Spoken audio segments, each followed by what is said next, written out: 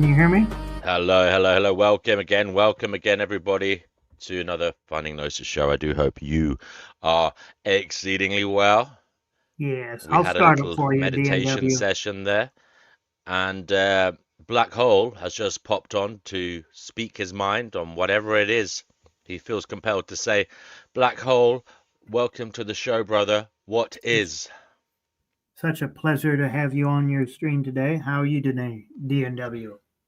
I am exceedingly well. So, What's on Black your Hole, mind? what is, brother? What is, well, it's December the 3rd of 2025, proceeding into the holidays, but at the same time, you have to understand that there's a lot of people out there that are going to be wondering just is anything actually going to improve over the next year. And it's just not looking too good. I'll start with that. You'll have to elaborate on what isn't looking so good. There's nothing looking good in this world. There's so many homeless people. There's so many people out of work. There are so many people that are definitely living on the street when they wouldn't have to be. There's definitely a lot of unnecessary corruption in the world, as there always has been. And it doesn't seem like there's any room for improvement, or it's not going to improve anytime soon. So You're gonna have to what are come we with going to the do? facts and figures here, brother. You're saying all these things, but give us the lowdown on what exactly is going on. Tell us. Well, I'm not exactly sure what to go into further with that. My channel is all about life in general. I'm kind of a low rate YouTuber, so it's probably not a good idea to ask me something like that. Other than the fact that I try to keep away from the news. I already understand that life is fucked up enough as it is. In what way is it fucked up, brother? Well, just like I just said. So I don't know. I don't know how more to elaborate than that at the time being. So, what do you believe most humans are hoping for then? Hoping for a better life, being able to get their own place to live again, being able to move out of their parents' house and have an acceptable job that is right for them, being able to afford their own life, being able to have a good wage, being able to live in an environment that's full of pesticides, a good work environment. There shouldn't be any excuse for anybody having to live in poverty in the world, and there never has been, and there never will be. And why do you think it is the case that there is such a disparity, Black Hole, between the Well, rich and the poor, the have and the have-nots? of course, it's because of just simple corruption. People just being corrupt and not wanting to help people out, even though they may have millions and billions. They're not helping their fellow man, and that's not right. That's they if they have the means, they should definitely be helping other people, and it's just not happening. So, Obvious. why? What? I'm trying to understand why you think it's not happening. Like, what is it about you that's different to them? Why do you feel this need to help others, and why don't they? The thing is, we all deserve to earn our keep, and a lot of people are not doing that.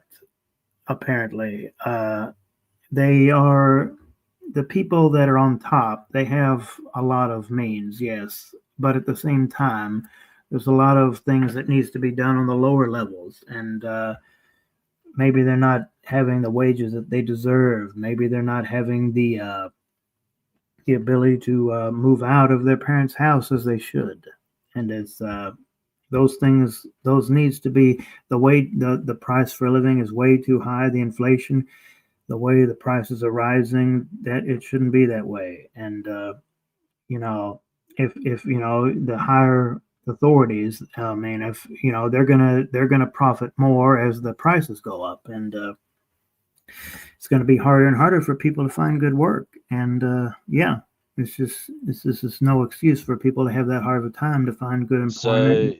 Yeah, how do you feel artificial intelligence is artificial going to relate to everything you've said? Is that artificial not going to make intelligence. everything better? Or are we not going to be on universal basic income Artificial potentially with intelligence. new discoveries that make everything hunky-dory? If the AI takes effect, there's definitely going to be an issue with people finding work because you know I would like to think that the artificial intelligence is going to fix it to where the people won't have to work as much. But at the same time, it's like, is it going to create less jobs and people aren't going to be able to find work as easily? People are not going to be able to find suitable work because the robots are doing it. How are they supposed to make money? How is the money going to come into effect? If everything is still based off of money, then how are they going to be able to earn money if the robots are doing everything? That's a deep, deep concern. And do you think we can ever move beyond money? I, that is a wonderful question, D&W.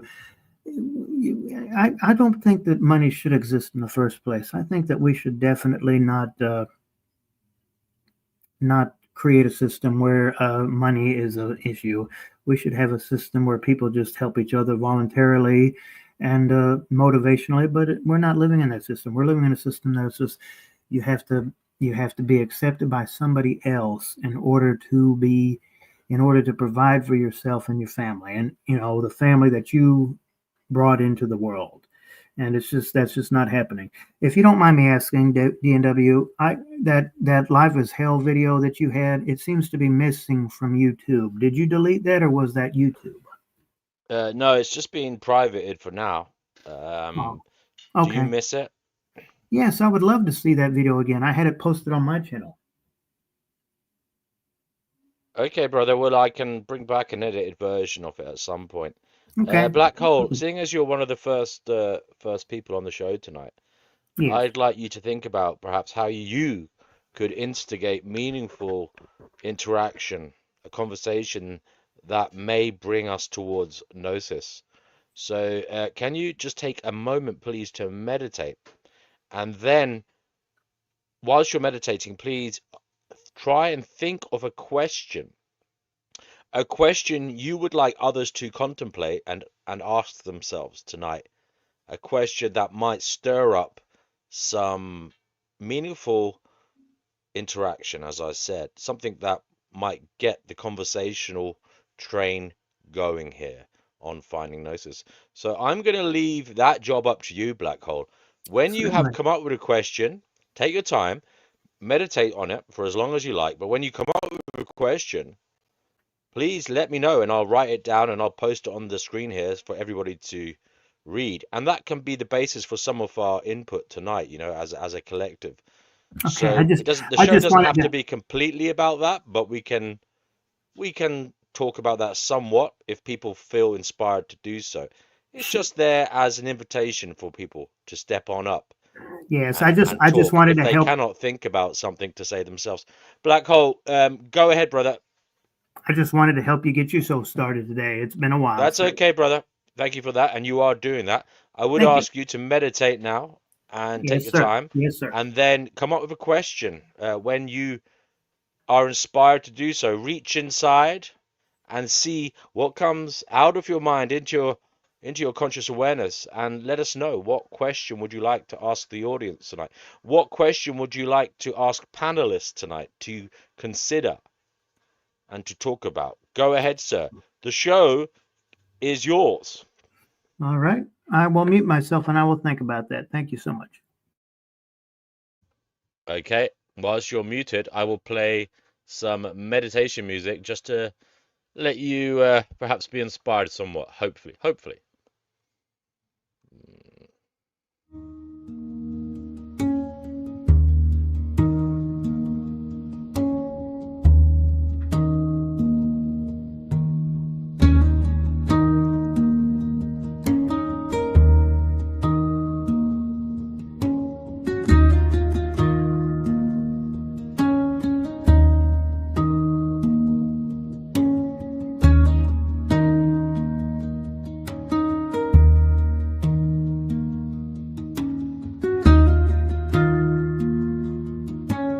I have my first question. Okay, just bear with me. I'll turn down the music then. My first question is 1 second, please. yes. There we go. Music down so we can hear you nice and clear. My Brother first Black question Hole, please ask the is question. why would you want to bring more people into a world that is already so populated? I will Could you leave say that that up to the again? listener. Why would you want to bring more people into a world that is already so populated with even though it may have abundant resources? Why would you want to do that? Okay, that's the question, guys. Are you sure you want to ask that question, Black Hole? Yes, Because I it's a. am. That is the first question Would that you like comes to to my head. write it? Would you like to write it in the comment section so that I I can would be. It would be my pleasure. do that and I'll share it on the screen? Yes. So, guys, anybody listening there, please do come on. Let me Black just Hole say is. I will stay on your live for at least 20 minutes, DNW, and I love you. Thank you, Black Hole. You're I so love you too, welcome. brother. So, Black Hole is asking why you'd bring somebody into a world that's already crowded. Now, I don't know why he thinks it's crowded. Seems to be plenty of space from my observation, you know. It's okay, Um, DNW. I love you still. Don't worry about it. so yeah, do come on, folks. Black Hole is right. Have you written the question down, Black Hole, so I I can am doing share it it? right now. I just got connected. Lovely jubbly. Please come on, folks. Get the show started. We don't have to dwell on this matter all show, but it's just an initial question. And once you've answered it, you can ask your own question. So if you want to change the topic, the best way to come on to do that is to ask your own question about something or to make a point about something that might stir us emotively and cause us to converse, because that's what we're here for, believe it or not. We're here to intermingle here on the Finding Gnosis show, to try and find some common ground, to inspire each other in a manner that might be conducive to increasing universal well-being, There we go. making I have things it written better. out. Okay, so Black Hole's question is, why would you bring more souls into a world that is already so populated? Please do come on, folks. I beg you, please. The link is in the live chat. Come on, answer that question as you see fit. There's no, stated manner in which you have to answer the question. You can scoff at it if you like. You can give it whatever due diligence you see fit. Um, I'm writing another one for you right now, DNW. well, Black Hole, seeing as you're here, Thank you. I want you to answer that question as in like, why would you do that?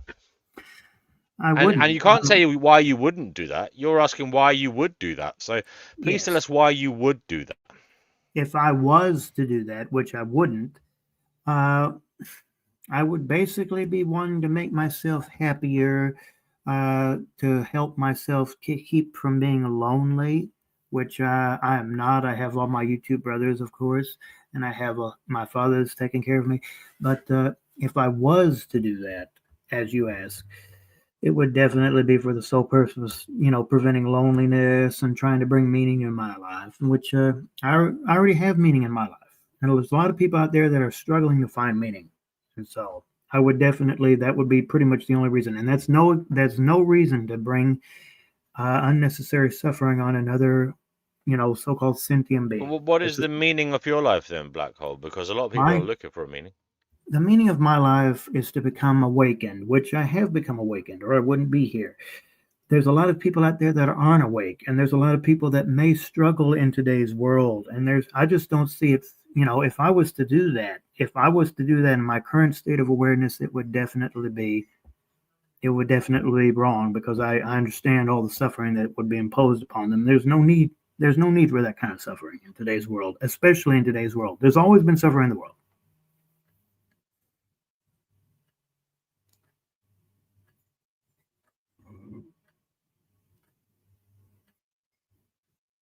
You there, Thank you DNW? for that. You're Thank welcome. you for that. Well, I mean, there are many reasons I can speculate on why someone might bring in souls into this world. And one of them might be a religious belief. You specifically mentioned souls here. So is it not that they may believe that it's the soul's fate to be here and they are but a conduit for some greater purpose in bringing them here? Well, the thing is, if we did create a live story before, or if some kind of live contract before we enter this realm, why is it we don't remember it? That's another good question. Why is it we don't remember, not remember, coming into this world and creating some kind of live contract? Uh, if we came here, it's probably just because, I hate to say this, it's probably because just two people had sex, uh, and we were forced here, which a lot of people on here on YouTube do believe that we were forced into this world. But why is it that we don't? If we did create some kind of reason for us to come here, why is it we don't remember ever asking to come here? It seems to me that we were definitely forced in this world simply by two people having sex, and otherwise we wouldn't be here. I mean, you agree, D&W? Well, some people might say you chose to swim up the birth canal into Mm-hmm. the uterus and up the fallopian tube. Mm-hmm. Well, at least half of you did. You there was a will to live We in wouldn't be here. the gametes of your mother and father, and that will to live came through as you. Yes. Well, at the same time, you have to understand that if we were aware of the state of the world and what we'd be having to go through, would we choose to come here? That's another question from me. SB believes, she says she thinks a lot of spirits uh, and souls want to return back to this planet. That's her personal belief. So you don't think that, but she thinks it's possibly true that people do Yes, choose to come here I or hear what you're return back here. saying. I understand SB 8408, but at the same time, it's like if you're going to come back here, wouldn't I mean, why would you want to go through a malicious experience of any kind? Well, maybe there's a worse alternative, and it's the lesser of two harsh experiences put forth. Maybe it's a case of Hmm. being between a rock and a hard place. If you don't come back here, maybe the alternative is worse. That's another thing. There could be multiple realities out there. That's another question I would have. That's my third question. What if there's multiple realities out there? Why would you want to choose to come back to this one? That's a wonderful question to come to mind. You're inspiring wonderful thoughts today, D&W. Okay, well, SB, could you answer that question? SB, she also says some people remember their past life experiences. Would you like to write that question, Black Hole, in the chat, and I'll put it on the screen? What question Uh, is it? oh, why would you want to come back here? Is that it? Why would Is you that? want to come? Okay, I'm writing it down. I believe that's the question you wanted answered. By the way, Oh, people watching, you're please just share the screen. Please share the stream somewhere on your social media, Facebook, Twitter, Reddit, YouTube as well, in your community posts. Share it so others find it, so that we here can we are. somehow find newbies to enlighten us. Here we Um, are again. SB says some people were rich or wealthy in their past lives. Well, Black Hole has a further question here that he'd like What you a light shone inspired, you're upon. inspiring it all, D&W. Why? It's Why your would you want stream. to come back here? Why would you want to come back here? Hello to Hmm. Lies of the World. Great to have you here. Lies of the World, please join us.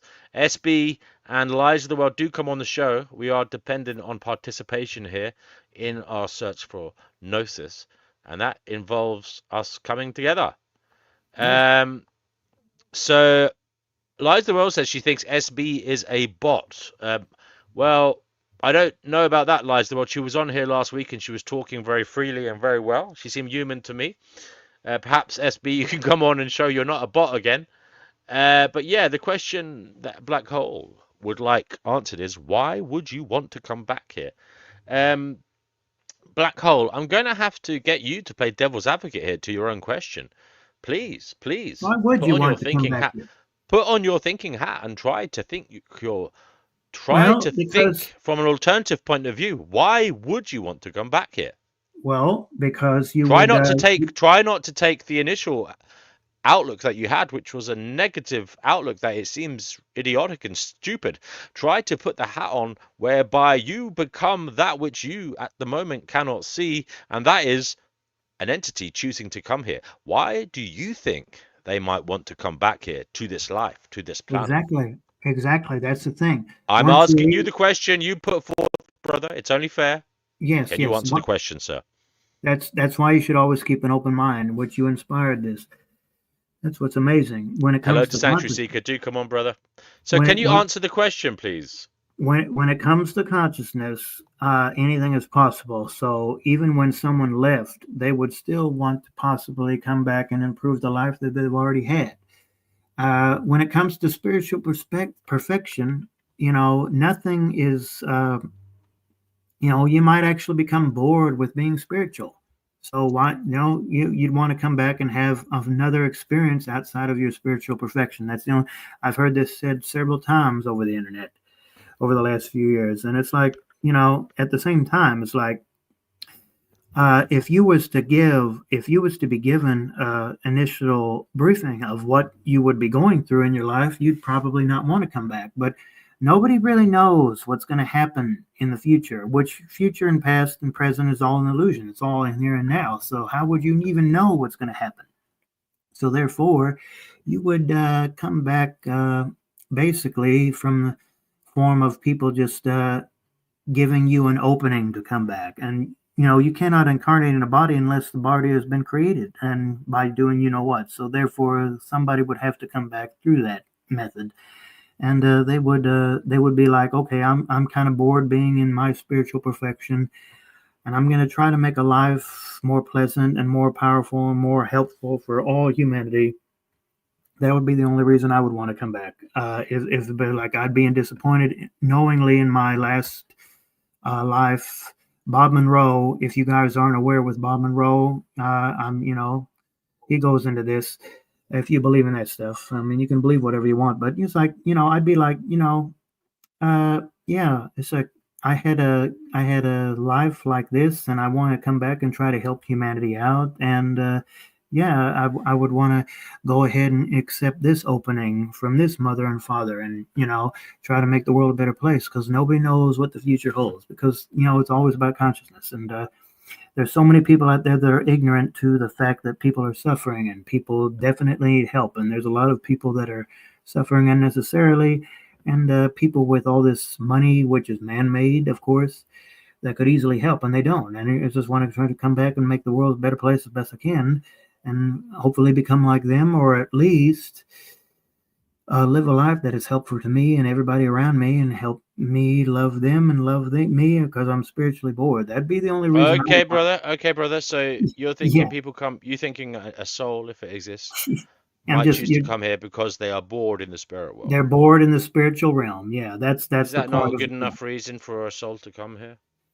Uh well, like yeah, of course, there's definitely a lot of unnecessary suffering here, and we should definitely not be making the world more suffering than it already is. So the only reason I would want to come back is to just try to be helpful and be more helpful. But at the same time, And how are you being helpful now in your life? the only way I'm being helpful now is just trying to stay out of trouble and trying to be as decent as a person as everybody that I see on the street every day. At the same time, just another thought that comes to my head. Why would I want to come back to a system that does not give a hoot about me or anybody else unless you are just one of the top dogs? And, it's just it's a good question. Why would you want to come back knowingly understanding what's going to happen? I wouldn't want to come back in that sense. But if I was one of those people that, it's just, that was like, didn't realize what it was, yeah, but at the same time it's just like, what it doesn't make sense. How could our memories be wiped when we come back? And then we'd want to, just like I say, if we're spiritually bored and we've stayed in a spiritual perfection state of awareness for thousands of years, then only then would I might consider coming back. But if it was like for a 10 or 20 year period after leaving this realm, I would never want to come back. That's what I'm trying to say. SB has a comment there. She says she thinks souls can't leave the afterworld as well. So they end up reincarnating here into a new body. Very good. Very good. But that's what I'm trying to say. I would There never want seems to to come back. be some Yeah. people see it as an inevitability. I've heard some people say it's all just energy transferring from this or into this or that. It's the Mhm. flux of change. stopping it, but there may be somewhat guiding it. I've heard people saying that. I don't think I understand or agree with that, but that is the view, that it is just energy transferring into other types of energy. You can't kill energy. Energy cannot be created or destroyed. It just changes into a different form. And so that's all that's happening here is energy just cycling, and you can't stop it. So you can only perhaps guide it in a spiritual sense, but you can't stop the continuous cycle of being. What would you say to that, black hole? Oh, I'm sorry. I didn't know you were going to ask me a question. What was? Could you repeat it for me? Some people say that there is no stopping the eternal cycle of energy transfer. So one form of energy can't be created or destroyed. It just changes into a different form. Okay. Hmm. So if that is true, maybe there is no stopping all of this being, and maybe there is perhaps the only thing you can hope for is some element of guidance involved in that you can orient yourselves into something, but you can't cease it. Well, when it comes to consciousness, anything is possible. I mean, I really do think that it exists beyond thought and form and emotion and everything. It's just you can do anything when it comes to consciousness. You know, sometimes consciousness can actually become bored and enter this realm, and that's the point I was just making. By the way, do you reside in London, DNW? Yes, yes. I love London. How are things over there in London? Extremely well, actually, at the moment. Excellent. Can't complain, can't complain. Do you mean generally? Generally, It's just a city of it's not too manners. bad. It's picking up a bit, I suppose, but Yeah. there's also a lot of problems as well, There's socially. one. If But there's one place if there's one, I've never been outside the United States. If there's any place I'd ever want to go, is London. I just want to tell you that. okay, well, You're maybe welcome. we'll meet up for a God, cup. God save the King, King Charles III. Maybe we'll meet up for a cup of tea sometime, and Thank you, we can have a little chit chat in person. thank you, sir. Um, but yeah, anybody else want to come on and talk about this mesmerizing and complex subject that black hole has brought into being Yeah, here on this show? somebody come on here. I don't want to be the only one on this stream today. I know Noho more says, people are coming. imagine Nietzsche's eternal recurrence, that you've lived the life that you're living now already an infinite amount of times, exactly the same. Energy is never created nor destroyed. Yeah, that's what Nietzsche has said. Yeah. And you must live your life if that is true, so that therefore you orient yourself towards having the best experience. Because why would you want you yourself to be tormented for an infinite amount of times? Why wouldn't I you wouldn't. choose to rise above it all? Become the Ubermensch. Yeah, it's a human ego. The human ego always likes to rise above. Doesn't? Do you agree? Well, I mean, is there anything wrong with rising above your No. bad situation? There isn't anything wrong with that. But what there is something wrong with is trying to be better than everybody else and neglecting people that are in need. Yes. But do you think everybody's doing that, Black Hole? You seem to paint a very No, bleak not. picture. I don't think everybody's doing that. I think that the Do people you that have think all the money, some of your outlook may be, dare I say it, the people that have the because of money, your geographical determinism, the fact that you live in America, where it seems to be very harsh in terms of, it really seems to be a dog eat dog world over there, yeah, and I'm not so sure that the money, there is it's the much money that's the problem, sympathy or Dina. heart for the poor and those who have been dealt, you know, unfortunate cards in life. I mean, The people that uh, have the money, the people that have all the but money are I'm the just ones. asking the question, Black Hole, are you in danger of looking out at the world through your American sunglasses and forgetting that there are many countries, many cultures in many different hues that are not American and perhaps act and behave differently to No, no, no. you Yankee Doodles? I just don't call us that, but I've always thought of myself as a human being, as a conscious being. I could call myself an American, which is a wonderful point you just made, but at the same time, it's like I know we're so much more than all this earthly stuff, and I know that Mm. there's a lot of people out there that definitely need help, and it's because of the people with the money that are definitely causing all the problems, and you know. They could easily help and they don't. And there's a lot of people on the bottom that are struggling, and it's just they shouldn't have to be struggling. That's all I'm trying to say, I DNW. agree with you there. I I don't agree believe with what you there. anybody, any conscious being, But anybody, do you you know, not think, therefore, that your time would be better spent trying to protest about that and enlighten people that that shouldn't be happening? the fact that we're all conscious beings, we're all on different levels of consciousness, and some people believe things higher or lower than other people. And the fact that we're all consciousness, we always have the ability to create whatever reality, whatever state of being that we want, whatever conscious outlook that we want. And the moment that you believe that a conscious being, a fellow conscious being that is within your consciousness is below you, you have already created an absolute sin. You need to be aware of that, as you just pointed out to me, which, of course, like I say, I am a conscious being just like anybody else. And I don't believe anybody is below me or above me, other than the fact that their influence is outside of me, which definitely needs to be struck down Well, it in any depends form. what you mean by above or below you. They may not be above you or below you in their essence, but maybe in their effect. Correct. Excellent. Very good. There is this, we're always struggling with the human ego at every given moment, just like everything you're saying right now. It's just there's nothing outside of us other than what we believe as conscious beings. And the fact that we have to go through this physical existence is creates the illusion of there being something above and below us, which there never really is. And that's why it's a hell realm. SB has had an updated thought. She says she thinks many spirits don't know how to bypass the afterworld to other realms, etc. And maybe that's why they have to come back here. Maybe they can't get out of it's like a matrix in a way. Is that what you're saying, SB?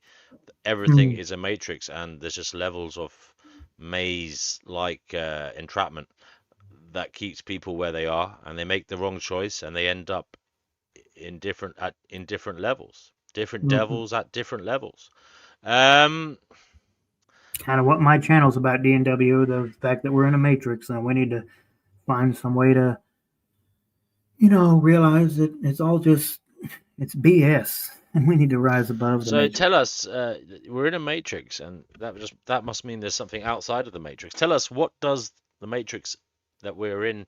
What is a matrix? First of all, tell us, what is this Yeah, matrix? a good question. The matrix is definitely something that is a conscious prison, and we need to realize that we're all prisoners in this matrix. And the fact that we're here indicates that either we chose to come here because we were spiritually bored, or we're trying to escape in some way, which is, of course, inevitably death. But at the same time, it's like, why would we choose to come here if it wasn't for some kind of either spiritual boredom or just to improve our consciousness in some way? Because if we're already spiritually perfect, this is all just some meaningless game that will indefinitely end.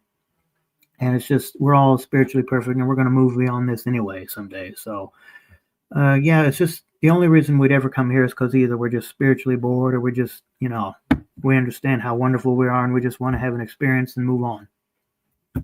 I don't know. I really don't know what to say to that. No, you don't. You don't know, and neither do I. But thank you for trying to speculate on it. Nobody really knows the Um, answer to that, DNW. yeah, nobody does. So how must one live with this lack of knowledge? To just help your fellow man and be a loving, caring partner to anybody who comes and asks you for help. Once you realize that everyone is in need and everybody is a patron of this matrix, and just help your fellow brother. And Merry Christmas, DNW. Merry Christmas to you, sir, as Uh-huh. well. Thank you for that, You're and welcome. many, many happy returns.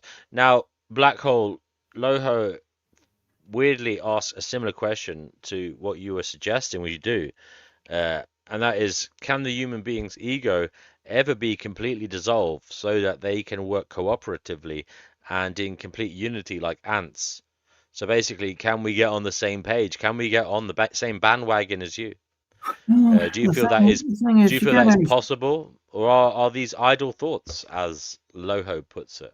we're not here to be slaves. We're here to help each other. People have that slave mindset, like, oh, we got to be slaves. No, we don't have to be slaves. We just got to help each other, man. It's so simple and easy.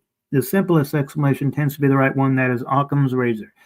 Just help each other. Love yourself. Love Yeah, yourself. but Love. how do you get that level of cooperation, Black Hole? Because How do you? it seems Well, you say it's very that's the problem. easy as a solution, but we That's haven't the done it problem. as of yet, That have is the we? problem, D&W. That's the problem. That's the problem. That's I why. want you to develop a 3-point plan into how, or however many points you feel necessary, just to elucidate how we could potentially tackle this and get this level of, you know, union necessary for Number a one. resolution. Number one would be become aware of self. Number two would be become aware of each other. Number three would be realize that everybody's in pain and everybody needs help. How's that for a start?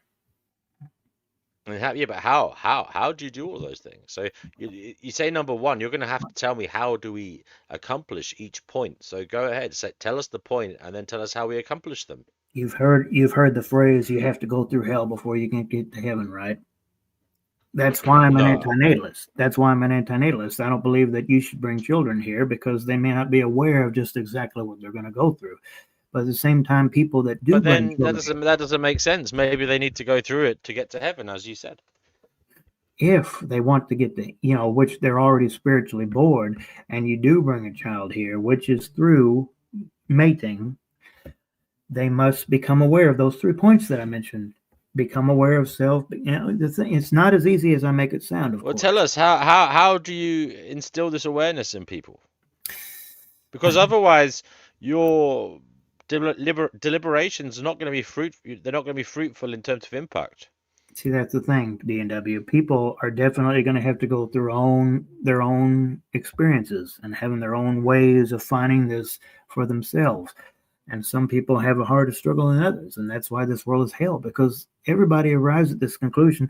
And when you have a world that's based off of the monetary system, it can be very. This is why I hate to say it, suicide rates increase very much at this time of year because people are just they're just struggling, and then just that they're trying to find ways to feel happy in a world that says that you should be happy just for the things that you have, and all they're doing is freezing to death on the street, man. It's just it's a hell realm. It's just how do you do Well, they're that? not all freezing to death on the street, Black Hole. We're I not think, all doing. with respect, I think that unfortunately, it's unfortunate that anybody is freezing on the side of the street, but not everybody is freezing on the side of the street. So surely Yes, there is some hope that we can tackle the minority of minorities that is freezing to death on the side of the street. You paint perhaps a bleaker picture in that regard than is necessary. Not everybody is freezing to death on the side of the street, Black Hole. but there shouldn't be anybody freezing on the side of the street, especially with No, I people with completely no. agree with that, but the point is, not everybody is freezing to death on the side of the street, and Yes, therefore, there are people perhaps in a position to save people who are freezing to death on the side of the correct, street. Because if we correct. were all freezing to death on the side of the street, well, there will be nobody to save anybody, because everybody will be freezing to death on the side of the There street. you go. That's why there should be an even distribution of abundance. There should be an even distribution of abundance, and there's no So what are you excuse going to for them do, not. Black Hole? You still have to tell me how you're going to rise above the mindless mob and, get them out of their stupor and illuminate them with what needs to be done, in your Well, view. see, that's the thing. What can you do against these so-called majorities? What can you do against them other than to just come on here and speak your mind? And even though they might be listening, are they really gonna be? What you asked me? What can I do? What can one person do against all of this corruption? That is the question. It's like, if everything is based off of numbers and a monetary system, what can be done? And that is the question. What can be done? Well, I The only want you to thing, deliberate on that. I want you to start doing some brainstorming, brother. what can Please. be done? Just a lot of people coming together and realizing that the system is How screwed. do you get them together? Well, And how do you make them realize? See, it's all very well saying these things. I know you mean well, Hmm. but you need to have a pragmatic series of steps to follow. You need to have a plan, brother. Otherwise, you're just a man barking at the wind, hoping for the best. I mean, would it not be a sign of more confidence if you could show us a plan or at least talk about one? Most people that have really risen above have always been assassinated. Martin Luther King, Abraham Lincoln, just all these people for the history. And the only thing you can do is stand in front of people and make a great speech, and just like we're doing here, and just try to get people to listen to you. And hopefully, that's all you can really do. Otherwise, like you say, I am just barking at the wind. Well, Black Hole, if you feel the only thing you can do is make a speech, I do have please, my YouTube channel. You know of my please YouTube step up channel. and make a speech right now. I will Just, mute just myself want for as long as you everybody. like. This I is want possibly the most important speech ever made. So, Black Hole, the floor is yours. I'm going to mute myself, and don't hurry this. I would say speak frankly, speak honestly on how okay. we can improve the situation here on planet Earth. What needs to be done, Everybody and needs. I would Yeah. ask you to think very carefully about your words. This is your Yeah. opportunity. I'm going to mute myself. Take your time, please. Don't speak too fast. Uh, yeah, and don't speak too quickly either. Get the words Okay. out effectively. Everybody needs to understand that everybody is a sentient being. Everybody is consciousness. Everybody needs to understand that this world is definitely be corrupted by the monetary system. Everybody needs to understand that we are temporarily here. We will leave this realm. This world is a temporary experience for our consciousness. If we were spiritually bored and we did come here unwillingly, then it is definitely our parents' fault. They owe us everything. We owe them nothing. And the fact that they're taking care of us is a great blessing. The fact that we go to church every Sunday is a great blessing. The fact that we're working to help each other and striving to move forward in the world is a great blessing. But you have to understand that people are still starving and struggling in the street. Anybody with millions definitely needs to help them. If they don't help them, then they are definitely creating a sin, and then they need, what can we do to rise above this? All we can do is speak our minds and try to get people to realize that this world is the abundance is there, and we need to realize that everything is here for our taking, and there's no excuse for anybody to be suffering.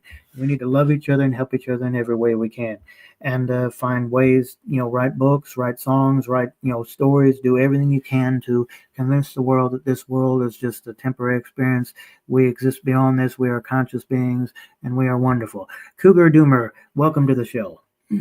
Thank you, DNW, for my time on your live stream today. Thank you, Black Hole. You said your piece. Um, might have to do a bit of work on that one though, Black Hole brother. Could But you you tried, elaborate and on it? I do applaud you for that. But I would say you need to inspire people. You need to make them feel good about what they're Do doing. do everything you can. Do everything you can to be happy. How's that? Well, Black Hole, here is a man here, Kugaduma, who has a gloomy outlook on reality, but he still says he's an optimist. Maybe you could ask him for some advice on the Okay. match. I don't know how long he's tuned in for, but relay to him what you feel needs to be done in this world, or what are the important things that need to be done, and All right. perhaps two heads are better than one in that sense. All right. Kugaduma, you're on the show. I try to Are be you there? simple minded. I try to be Kugaduma simple is minded. muted. He might be just setting himself up to talk later, but at the moment we Hmm. can't hear you, Kugaduma, if you are there. But yeah, sorry, Black Hole, you were saying? I just try to be simple minded, DNW. I mean, we all go through our issues. I understand where you're coming from. We all need to definitely find ways to really get the word out. And I thank you for helping me think even more deeply than I have been thinking today. I appreciate that. Um, so let me just see here what's been said in the comments in relation to what you've been saying. Black Hole, someone says you could create a channel against capitalism, or make a bunch of money and pay people to bring down some ism and take all the money out of the banks. Someone says plant a tree, plant a fruit tree. Sorry, one second. Retro says plant a fruit tree, feed others. And Someone's Farhat says you got to get into politics, speaking against specific political figures whilst promoting your replacement for the current system. Speaking obscurely won't get you much. So Kukudima, you're on the show, brother. Yeah, hi. How's my audio? It's very good, very good. Yeah, Okay, thanks. Yeah, as soon as I sat down, my wife walked in and needed something from me. So sorry, that's okay. That's sorry I okay. wasn't responsive. So I just kind of dropped in, guys. I do that once in a while, so I'm not real hip to what the Okay, well I'll topic allow is. Black No, Hole. it's okay. That's just me. That's just me saying I may be out of touch. But on the question of getting rid of capitalism, so I think that would be a good idea. But the problem is capitalism is the way that the current system is being run, for good or for ill. And if when okay if or when, and maybe more like when, we kick the props out from under all this, the amount of uh, uh, uh, suffering will be incalculable. Now, that's maybe acceptable. Maybe that's the hit we have to take. I'm not saying don't do it because you're going to take a hit. Maybe that's the hit we have to take. In fact, I believe it is for other reasons, which we can go into, but I think we're going to take a hit. I think capitalism is doomed. I don't think we even have to talk about it. I don't think we have to organize ourselves around defeating capitalism or any other ism. Frankly, all of them. Catholicism, I think they're all in big trouble right now because they're all pegged to this way of doing things. We all know what that is. We should by now. That frankly has no future, and the future, it could come crashing down anytime in the next 2 to 5 years. And I think beyond that, it's perilous to make any plans. What do you think of that, Black Hole? Now, the thing is, capitalism definitely is on the issue of bringing the high masses to the climax. If capitalism could be abolished, there could probably be much more room for more even circulation in society. Yes, so I agree. Yeah, but in the absence of, and I'm not even playing devil's advocate. I'm just probably stating a operational fact. In the absence of capitalism, there's nothing to circulate. There's no wealth. There's no property. There's no title. There's no governance. There's nothing. There's no equitability to be distributed to the people. It just vanishes. It's all a bunch of agreements. Your monetary system, your idea of who holds property, your idea of laws and legal frameworks and treaties. It's just a bunch of agreements. And without the bigger framework to support those kinds of agreements, the agreements evaporate. And so there's nothing to redistribute. In the absence of this system that's being supported by capitalism currently, in the absence of that, there's nothing. It's just really you're on your own, and you make the best you can of it. Oh, yes, everybody should definitely be able to fend for themselves. There shouldn't be anything governing them against them being able to do that, and there shouldn't be anything to stimulate them to do anything against that. Which there's a lot of that. A lot of people have a lot of hours and a lot of extra time that might cause them to be overstressed and not want to come to work and maybe fidget at their workplace. And yeah, if people were to be able to fend for themselves, I think it would be a better system. Yeah.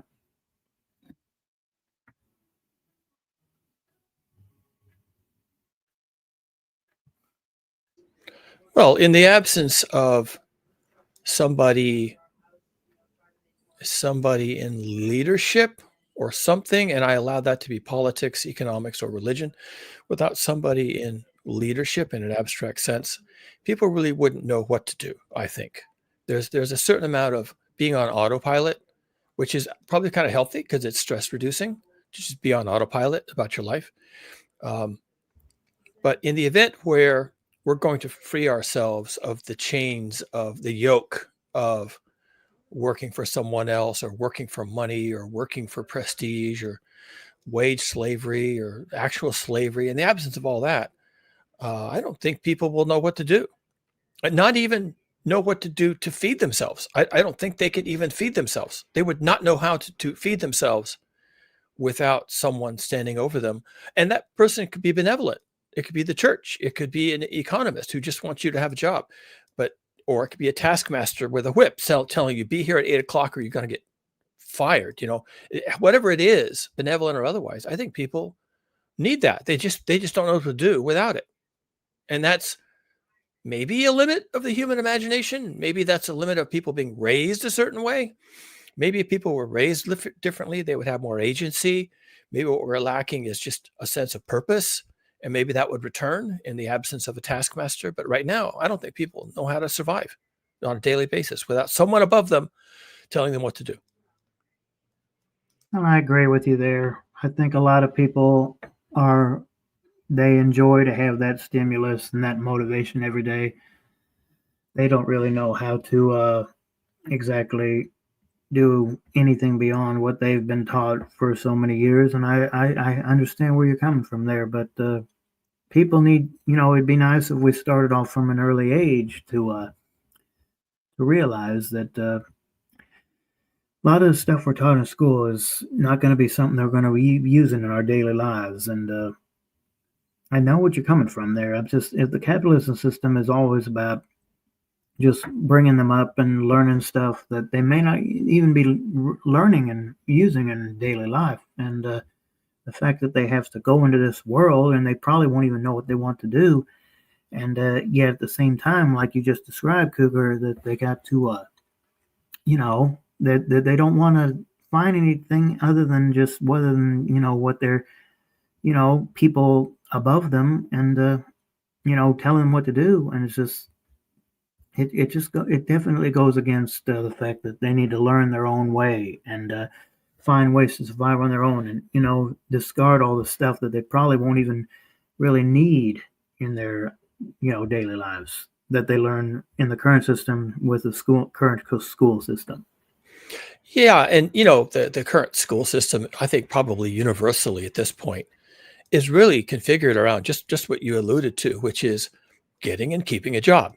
A lot of the skills that people learn, like literacy, helps you work in the system, right? You can read and write, you can take instructions, you can, punch your time clock reliably. Maybe they teach also responsibility, like don't be late, right? You have to be at class at a certain time, don't be late, don't leave early, don't fall asleep, don't take drugs. And they're just really training you for the workplace. And that's not a bad thing. I think for a lot of people for maybe 99% of people that works, maybe more than that. And of course, it's necessary because if you don't have certain skills, you're not going to be able to function in this system that we're embedded in. But it doesn't prepare you for anything other than this. And it doesn't prepare you, for example, they don't teach critical thinking skills. So it doesn't prepare you for a world of AI. It doesn't prepare you for a world of mis and disinformation and propaganda because you don't have critical thinking skills because the boss doesn't need that. There's no curriculum. I was a teacher for a while. There's no curriculum for critical thinking skills. When I was going through teacher training, they said, okay, here's something you may want to instill in your students, critical thinking skills. And here's how you can use every part of the curriculum to teach critical thinking skills. And of course, we were all on that. That sounds like a good thing to do. Critical thinking. Wow, that seems important. Nobody does it. Nobody. And it's gotten worse since I was a teacher. No one teaches critical thinking because there's no demand for it. There just isn't. The bosses don't want it. The bosses don't want it. They don't want you making observations about their operations. They don't want anything.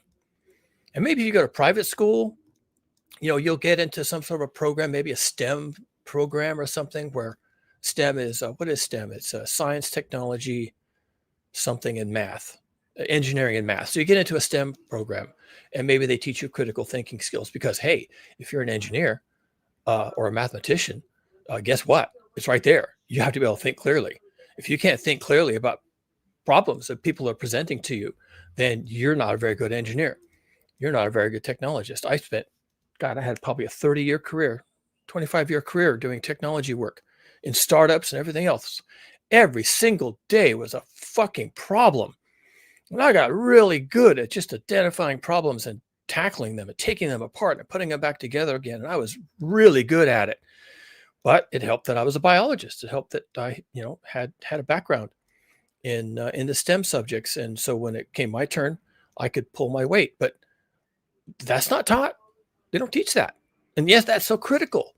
That's so critical even to what you're talking about. How are people going to save themselves if they can't think critically about problems that are being presented to them in a continuous stream?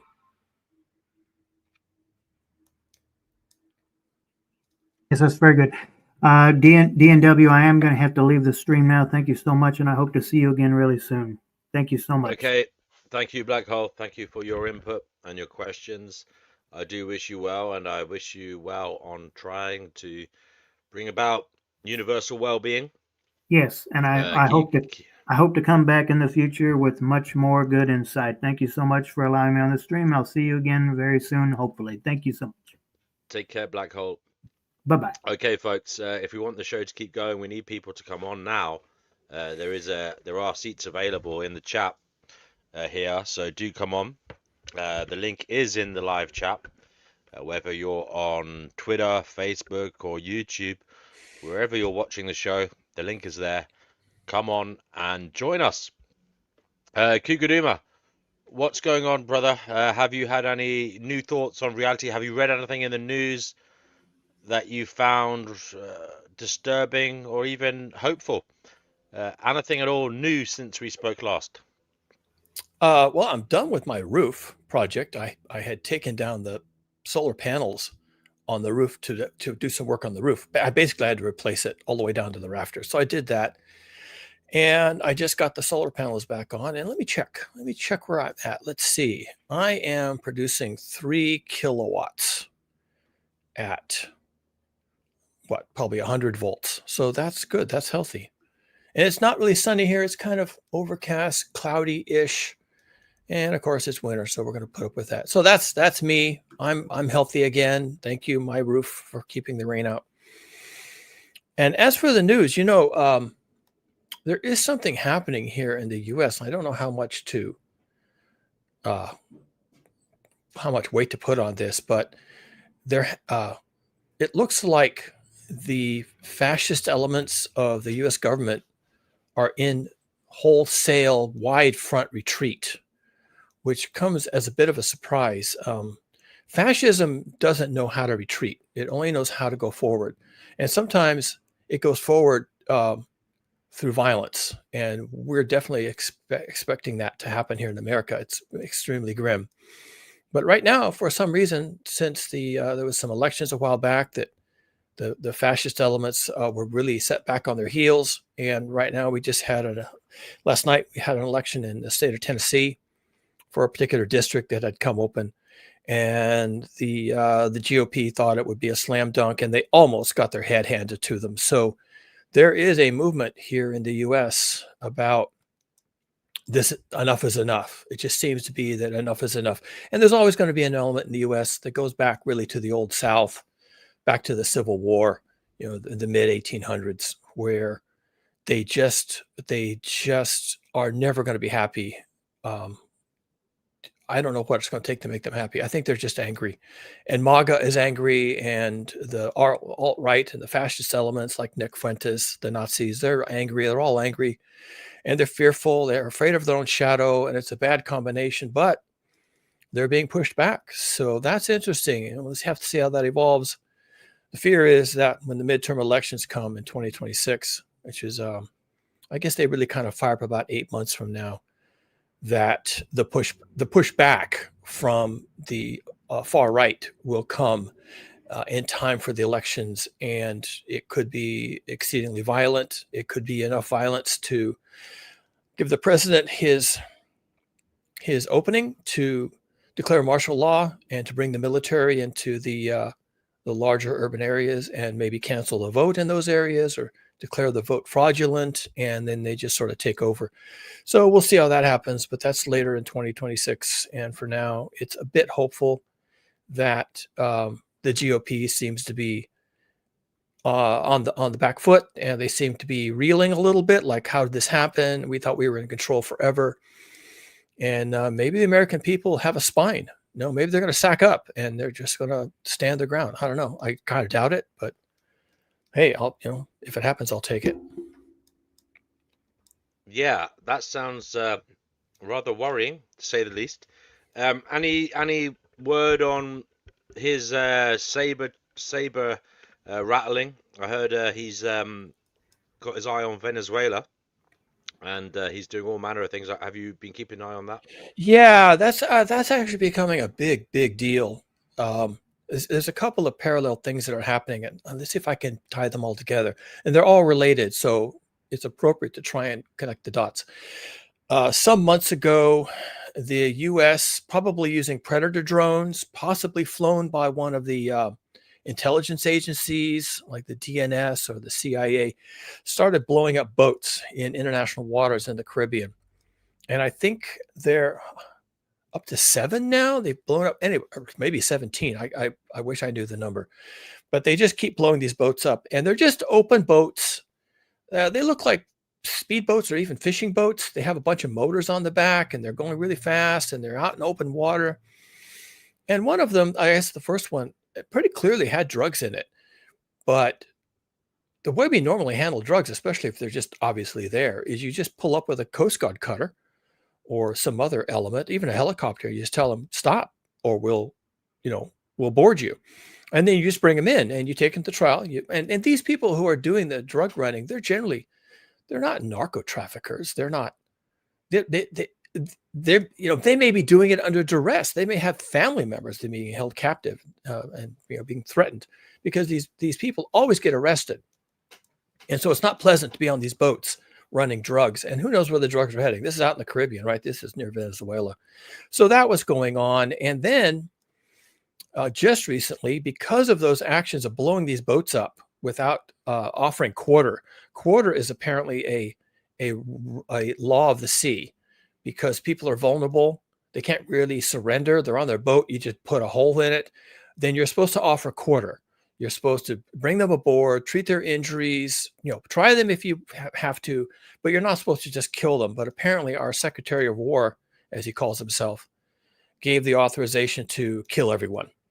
And even when there were survivors outside the boat, clinging to the boat was on fire, they're clinging to the boat, you're supposed to rescue them, bring them aboard, and treat them as prisoners. He just ordered a second tap. He just said, okay, hit them again. And they killed everyone.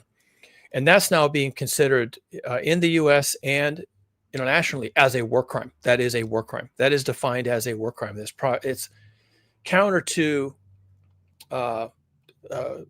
treaty conventions. It's counter to the law of the sea. It's counter to everything. It's supposed to be counter to U.S.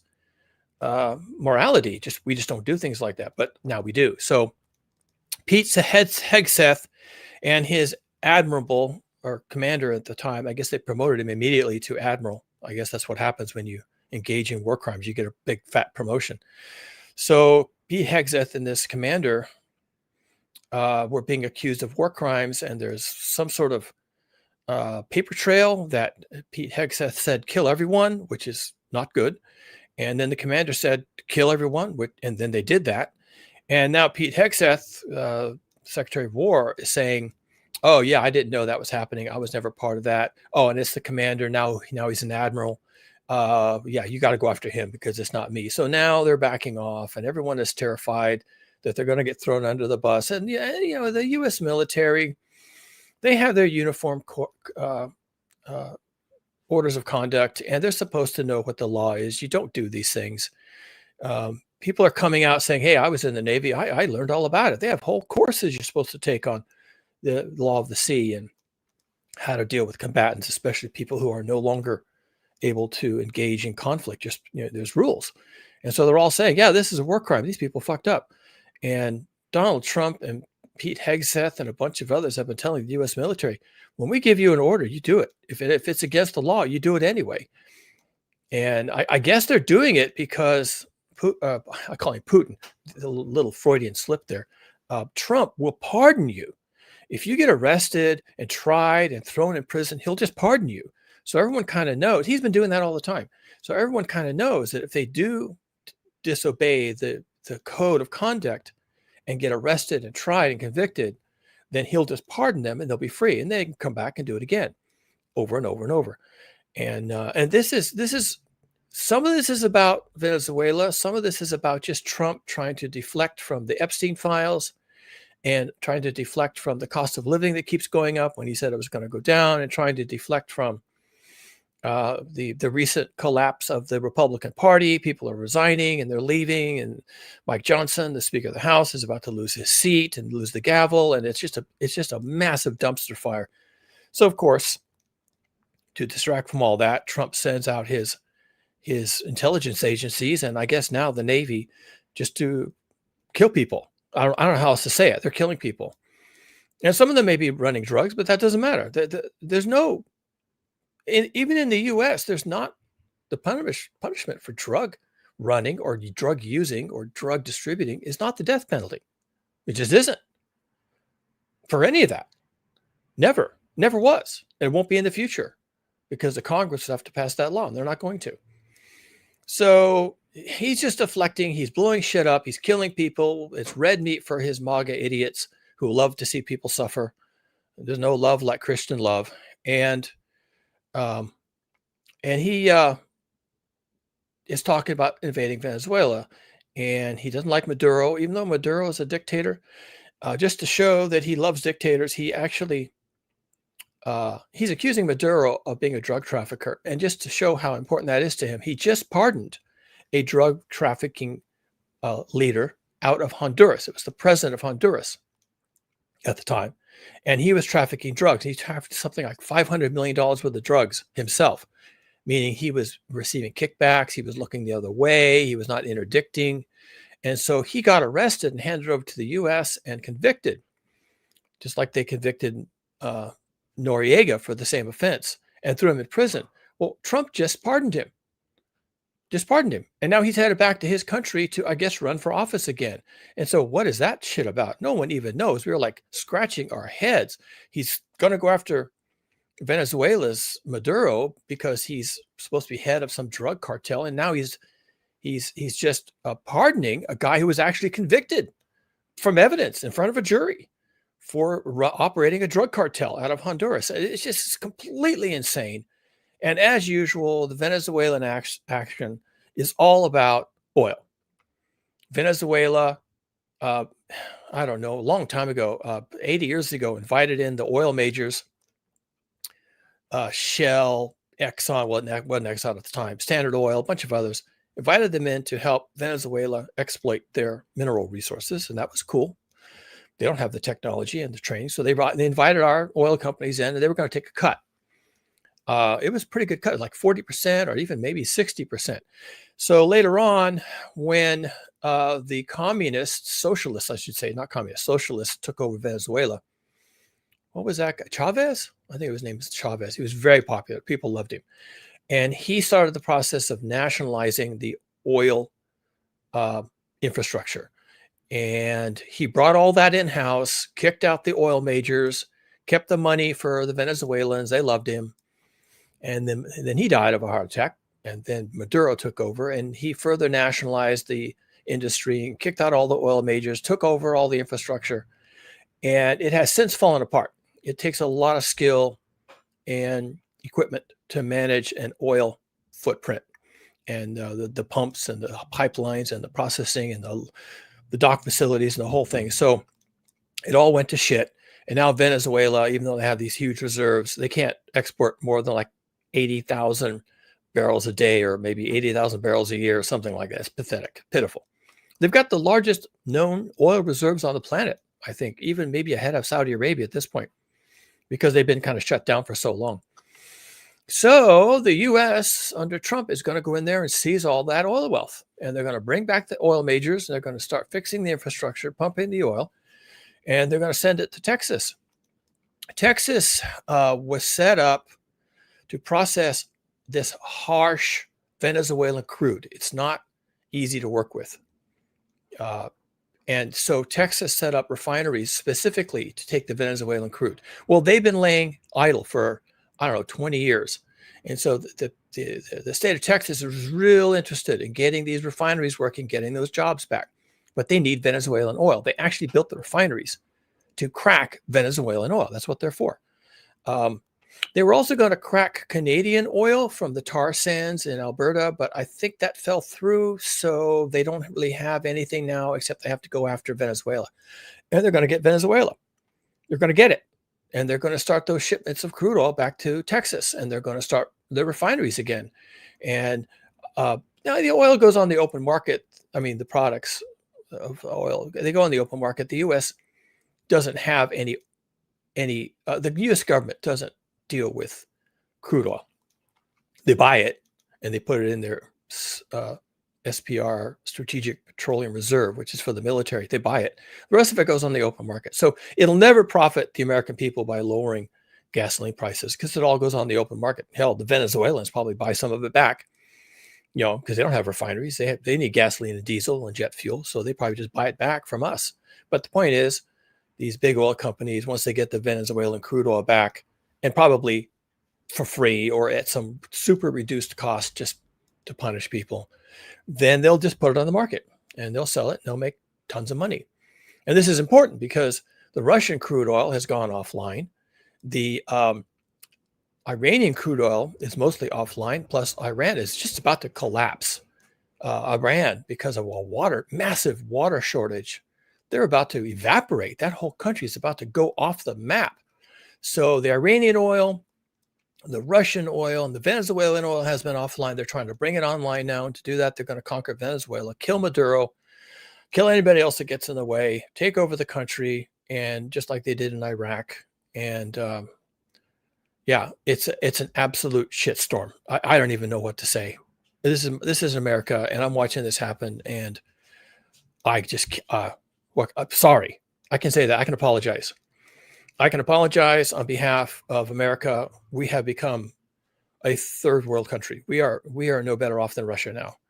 And Russia has an economy that's smaller than Italy. And I guess we're doing better than that. But we are lost. We are completely lost people. And I don't know how we're going to be found again and how we're going to be taught to fly straight and to be a good neighbor and to be a good, member of the global community. But man, right now we are fucked.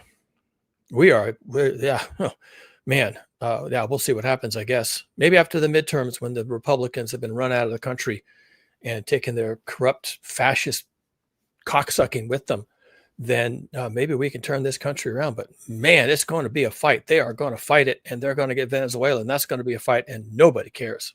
Nobody cares. It's all going to go down. Really? You think it's going to be that bad? Oh, God, it's going to be ugly. Just watch. Oh, my God. Just watch. It's going to be ugly.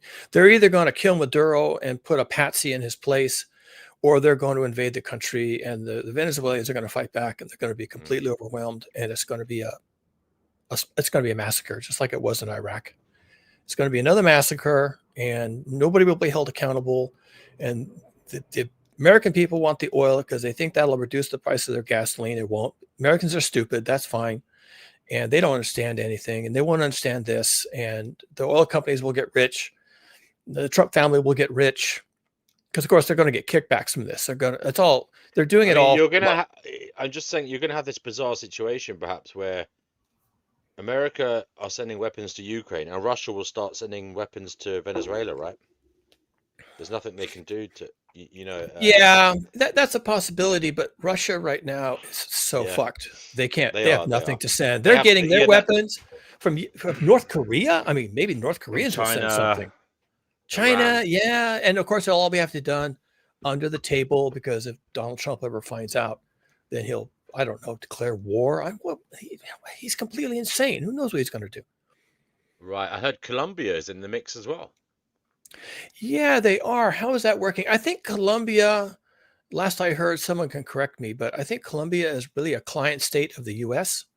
There was a lot of cocaine that came out of Colombia, and we've been throwing money at them to deal with that. And so they're like, they are our Belarus, like Belarus is to Russia. a client state that has no independent decision making and just does what they're told. I think that's Colombia. And it's possible that Colombia, as a proxy, as a patsy, will declare war on Venezuela on some pretext, and they will invade. I don't know, I don't know. because I'm reading here that Colombia has hit back at Donald Trump after the US president said military action in South America was possible under the pretext of tackling drug smuggling. Colombian President Gustavo Petro warned Mr. Trump that he is risking the waking of the jaguar with his comments, which were made during a cabinet meeting on Tuesday. The US leader said military strikes on land inside Venezuela, which he suspects of producing illegal narcotics for shipment to the US, would start very soon, and named Colombia as another potential target in his war on drugs. Mr. Petro responded to the news on social media, writing, "To threaten our sovereignty is to declare war. Do not damage 2 centuries of diplomatic relations." The Colombian leader also invited his US counterpart to witness the country's destruction of drug labs in person. Come to Colombia, Mr. Trump. I invite you so that you can participate in the destruction of the 9 laboratories we do daily to prevent cocaine from reaching the US. There you go. The Colombian Foreign Ministry also issued a statement in response to Mr. Trump's comments, describing them as a threat of external aggression that violates the dignity and integrity of the Colombian people. When asked if the military action would be limited to Venezuela on Tuesday, the US president said, "I hear Colombia. The country of Colombia is making cocaine. They have cocaine manufacturing plants, okay? And they sell us their cocaine. We appreciate that very much. But yeah, anybody that's doing that and selling it into our country is subject to attack." Mr. Trump has previously called the Colombian leader an illegal drug dealer and threatened to withdraw US financial aid alongside imposing tariffs on him and his family in October. The US leader also recently ratcheted up tensions with Venezuela, declaring the country's airspace to be closed last month amid a campaign of strikes in the Caribbean Sea and East Pacific Ocean on small boats accused of ferrying drugs. The US president's administration has also deployed almost 15,000 naval troops to the country's Caribbean border since August, with more than 80 people thought to have died from the military action thus far. There you go. Cougar Duma has muted himself, so we'll wait for him to come back. Anybody else want to come on the show? The link is in the live chat. Do feel free to come on and talk about whatever it is you feel obliged to talk about, given the public opportunity to do so. It's kind of strange that Trump. So let me try and connect these dots. It's hard. Trump is accusing the Colombian leader of being a drug dealer, and that's bad. Meanwhile, yesterday he pardoned the Honduran leader, yes, that's the who had been accused, or actually convicted, not even accused, convicted of being a drug kingpin, and he's now been pardoned. So if you think any of this makes sense, if you think any of this is a coherent, quote, strategy, unquote, then you're being led by the nose. There's nothing coherent about any of this. It's all made up on the fly. He makes shit up while literally sitting on the toilet at 2 a.m. He comes up with these things. Crazy times. I see also that some senator over there has introduced a bill to eliminate dual citizenship. So they're saying if you want to be an American, it's all or nothing, baby. Yeah, so that's another thing happening. Yeah, and they're also going after, let's see, this was something I heard yesterday. Yes, this also involves Venezuela. There's a lot of Venezuelans that made their way into Florida, the state of Florida.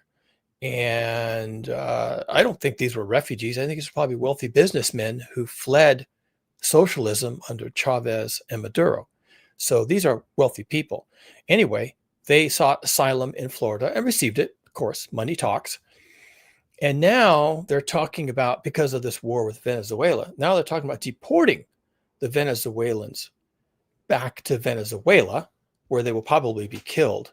I don't know why they're doing that, but they're doing it. It's just, again, it's red meat for the MAGA crowd. But also, and this is unconstitutional, their children, because it was a long time ago, now they've all had families. Their children born in this country will, and their spouses who may be U.S. citizens, will also be sent back to Venezuela. The whole thing. And you can't, now maybe, I don't know, maybe there's laws that say if you deport a parent and they have a young dependent child, then they have to take their child with them. Maybe there's something in there about that. But some of these children, quote unquote, may actually be adult children, right? 20, 21, who knows?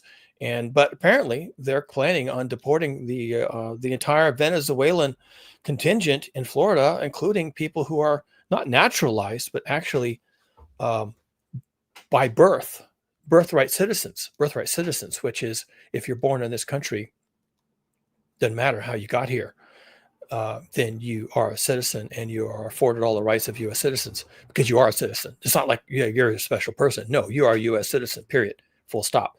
And they're doing that because the other thing they want to do under this Stephen Miller guy, he's like a Nazgul. He wants to deport any brown-skinned person who was born in America after their parents came here illegally. He wants to deport them, even though they were born in this country and therefore have birthright citizenship, period, full stop. He wants to deport them to Mexico. They've never been to Mexico. In fact, they don't even have Mexican citizenship. So how are they going to get to Mexico? How is that going to work? They're American citizens without a passport. And some of them are little children, right? So I don't know how this is going to work. This is unhinged. There is so much going down so fast. Steve Bannon, who was Trump's strategist for a while, he calls it flooding the zone. You just engage in so much illegality. You just outrage so many people all the time that the courts don't know what to focus on. The people can't focus on it. Wow. They can't do one thing and say, look at this, look at that. There's like hundreds, if not thousands of actions taking place, flooding the zone with, frankly, illegality. And their response is, so sue me. You don't have enough lawyers. They know it. They just know it. And the courts are about half the time friendly to these actions because our court system has gone far right. So, man, it's ugly. And I know people are upset about it. And that's why there's a blue wave now unseating the GOP and their corrupt fascist bullshit. But man, it's late in the game at this point. I don't know what we're going to do. It sounds very scary indeed. You mentioned Steve Bannon there. I know he's a far-right bastard in many ways. What's his relationship like with Trump at the moment? Because I know they kind of fell out, didn't they? What's going on there? Yeah, these things, they change like overnight. And right now I'm going to say that he has had a falling out with Trump. Didn't Trump pardon him for something, though? Right. Anyway, they had a falling out. And I think the problem is that Bannon is more to the right than Trump is. Donald Trump is just in it for the money. He's getting really rich. He's getting so much money from foreign countries and from corporations that he that's all he can focus on now is just making money. And Bannon is like, dude, you're not there to make money. You're there to implement Project 2025 or whatever it was called, which Bannon helped to write, which the Heritage Foundation wrote. And you're supposed to be implementing this. And there's like, I don't know, 30,000 objectives in Project 2025. And Bannon is watching the leaderboard. What are we doing? Have we done anything? What's next? What comes after that? And Trump isn't doing it. He's just in there for the money. He's like, I got elected on your stupid project and people loved your project because red meat. And so I got elected and I'm here for the money. So I don't care about your project. And he's going to get Venezuela and he's going to do something in Colombia. They're going to have to bribe him to get him to, they'll buy some of his crypto coin or whatever. And then he'll get his 10 million, his 50 million, then he'll back off. And it's just, the corruption is just breathtaking, absolutely breathtaking. And I don't know where Bannon is right now in the mix, but he's pretty pissed. Wherever he is in relationship to Trump, he's pretty pissed. There's a video going around online of Pete Hegseth in 2016 saying there should be consequences for people who commit war crimes, that members of the military shouldn't follow illegal orders from the president. If you're doing something that is just completely unlawful and ruthless, then there is a consequence for that. Yeah, that's typical. That's why the military said it won't follow unlawful orders from their commander-in-chief. Yeah, and I think So I can share that video if you do. You want me to share the video? If you want to, sure. Yeah, I'll see if I can. 1 second. If I can find this.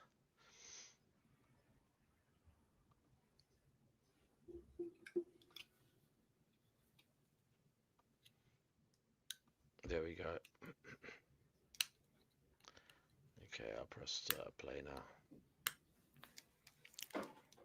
There are some guys at Leavenworth who made really bad choices on the battlefield. And I do think there have to be consequences for abject war crimes. If you're doing something that is just completely unlawful and ruthless, then there is a consequence for that. That's why the military said it won't follow unlawful orders from their commander-in-chief. There's a standard, there's an ethos, there's a belief that we are above what so many things that our enemies or others would do. There are some guys. And there you have it. But they don't care. These guys are shameless. They change their story every other day. There is a meme that's making the rounds here in the U.S. and social media of Nuremberg. Nuremberg 2.0 or Nuremberg again. It's really getting hot over here. People are really getting upset, and they're talking about war criminal trials. They're talking about Nuremberg. So here we go. Yeah, but I've also heard, are they talking about that for him and for the Republicans, or are they talking about it? Because I've heard them talking, I heard they said unsavory things about Democrats as well, that they'd like to see public, you know what, people Well, the paying for GOP, their... the GOP, because they're afraid that they're about to lose power just when they're within the reach of permanent power. They think they're about to lose all power, and they want to execute Democrats. In particular, there were 6 who came out and said in a video addressed to the nation's service members, men and women, that you're not required, just reminding them of their own training. Remember, you were taught in training that you are not required to follow illegal orders. If you're not sure what an illegal order is, you are allowed to consult with the, they're called JAGs, a joint assistant something. Anyway, they're lawyers within the military, the JAGs. And even before all this started, Hegseth and Trump got rid of most of the senior JAGs. They kicked them out of the military. So you can't actually go to an attorney if you think you're being given an illegal order. So the setup is in, the setup is there, and you're just going to be told to blow up a boat full of civilians, or they're going to turn you loose in the streets of the U.S. capitals, state capitals, and say, kill people. And they're not going to have recourse to an attorney. And so those 6 Democrats said, look, you kind of know what illegal orders are. You're not required to follow illegal orders.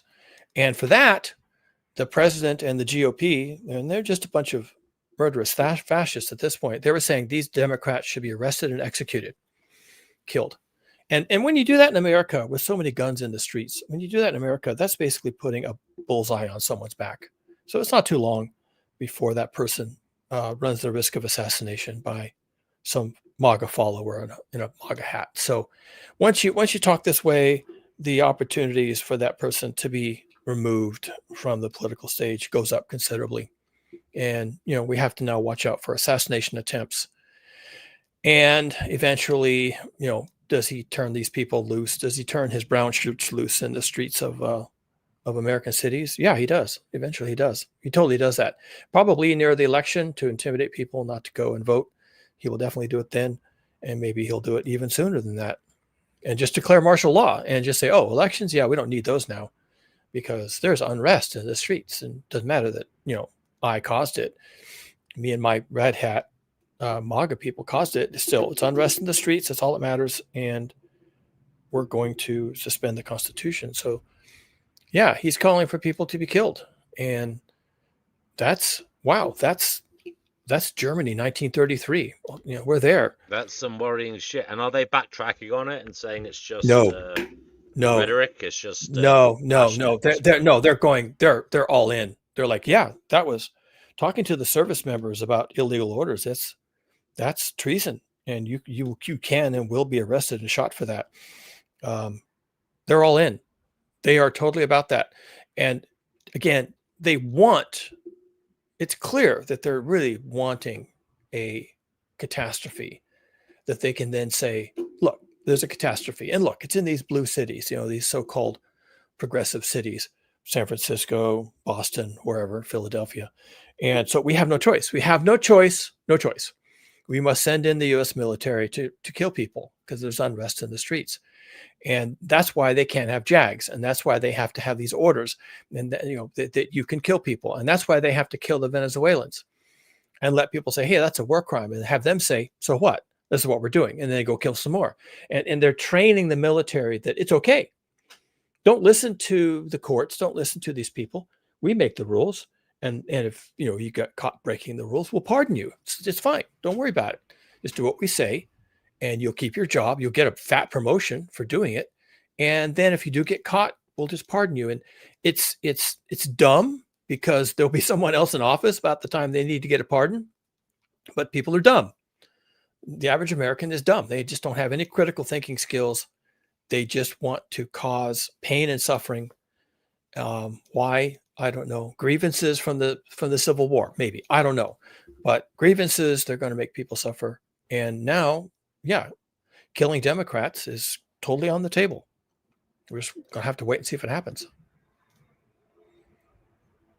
And then aside from that, we also have the problem in Ukraine and the fact that Europe is being battered by, the kind of unsavory actions of Russia, and the fact that Trump doesn't seem to give a fuck really about what's going on.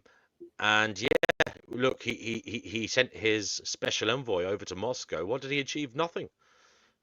Putin just spat back in his face and said, basically, it's all Europe's fault. Europe are the ones who are being unreasonable, making suggestions that Russia finds, totally unable, totally unappetizing. And yeah, well, is it not Trump sending his special envoy? Why is Europe getting the blame for everything? It seems they're in bed together somewhat. Do you think? Well, it's all deflection, first of all. Witkoff, who is Trump's friend and a real estate developer, is in Russia, mostly Russia. I don't think he goes to Ukraine ever. He's mostly in Russia setting up business deals for Donald Trump. There's money moving. There's money going into the Trump family. He's doing what the Russians want, probably for money. He's trying to get them better deals with the European Union and better deals with the Security Council and get all the sanctions lifted. And Trump is running hazard for Vladimir Putin. The Europeans, though, are not. They're not. They don't want that, right? They don't want war with Russia, because if Ukraine falls, then they get war with Russia. And they want a tougher stance as well, because they know that the Russians may keep going. I won't say they go for all of Europe, but they're certainly likely to keep going in terms of trying to get some of the old Soviet Union back together. Yeah, that's the stated goal. Like that's somehow a sacred mission, handed down from Catherine the Great. I don't know, but it's pretty clear that they want territorial gains. Now, there's a lot of wealth in the West, in Europe. There's a lot of money, big factories, big contracts, and as when any dictator is envious of another country's wealth, what do? Well, you walk across the border and you take it and bring it home. It's theft. So they're looking forward to taking all these countries that having been part of the West and having trading relationships with the EU and with the US and the UK, they've floated all the boats, a lot of production, a lot of factories, and a lot of interesting products. And he just wants to take it. He wants that money. And so it's all money. And so this works with Donald Trump. So when Vladimir Putin says, yes, I need to take Europe, I need their wealth, and I'll cut you in on some of it. And so Donald Trump is sending Witkoff over there to say, yeah, show me the money. And that's really what it is. This is galloping corruption, galloping. And America, just being a bunch of pinheads, they're all in. Now, Vladimir Putin, he's saying, if Europe wants war, then Russia's ready. Well, yeah, he's going to keep pushing the Europeans, blowing up their railway stations and setting fire to their infrastructure. He's going to keep doing that until finally someone says, okay, that's it. We caught these guys. We're throwing them in jail. He's going to say, hey, you're interfering with my citizenry. These are sovereign citizens of Russia. These are sovereign citizens of Belarus. And you're not treating them right. And pretty soon he'll come up with a pretext that, I'm being attacked. I'm being attacked by the UK because I sent some people in to blow up Heathrow, and they got caught or they got killed in the process. And now I'm at war with the UK because you wouldn't let me blow up Heathrow. And that's his logic. You wouldn't let me blow up the French high-speed rail. So now we're at war because you interfered with what I want to do. And eventually he's just going to say, well, Europe has interfered with me. That's a declaration of war. And now I'm at war with Europe. And then I don't know what he does. Does he just start pounding European nations? Does he send a nuke into Poland and say, okay, I just nuked Poland. What are you going to do about it, NATO? Anything? Well, Nothing? I mean, the truth is, if he's going to send a nuke, I'm sure the first countries he's going to go for would be France and the UK, right? No, it'll be Estonia, because NATO will have to sit back and say, hold on. Are we going to risk nuclear war with Russia over Estonia? And the answer will be no. Are we going to risk nuclear war over Finland? Well, there's a answer's difference, no. isn't there? Strategic nukes and tactical nukes. So he might Well, use it doesn't matter. He might use a smaller nuke, isn't it? And you think Yeah, he might okay, use a nuke so somehow that makes it better. The point is he stands NATO on their head. Oh, I just sent a nuke into, and it could even be in some forested area of Estonia, right? It doesn't have to involve people. It could just be a dam or something, right? He sends a nuke in, blows up a dam. NATO's not going to lift a finger. It'll all be meetings and accusations and harumphing and puffing out their chest, but they're not going to do anything for Estonia. Estonians know that. And so that's the end of NATO. And so now what's he going to do? He's just going to wave his nuclear arsenal around and say, see? So you have to capitulate to me. And then he'll go looking at Poland. He'll say, now, you know that they're not going to come and save you. And so if I send a brigade in and you can't defeat my army, and I can use nuclear weapons if I want to, and you know that, and I can blow up your capital with a nuclear weapon, and you know that now, because NATO's not going to lift a finger. And so you have to surrender. And then will Poland surrender? Will they surrender outright? Will they simply say, fine, okay, we'll be a client state. We don't want to get involved in this. We don't want a nuclear weapon hitting one of our cities and NATO doing nothing. And if they did something, it would be a nuclear response, and they're not going to do that. And so we surrender. And that's it. But that's where this goes. That's how this whole thing goes. And it never goes anywhere else. It just continues. Yeah. It just seems we're in a real tinderbox here worldwide at the moment. And you got Japan as well. I don't know if you've seen the little tit for tat in terms of rhetoric between Japan and China lately. There was some, I believe, high-level Japanese politician or something saying that the leader of Japan should be decapitated for what they said about China, I believe. And China itself has apparently they're increasing their defense spending to $70 billion. I think it's like 2% of the GDP over there. So it's ramping up all over the world, brother. And then we've got today as well, I heard Israel is really saying they're going to go after Hezbollah in Lebanon now. And that seems to be ramping up as well. So scary times all over. Why is this all happening, Cougar Duma? Why is it all going to shit all over the world militarily? Well, that's a fair question. One possible answer is that we are in the end game. We're in the end game, and everyone is now scrambling around trying to dominate strategic portions of the chessboard. And what happens then? Global heating and climate change is a real thing, folks, and they know that, even if no one else does. They know what's going on. The collapse of supply chains. Everyone's dependent on China for everything all the time, and problems in China are going to quickly ripple out and destroy the industrial footprint of nearly every nation on Earth once China collapses. If Russia wants to make gains and seize parts of wealthy Europe for his own purposes, and either ransom them. Maybe you can ransom countries, right? The EU would have to pay Russia not to ransack Poland, right? So he could make billions of dollars on a deal like that. So he's going to do that. And maybe there's just also kind of a rise of criminality in governments. I don't know when that started, that governments are becoming increasingly criminal. The rise of the far right in Europe and here in the US is a kind of a criminal mafia thing. It's a mafia thing where they want wealth for their favored people, and people like the sound of that. I mean, if your mafia don is looking out for you, then you like the mafia. And when Donald Trump promises his people, streets of gold and a golden age, and has a great Gatsby cosplay ball to kind of reemphasize that, then people are like, oh yeah, invade Venezuela, it's fine. So what do you get when you unleash your politicians to make you wealthy in a criminal enterprise? Well, you get a lot of criminality in. When did we lose our way? I don't know. It's gotten huge. It's just all criminality. And yeah, I mean, I don't think we've lived in a time where it's been so brash as well, in terms of like the upper echelons politically have been very brash, and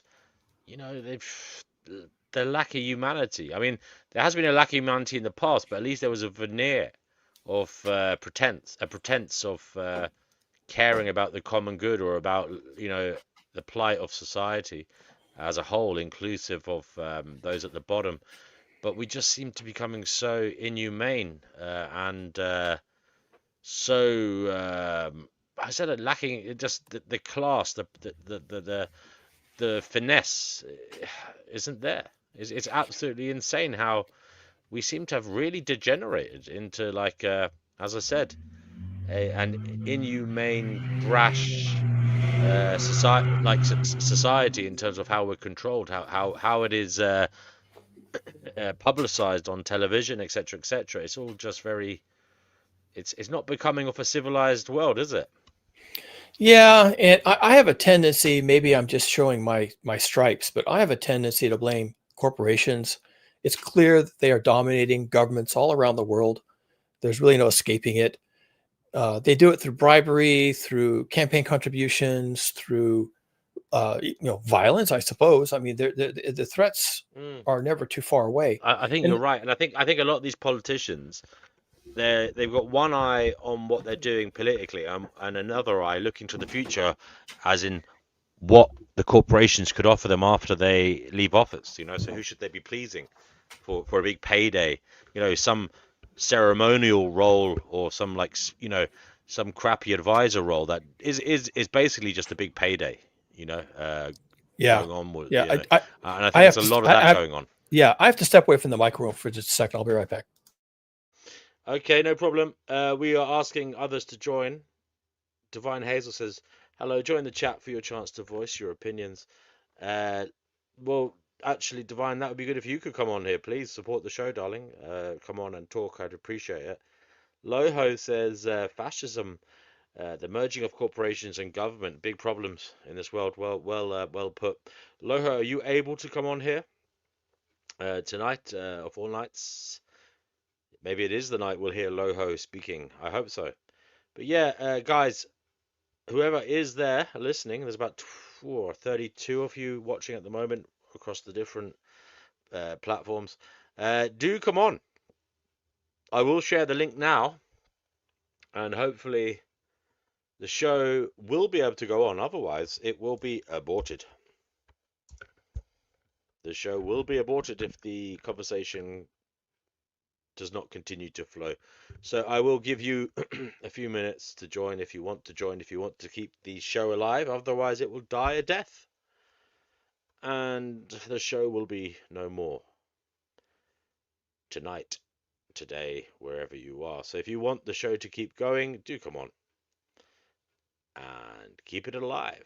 You are the blood for its veins.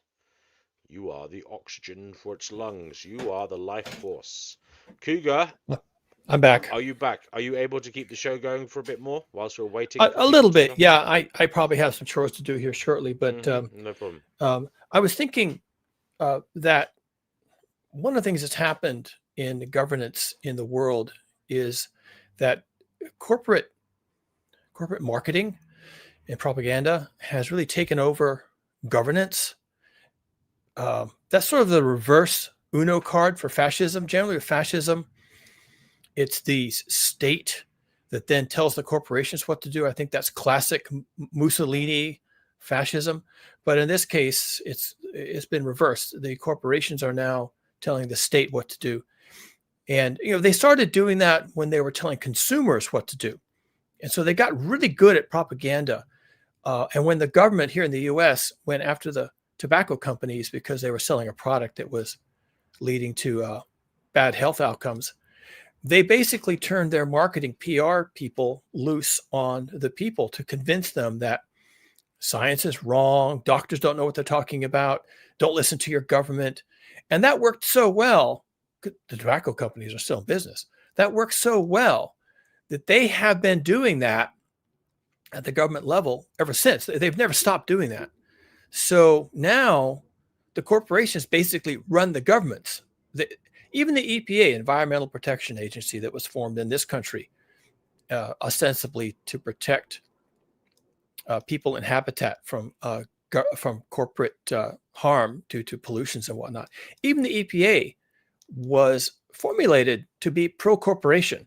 They really never go after corporations. They can't do anything. This is actually in the charter. They can't do anything that has an economic impact, a negative impact on the economy. So even the things that are supposed to protect the people don't. And I think now it's just galloping corruption.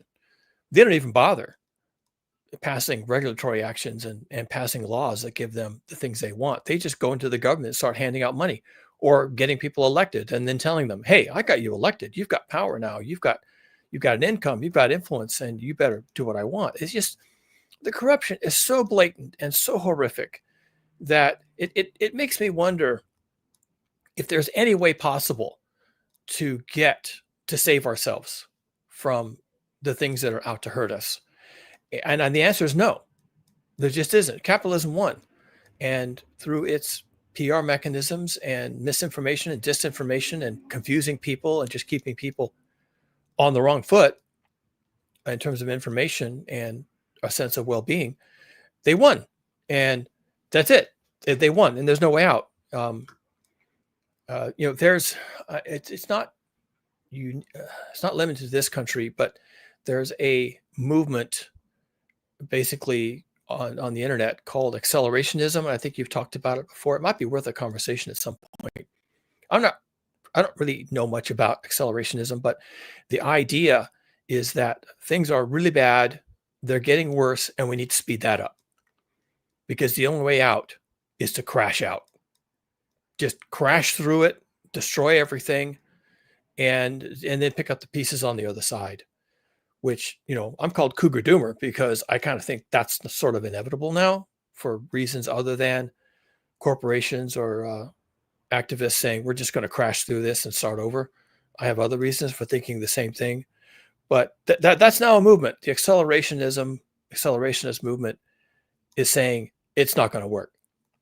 We can't fix this. It's finished. It's doomed, and being doomed is a good thing. And that's the light at the end of the tunnel. The light at the end of the tunnel is a wrecking ball, essentially. Crazy times. You said a lot there, Cougar.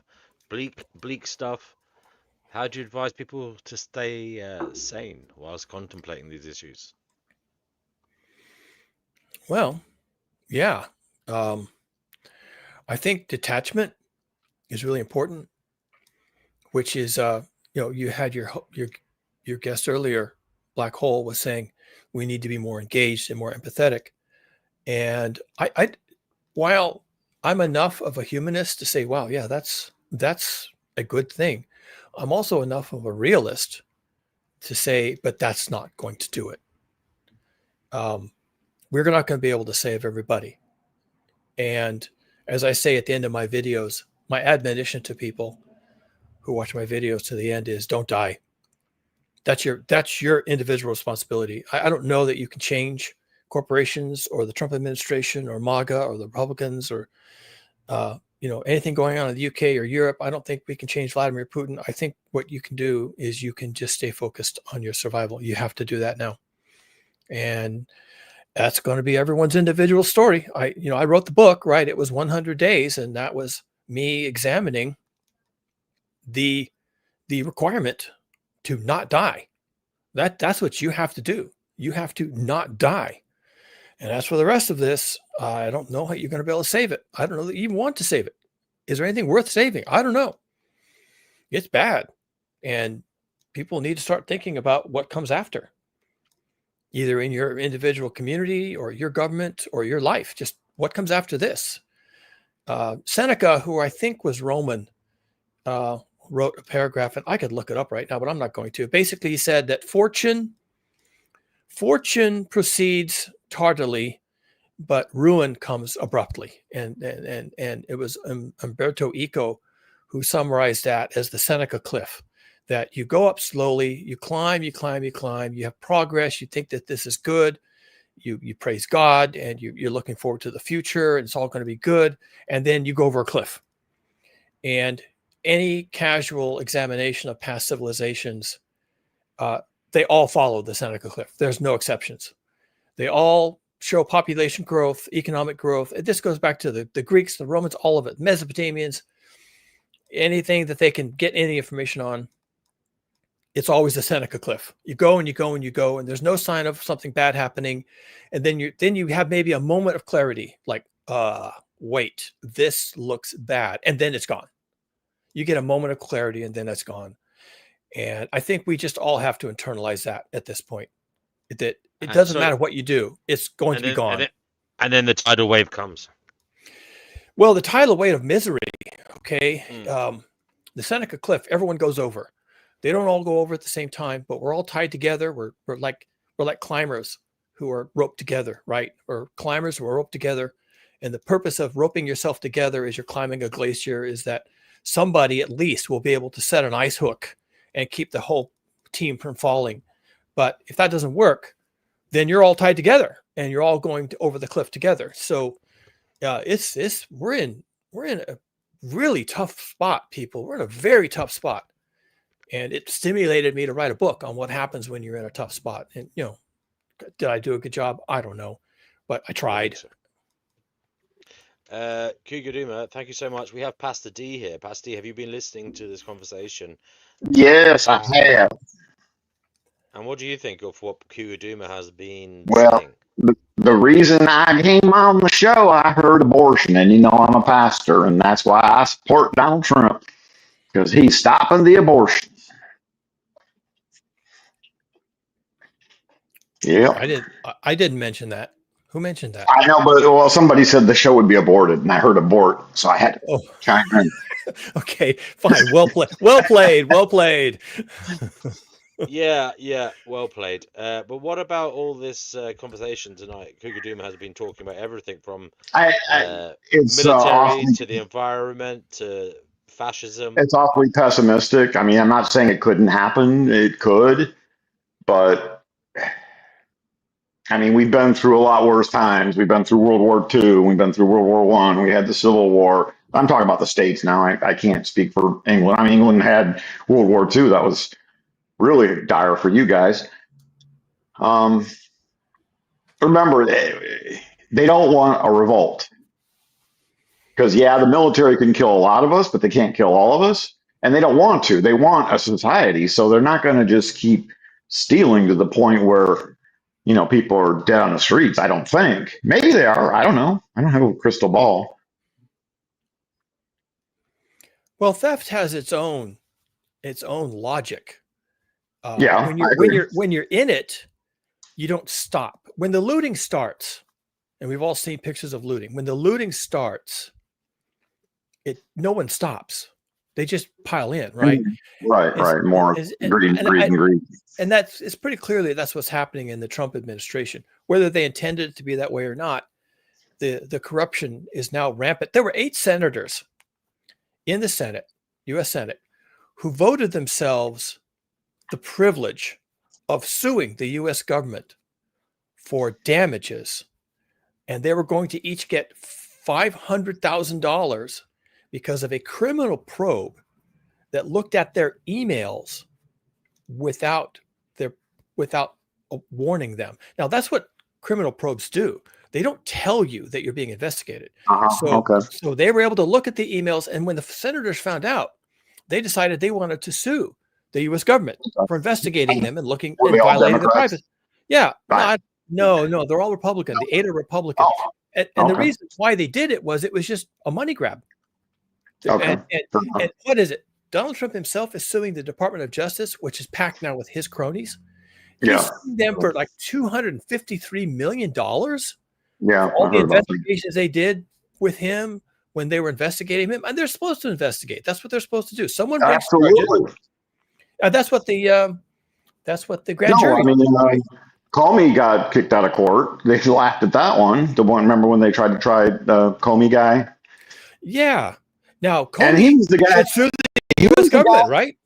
Yeah, he was the guy that won the election for Donald Trump 1.0. One with that whole email thing 2 weeks before the election.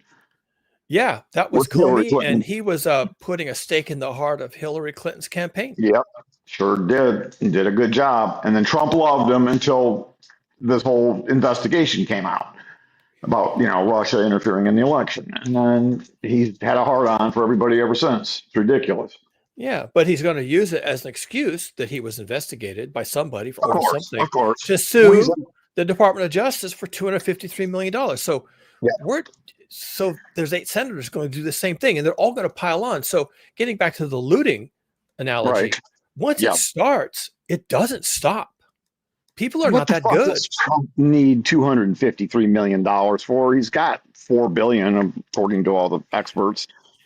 I mean, it's just he's going to be dead in 3 years. That's obvious. But he wants it. He wants it. How rich do you need to be? Look, I mean, he walked out as rich as Elon Musk. He'll never be as rich as Bill Gates. Go ahead. I'm sorry. Well, Donald Trump has got the real thing. He walked out. What was it? Was it Chelsea that won the World Cup and he stole it?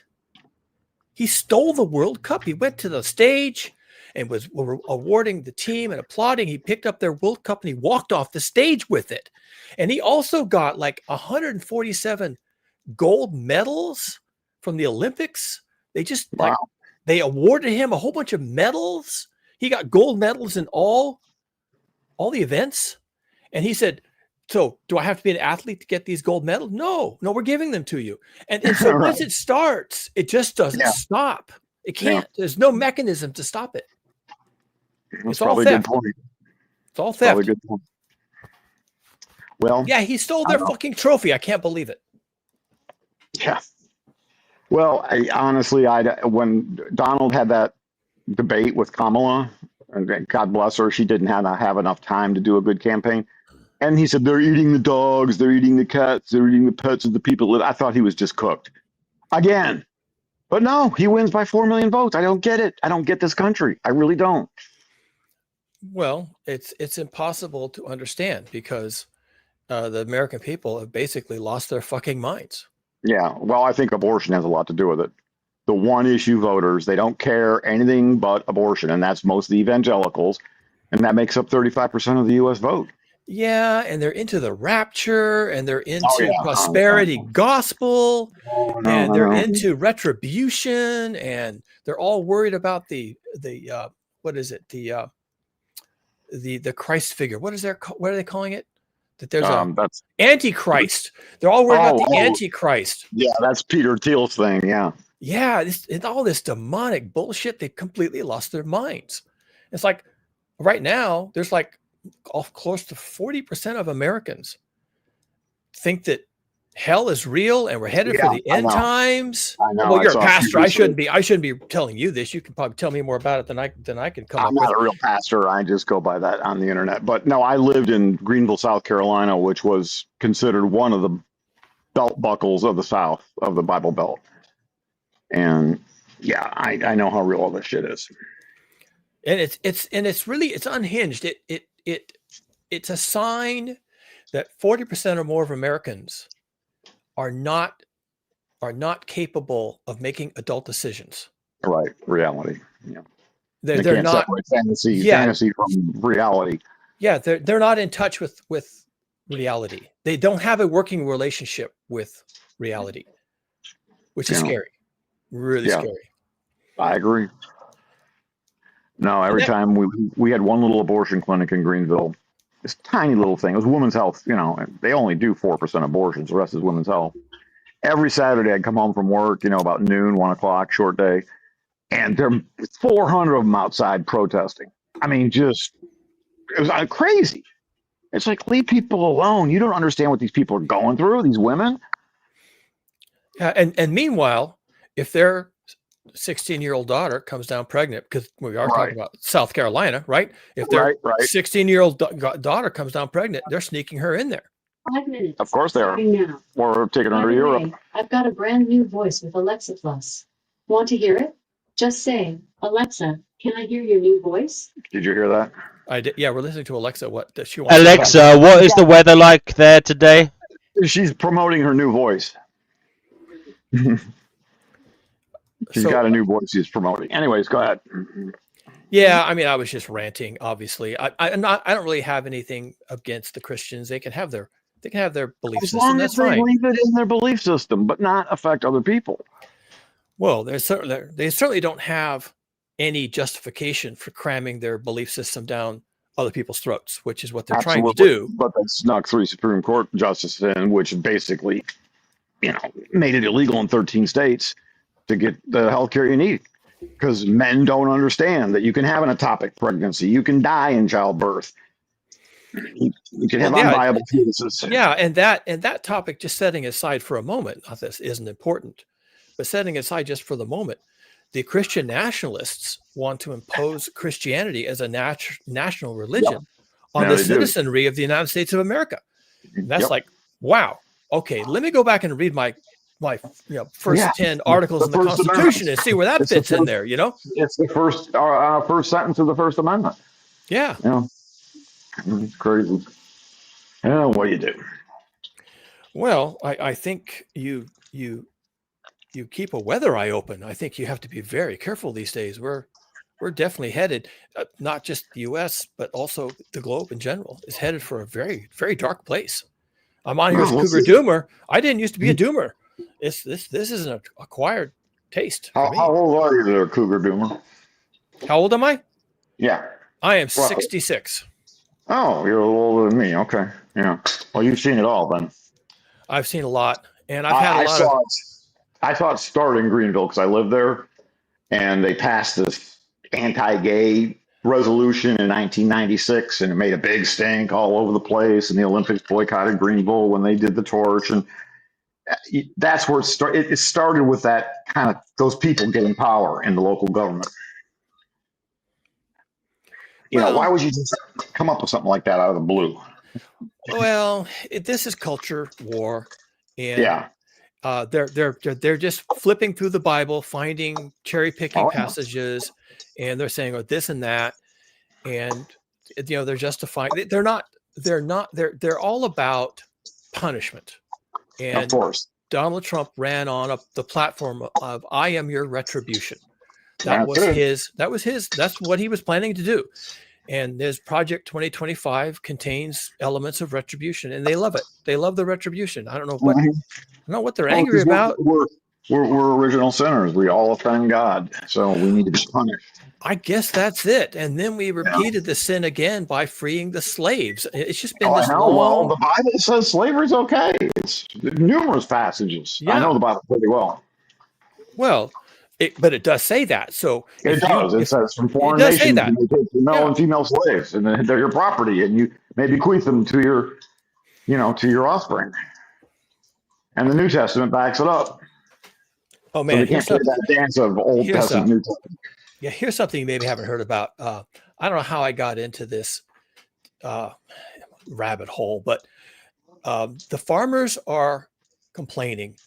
The U.S. farmers are complaining that China has dropped their soybean sales, and so the farmers are bitching and complaining. And then someone says, "Ha, FAFO, fuck around, you find out. You shouldn't have gotten Donald Trump with his tariffs." And then someone else came along and says, "No, that's not it. They don't really care about the tariffs. Here's what they care about.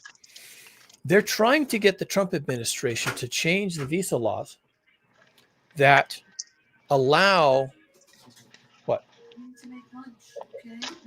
Okay, let me just finish here and then I'll do that. Okay.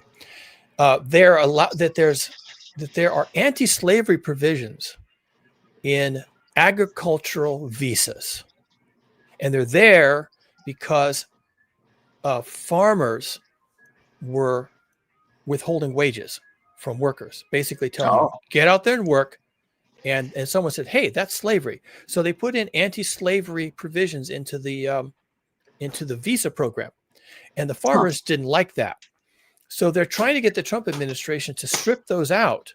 And then what they're going to do is they're going to arrest all these immigrants, throw them in prison. And then they're going to take them out of prison, not pay them, and have them working in the fields for free as slave labor. And I guess the only provisions need to be that the farmer provides food and shelter. He provides food and shelter for the workers. Like yeah. Yep. And that's what's required of him, because you can't. He can never let these people go, because they'll go home. They'll go back to Mexico or Venezuela, wherever. Mm-hmm. So, but if he's going to keep them on the site, he has to provide them with food, clothing, and shelter. Yeah, you can't starve them. If you don't pay him, you can't starve them. Otherwise, he's dead. Right. Yeah. So the provisions are there to basically reinstate slavery, and that's what they're trying to get out of the Trump administration. They're going to quietly get this passed, and then they're going to take those immigrants out of prison, put them back to work in the very same fields, except now they don't get paid. Oh my goodness. You got a bleak view of things. I hope you're wrong. You sound like you know what you're talking about, but that sounds a little extreme. I don't know. That's the things that go on in America that nobody knows about. I didn't know that either until I started looking at this problem with tariffs and the farmers. And someone else came along and said, listen, I do visa. She was a lawyer for workers who have complaints against employers about being mistreated. And so she was a lawyer for the visa program. And she was saying they want those provisions stripped out. And then there won't even be any work for the lawyers to do, because you won't be able to say you're mistreating this person, you're treating them like a slave. There won't be any provisions for that argument. That's yeah. Mm. The amount of harm being done to this country, the amount of harm being done right now to legal process, access to representation, access to the voting system, the amount of harm being done in this country right now is frankly breathtaking. It is breathtaking what's happening. Yeah. And most people, it's too complex. It's under the radar, so they don't really understand it or follow it.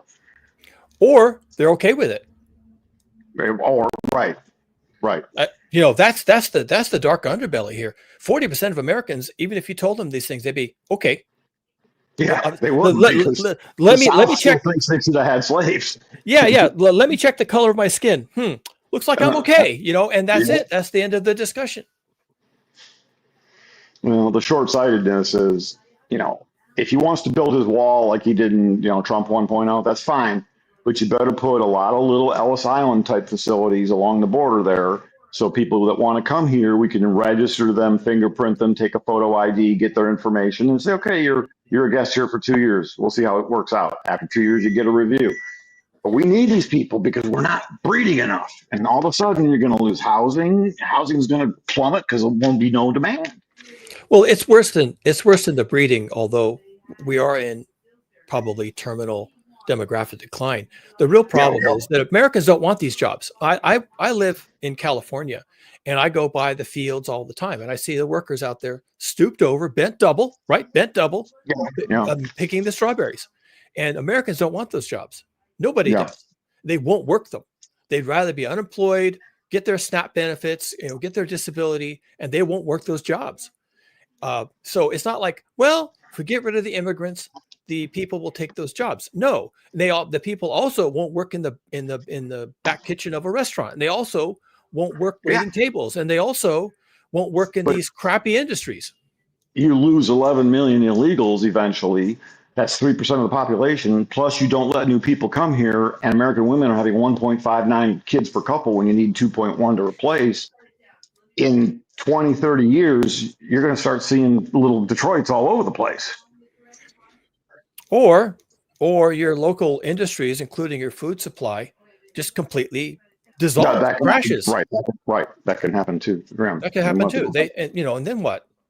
And I don't think people are thinking very far ahead.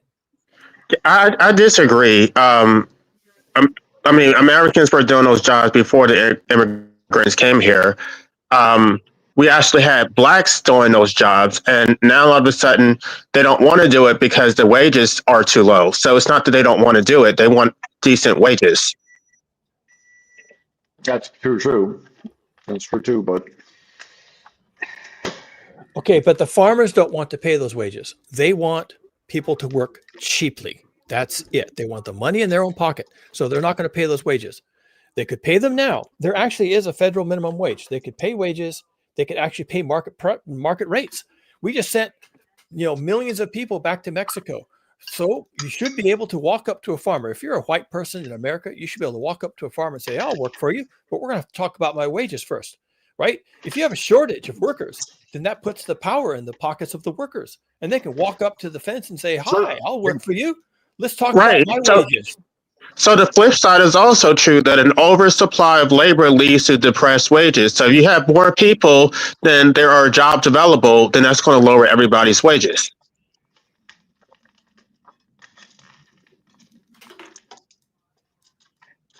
All right. So the idea is you export all of these so-called illegal immigrants.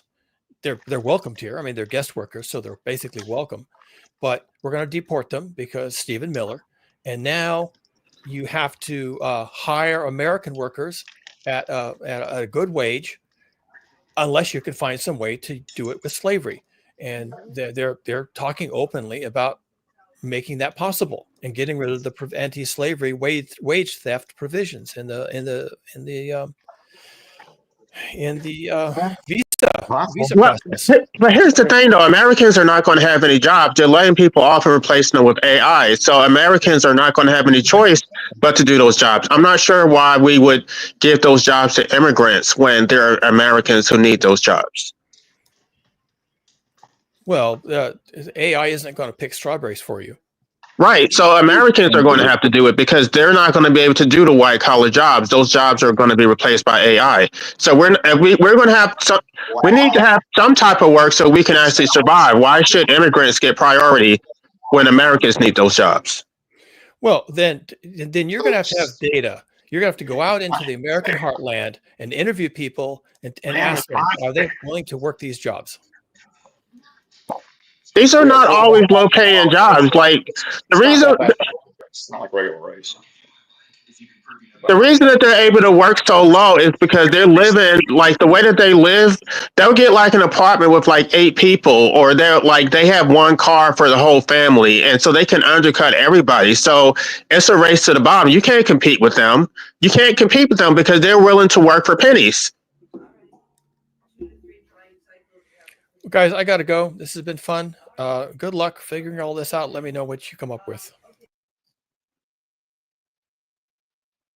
Okay, brother. Thanks for joining us, Kugo. You did very well today, explaining your thoughts and telling us what is going on in America. So thank you so much. I'm just going to turn you down a little bit there, Life. Hopefully that'll be better. Life, what's going on, brother? Well, I actually need to be working on my book so that I can have it released by December 15th.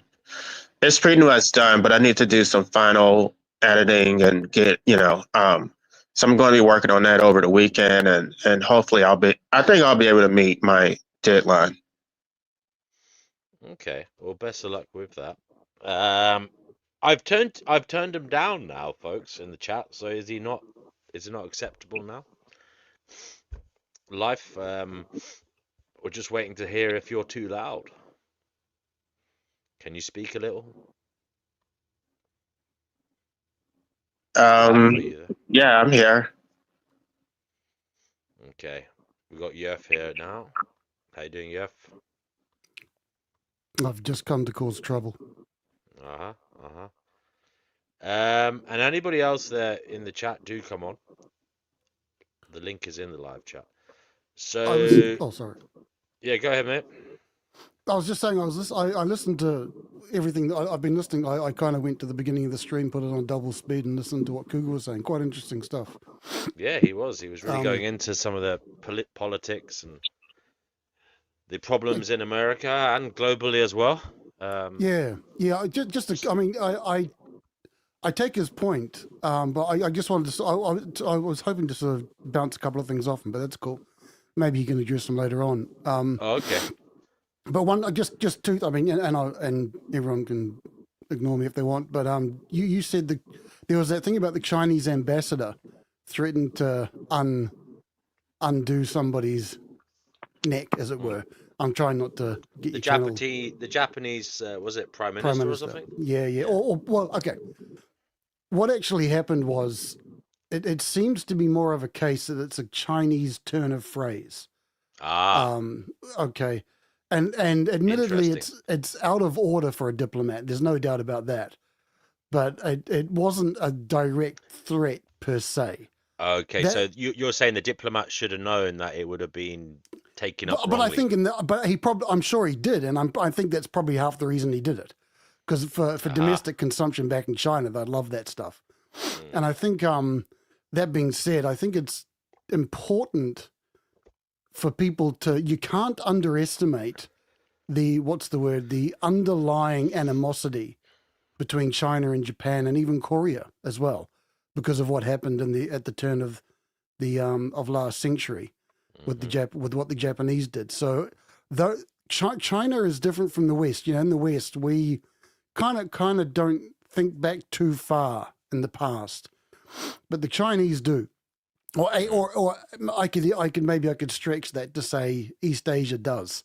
They can hold grudges for centuries, and the Chinese. I mean, I've heard of China talk. They often talk about the 100 Years humiliation, where they were like at the bottom of the pile, and they're really angry with what Britain did in the Opium Wars, and that when they controlled when they basically got I don't know, a lot of China were addicted to opium because of Britain. And also, part of that 100 Years of humiliation involved Russia as well, didn't it? I believe taking some Chinese land, perhaps. And they're still angry about that. They still believe that's part of a dent in their national pride, and it's something that has to be dealt with, probably. But even now, I wouldn't say it's anger. I think at this point now, it's strategic revenge. I mean, you guys talked about Bannon as well. That's right. Yeah. And interestingly, Bannon put me onto a book which is written by one of the Chinese generals, and it just lays out their long-term plans. And they're not like kinetic in the sense of let's invade the country and fucking blow them up. They just have long-term, century-long kind of plans. So they're actually succeeding in those plans. So I don't know. I just wanted to say that the Chinese ambassador didn't say that, but don't underestimate the animosity that's between these countries. Because when it comes to Taiwan, I mean, if China ever even, I mean, it's just crazy to think if China was to touch Taiwan in any way. I mean, because America, I think, is legally obliged to actually intervene if China does something there. They have legislation that says they have to do something.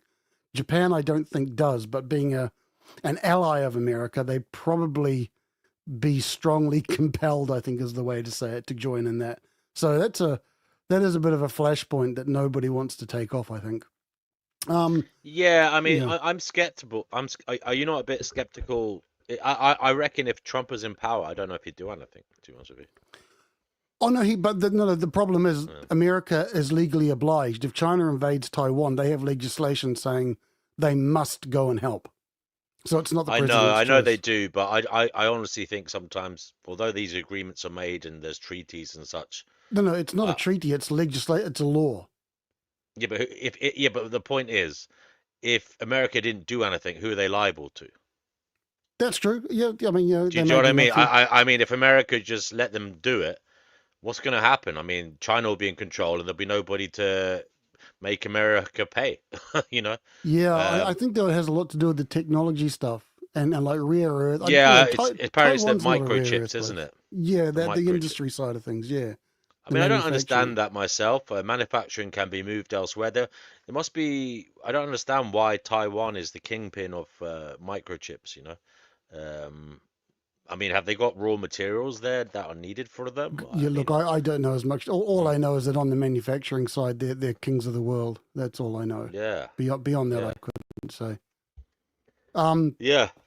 But anyway, yeah. So there's that. But also the Trump stuff. I mean, I often think of Trump as a bit of a kind of a clown in a circus.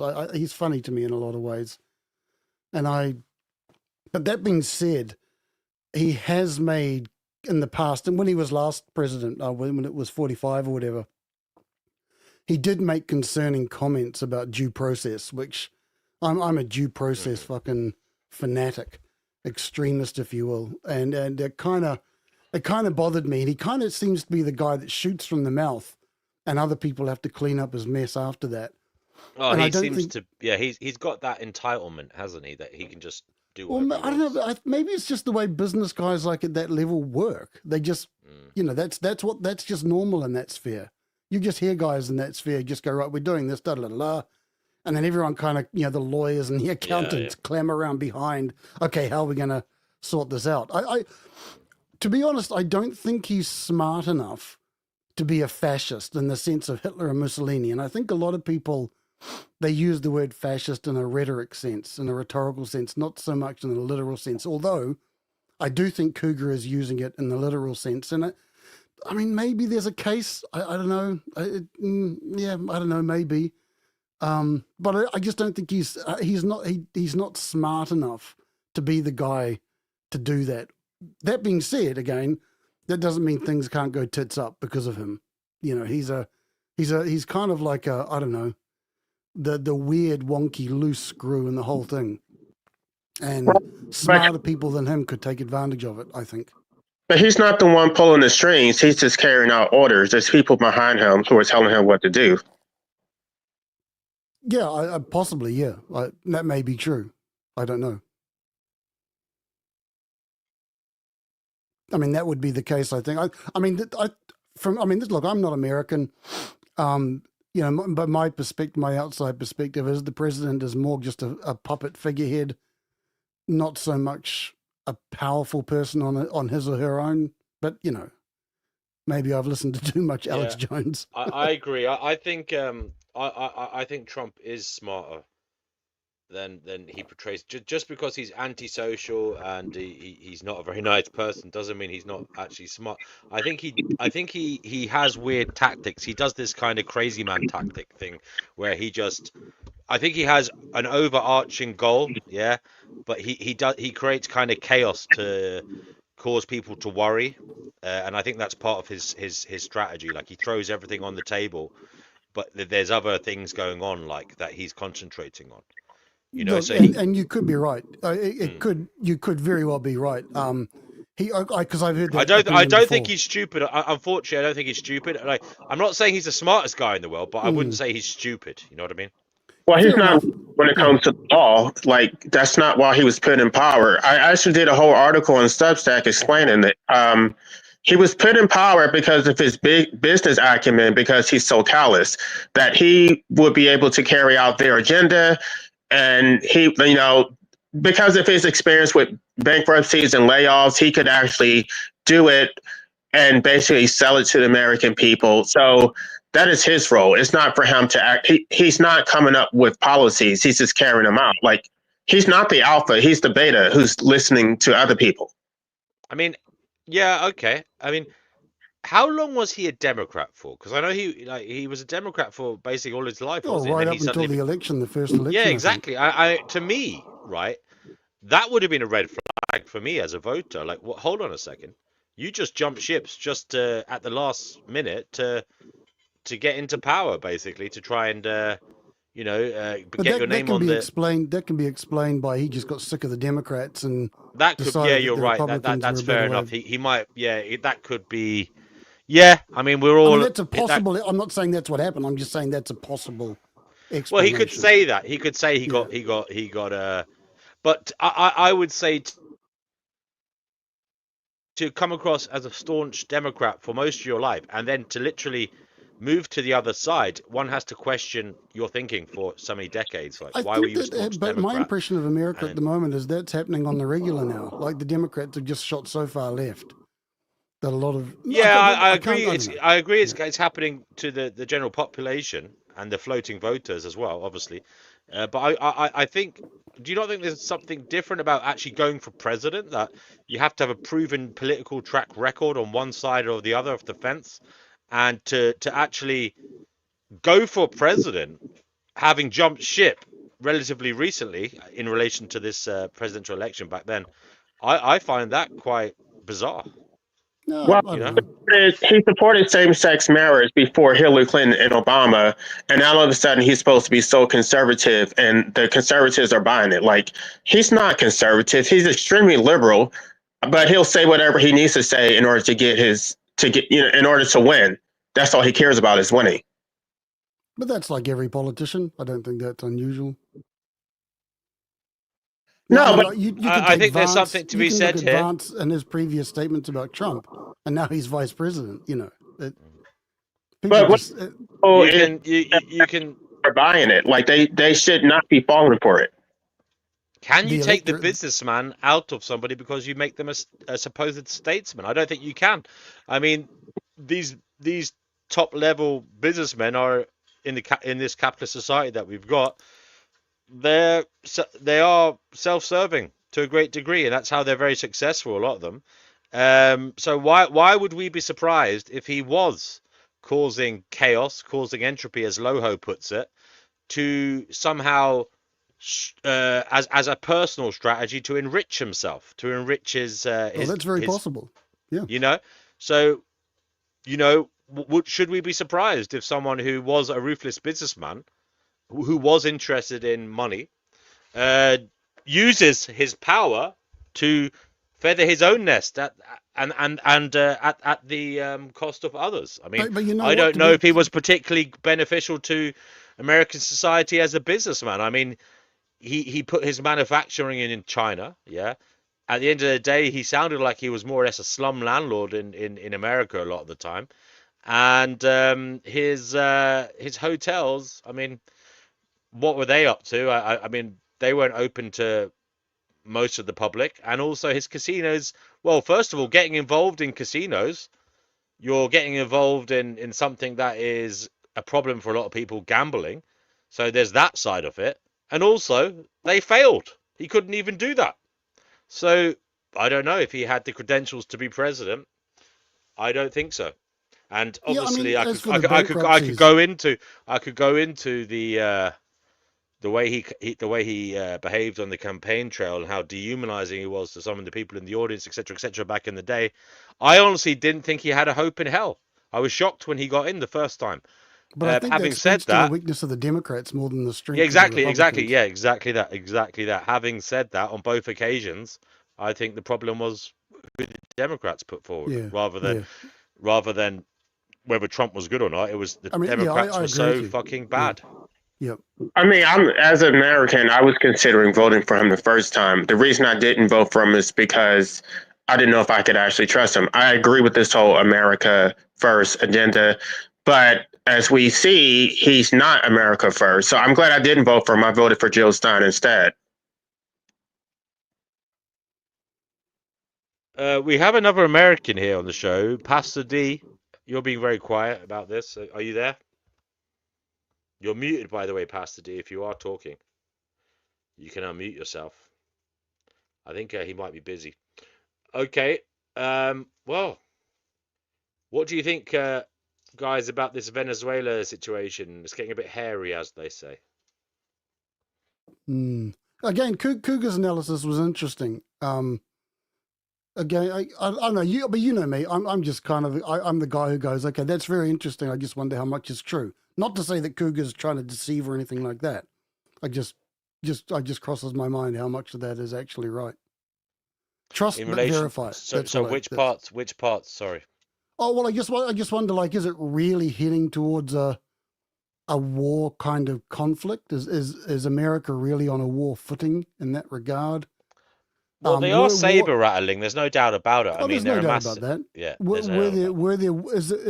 Were war crimes committed? I don't know. I don't know. I'd have to.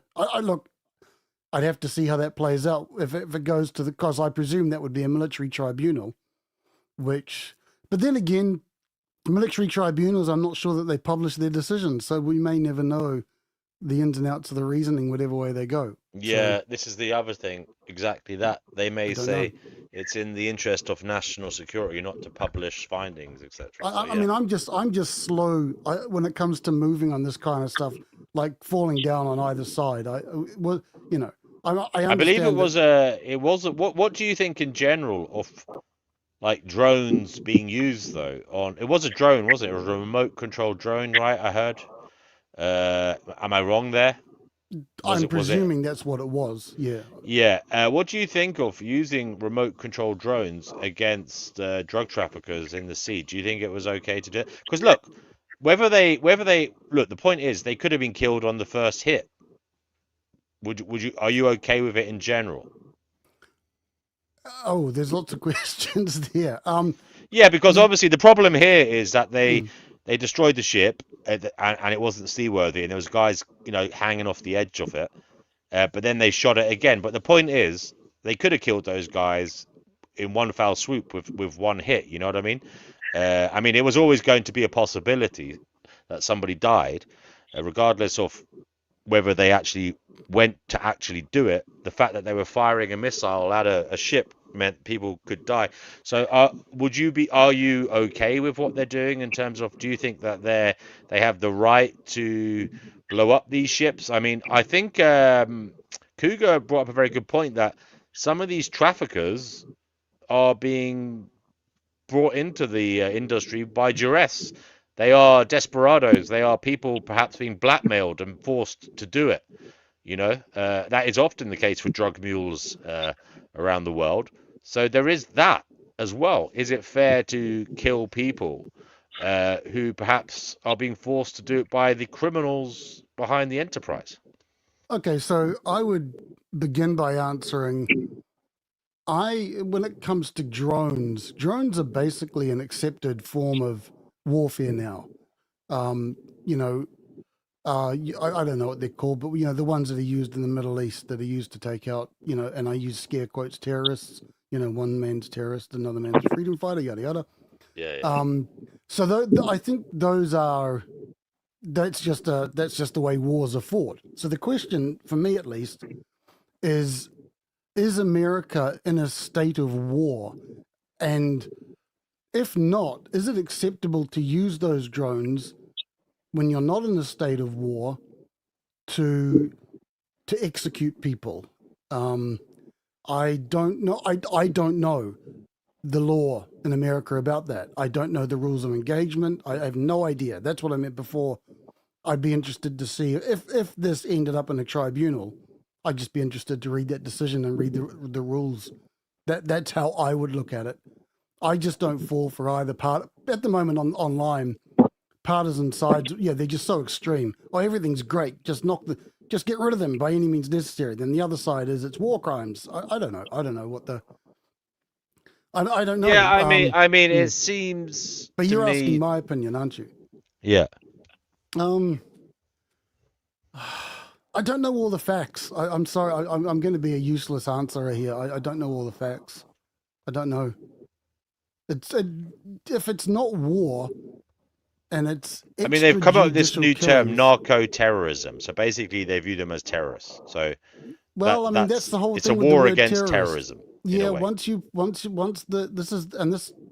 this connects to the other topic I do. Once the word terrorism gets invoked in a legal sense, it changes the game, and due process does go out the window in that sense. So, yeah, I mean, look, I'm not informed as I need to be to give you a really solid answer. I don't really know all the details. We're just shooting the breeze here. No one's Yeah, going to be. yeah. I mean, personally, I think if they have that level of intelligence to know where a boat is, okay. And by the way, these aren't submersibles. Some I think one of them was like a somewhat of a submersible, but you could still see it above. Like half of it was above, like maybe a quarter of it was above the sea surface. But most of them are just normal boats. So if they have the intelligence to know where these boats are, I mean, surely they have the intelligence to follow them, reel them in, and deal with it Maybe it's humanely. just about sending a message. I think that's what it is, exactly that. I think it's about amplifying the levels, showing to the public that they're willing to do this. But you see, I don't think it's going to be effective because, as I said, this industry it's actually going to drive the prices of drugs up in America, right? It's going to actually make it perhaps more lucrative for people to try and send ships of drugs, right? Or to get drugs there by any means necessary. So, I don't know, drones, whatever they're going to use, submersibles. And, so in some ways, they're just going to cause further.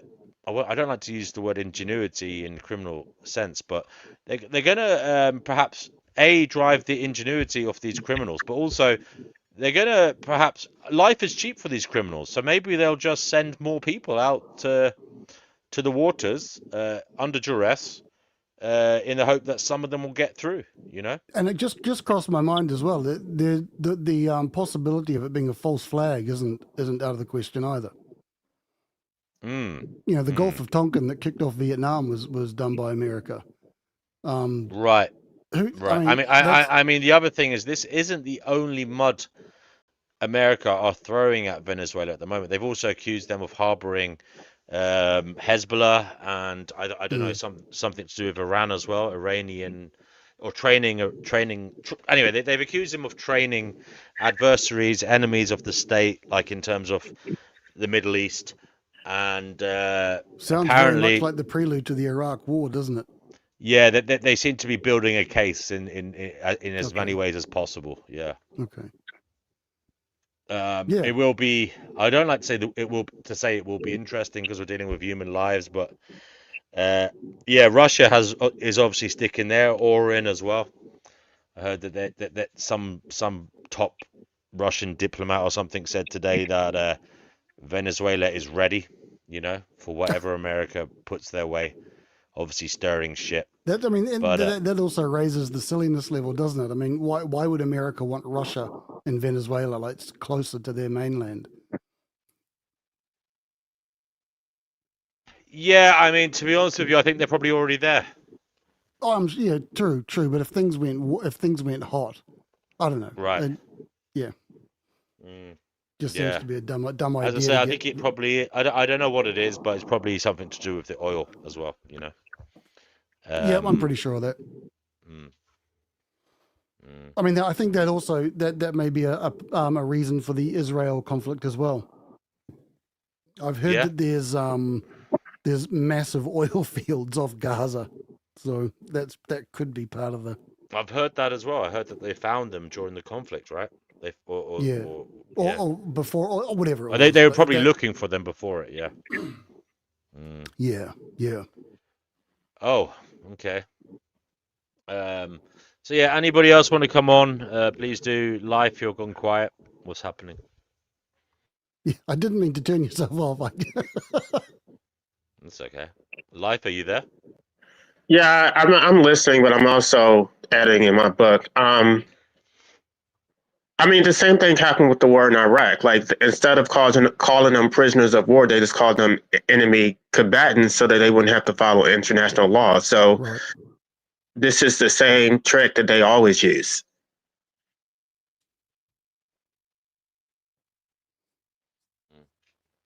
Yeah, that's right. Well, I mean, that's the whole thing with the law. Once you designate people certain things, then legal structures around them can change.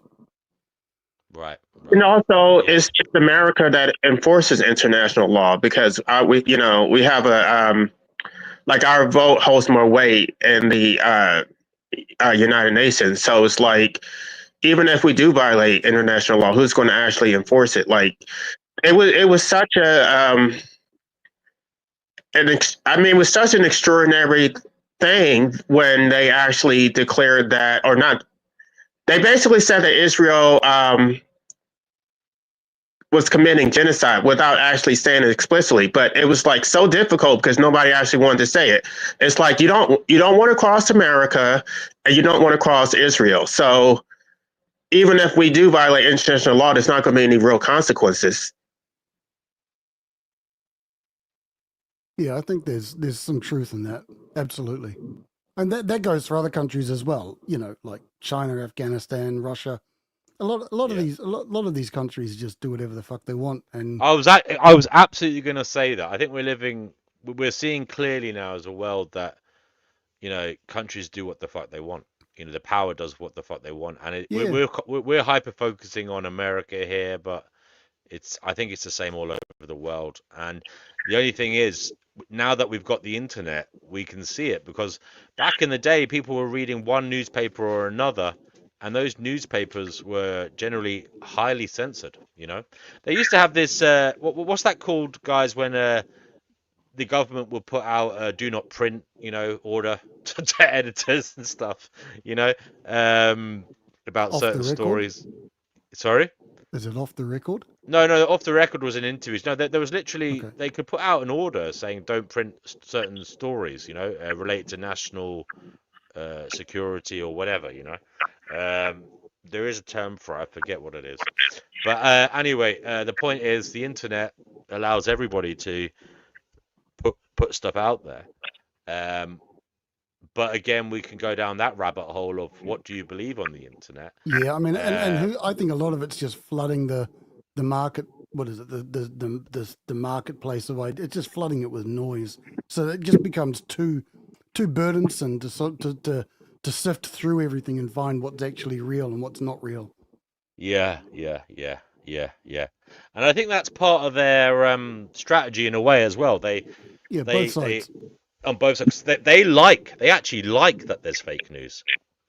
Okay, because now they can say that now they can use that like as a way to attack anything that happens. You know what I mean?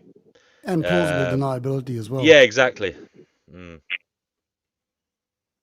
So it Pastor plays, D, unfortunately, fake news plays into the hands of those it's trying to attack, and in fact, I think they probably put out fake stories themselves, I'm just sure they dirty. do. Yeah, Of course like they they'll do. put out fake news stories about themselves, Yep. just so that people say, oh, that's definitely not true, we can't I'm trust sure the of it. news. You know what I mean? Yeah. It's like a strategy.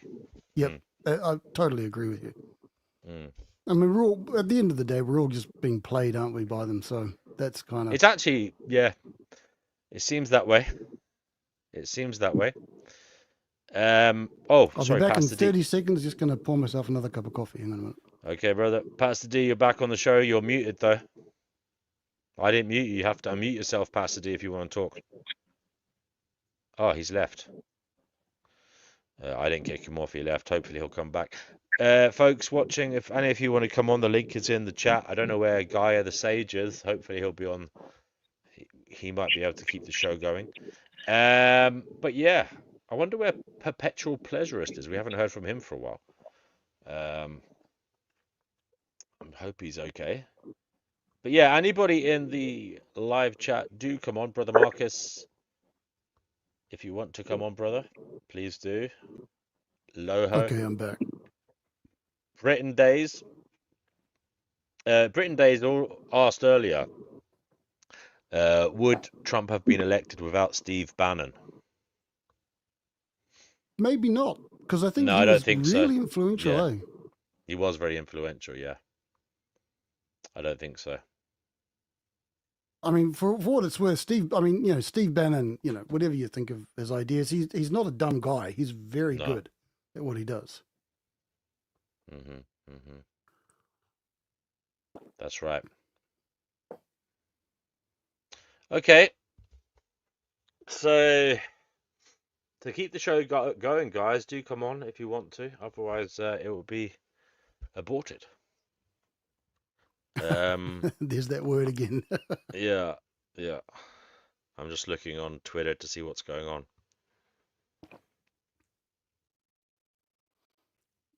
As much I said it before, as much as I joke about Trump, and I think he's a dickhead, like a funny guy, like he's just a comedy show. His comments about due process, I really hate. He just kind of seems to say stuff without realizing the implications of what he's saying. And there was also that do you remember when he was standing in front of the chopper, the helicopter, and he said, "Oh, Israel doesn't know what the fuck it's doing." And I was Yeah. I was like, "Yeah, okay, that's probably not the way you want to phrase things, mate. It's not that level."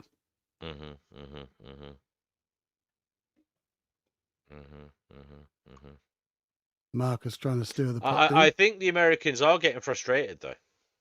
They are getting frustrated, I believe, because they're seeing that they haven't got as much power, perhaps, as they used to. You know. You mean the electorate? LOL to brother Marcus. So what'd you say, Yef? I was just saying, are you talking about the electorate, Americans? No, I mean on a world stage. On a world Oh, right. stage, I think they can see their days as the most supreme power are well, they're very much under threat, aren't they? I wonder if that's not part of the plan though. Like, it wouldn't surprise me if they want to go back. Remember the Monroe Doctrine, which is basically isolationist, where America doesn't get involved in other people's problems. Yeah. That could be. They might just be. But again, the opposite argument to that is America needs to be able to enforce, like, seaways and that kind of thing in order to keep its technology base going. There's all that other stuff that comes into it. So I don't know. We don't know. Maybe it's isolationist in words, but not in deeds. And this is why I was like, there. Cougar might have some interesting stuff to say about this. I don't know. Yeah, I mean, he's gone off to make lunch for his wife, so he'll probably be. Shouldn't his wife be making him a sandwich? Well, you sound like you're fading there, mate. You want to call it quits? No, it's fine. I'm just reading something here. I'm on Twitter here, and I'm reading that they've been simulating strike missions today over the Southern Caribbean. Well, they've been doing that for ages, haven't they? Yeah.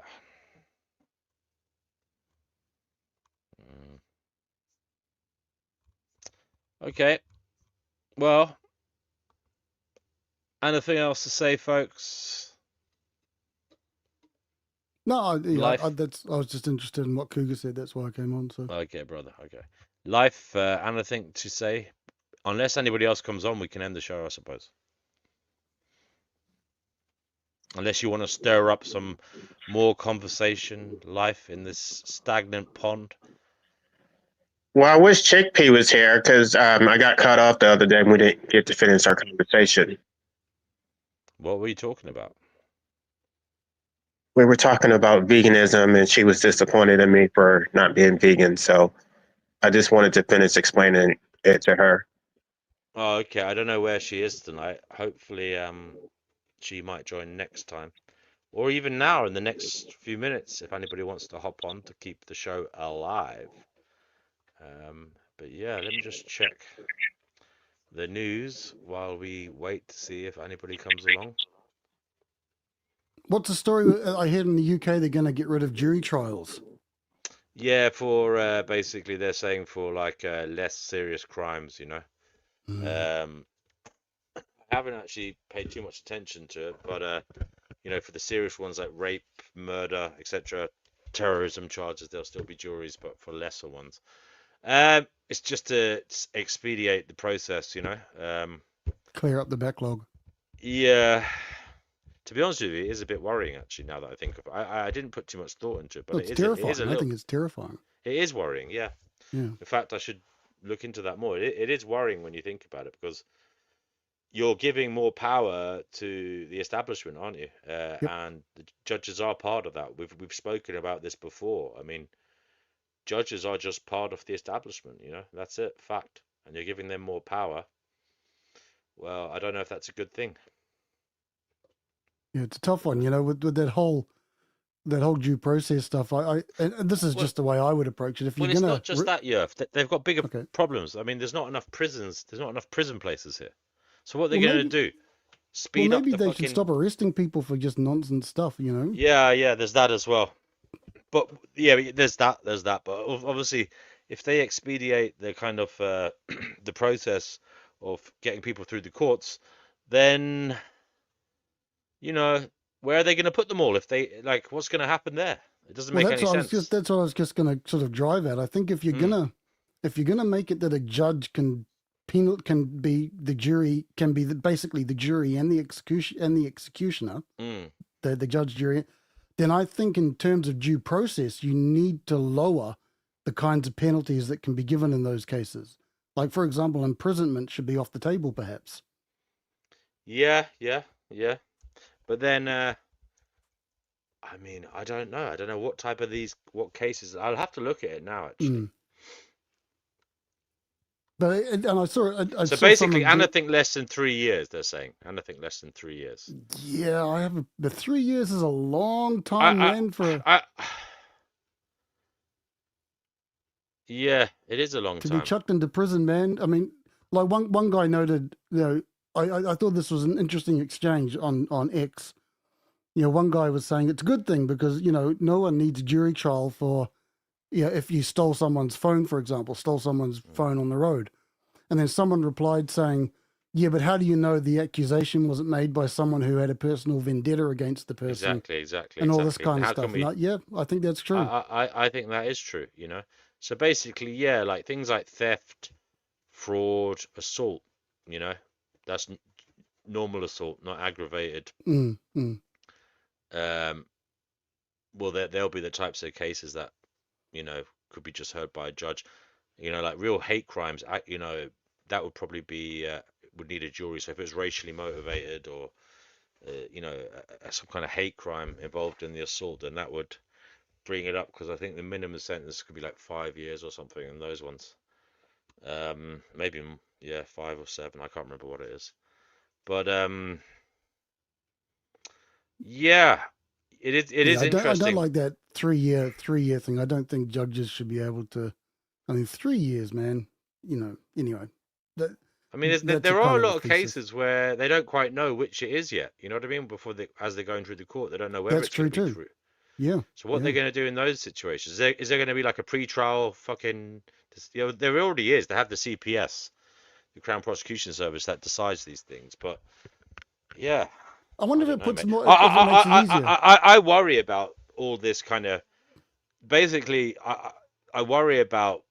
I've become a little bit disheartened in like how things get to trial because first of all you're depending on the police to make a decision. Yeah, and then it goes to like the CPS, yeah, Crown Prosecution Service. I know other countries have some kind of attorney general. They have some kind of similar thing where there's someone making a decision whether it should go to court as well after the police. And all these decisions are out of anyone's hands, you know, and you don't really, it's really hard to appeal them or anything like that, you know, generally. So it's a strange, in many ways, though it's the best system we've obviously got, it is very flawed, I think, as well. You know, the first line is the police, and a lot of it is up to them, you know, whether something proceeds. And, you know, I don't know if they always proceed on the right basis, or I don't even know if, you know, sometimes I think they let things slide sometimes, depending on what the motivations or agenda of the the government are that's kind of shouting down their neck about whatever they should be pushing or not pushing. You know what I mean? So it's And that's where the yeah. jury system, I think, comes in as a balance. Like, we all know that the cops may be overzealous in what they want to prosecute, so that's why it's important to have that No, balance on yeah, the but other it's not side. just that, Steve. I'm saying sometimes I feel like they don't push things, Oh, depending yeah, on what there's that you know what I too. mean.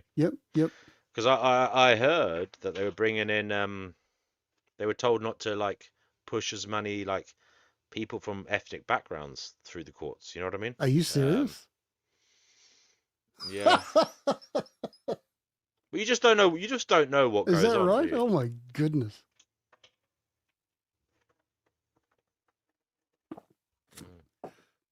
Why is that?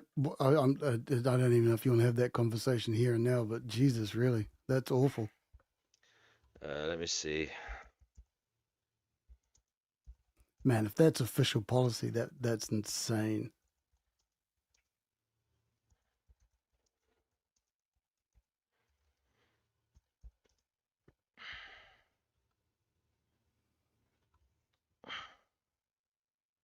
There's a proposed guideline back at there was a proposed guideline. Okay. When was that? Early 2025, yeah. But what I'm Jesus. saying is, I know Right. these things are proposed, but we know this is the problem. I feel that certain things are said, and there are agendas like that we don't hear about, perhaps given to sergeants, etc., etc. I believe that, and I'm not blaming the police. I'm saying I think the system is perhaps,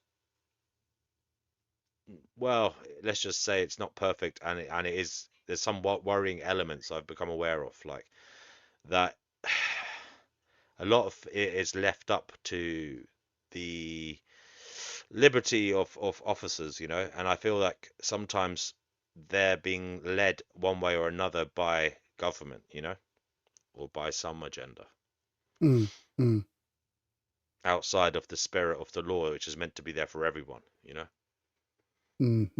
But I'm sure that is the case, and therefore that adds to the issue, doesn't it? Like, if they're just going to have it by trial by judge, then you've got the judge, the government, and the police. They're the judge 50-50, but they're basically all on the same kind of team, as it were. yeah. But Hmm. again, there's so many caveats to that, but blah, blah, blah. Uh-huh.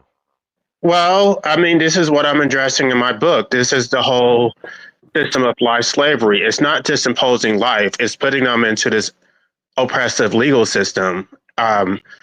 They've claimed. I'm not sure how the law works in your countries, but in our country, the 11th Amendment only gives sovereign immunity to states when they're being sued by citizens of foreign states. It never was supposed to apply to citizens of the same state, but the Supreme Court has extended it to say that states can't be sued without their consent for any lawsuit. And so you have all these duties to the state, but you have no rights because you can't actually sue the state. And then you can sort of get around it by suing state actors instead of suing the state directly. But then they've created qualified immunity also. So you basically don't have any meaningful rights. It's just you have all these duties, but you can't actually enforce your rights, at least not through the court. So it's this whole system is oppressive. I mean, the government can literally violate your rights, and then they'll just claim some excuse that well, first they're just going to make a blanket claim of immunity. They don't. Even if the facts are right. I'm sorry. I'm probably talking too loud. Even if you prove the facts, it doesn't matter. They're going to dismiss it on procedural grounds. So they're not even going to consider your facts. It's just you have to get around qualified immunity if you're suing a state actor, and you can't sue the state. So, and the problem with having to sue a state actor is that you have to prove intent that they violate your rights. No, I don't want to sue the state actor. I want to sue the state directly because they don't have to prove intent. When it comes to qualified immunity, though, doesn't it apply to acting in the course of your duties? Well, they would always be acting in the course of their duties. They would be acting under color of law. So anytime say actor does something under color of law, that is that a defense though, or is, I've heard that you'll be more informed, I'm sure, than I am on this because it's your jurisdiction. But I thought color of law wasn't necessarily a defense, or is it? I don't know. no, it's not a defense. That is the requirements for following the lawsuit in the first place. Under 42 USC 1983, it authorizes or it gives courts jurisdiction to entertain claims where against state actors who act under the color of law. So that's one of the things. That's a threshold issue that you have to address in your petition. You have to say that they acted under color of law. It's not a defense. It's okay. Sorry, I got you now. of establishing that. I got you. I understand that. Yep.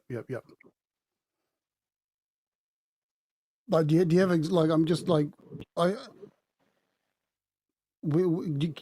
you? Is there a fact scenario that's happened where you feel that the state has made it impossible to sue?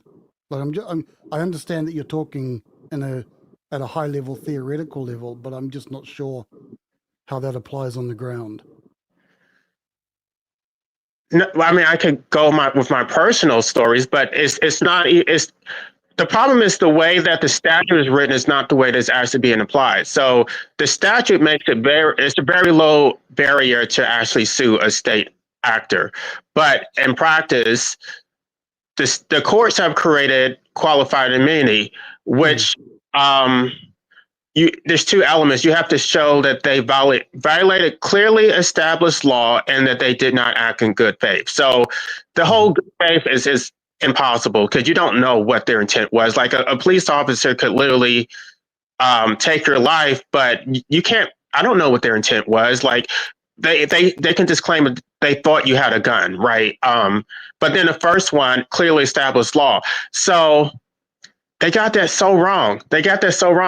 Clearly established law means that they only recognize if there's a clear case precedent to say that they were not authorized to do that, right? But if they don't recognize, like, you guys are going to have to read the book because it's a lot to explain. But the way the courts have constructed the Constitution, the way they interpret it, is that we don't have rights unless they're actually enumerated in the Constitution, which is not accurate. Under the Ninth Amendment, we retain all the rights that we had under the common law. The Constitution does not create rights. It only enumerates. It only enumerates certain rights, but it's not exhaustive. So the way the courts are interpreting the Constitution is that unless rights are articulated in the Constitution, we don't actually have them. So when you're trying to apply this whole clearly established test, it's not clearly established because it was never supposed to be clearly established. Like if there's some scenario where the court has not recognized it, then you basically don't have any recourse. So like, for example, the right to an abortion, now they're saying that's not anywhere in the Constitution. Or let me just say, let me give you a more specific example from like my own personal experience. Property rights don't exist. Oh gosh, there's so much. I'm kind of all over the place because I don't know where to start. The way the courts are interpreting is that they're applying the Rousseau social contract theory. They're not going by John Locke. So we don't have rights independent of the government. We don't have pre-political rights. Our rights basically come from the state. So if you're suing the state for, let's say, damage to your personal property, you don't have the right to sue the state unless the state actually acknowledges your right to sue it. So you don't have independent property rights. Your property rights come from the state based on your social contract with the state. And unless the state allows you to sue them, then they can actually destroy your property and get away with it. They'll just claim sovereign immunity. They did it to me. And I was aware that sovereign immunity applies to the state, but I actually sued the city. And what they claimed was that they were acting based on state authorities, so they were claiming sovereign immunity even though they're not sovereign. Like it's so convoluted. Like the whole purpose of sovereign immunity is that it's not supposed to come out of the state treasury. But if you're suing a city, then it doesn't come out the state treasury. So I don't. It's just the deeper you get into this legal system, you realize how corrupt it is. Like I thought that the legal system was a tool for freedom to liberate people. Like if you knew the law, that you could actually be free from the system. But no, the system is so rigged. It's just I don't even understand the purpose of having laws, like or even having a constitution, other than to oppress us, because it's not a restraint against the state. The state can do literally whatever it wants. Okay, yeah, there is a lot there. Yeah, there's a lot there. I mean, without explaining like my whole history with the whole, like I had to learn a lot of stuff the hard way because it's not like they teach you this in law school. But when you actually litigate cases and you see like their defenses and like it's like you see this playing out, it's like and they do stuff that is so underhanded. Like the courts will completely violate the law and just issue an unpublished opinion. So if they issue an unpublished opinion, then it doesn't contradict, it doesn't set a new precedent. So they can violate the law without going against their president. So it's unpublished. Nobody will ever read that case, which violate your rights. And it's just like you just have to accept it. Just go along with your business. I'm sure there are more tricks that I'm not even aware of, but there's so many tricks that they don't actually have to enforce your rights. They can do whatever they want. It's only like in the most egregious circumstances where like there's some public outcry, but they don't really enforce the law. It's not just like black and white, like, oh, you violated my rights, ipso facto, you're going to get justice. No, it's not like that. Mm-hmm. No, I mean, I like I say, it's not my jurisdiction, so I honestly don't know. But I definitely agree. I'm sure it's true that the powers that be have found a way or found ways to, make themselves immune or to give themselves some cushion, as it were. Make it more difficult, make it more burdensome to have a crack at them in court. I'm sure that's the case. Absolutely sure of it.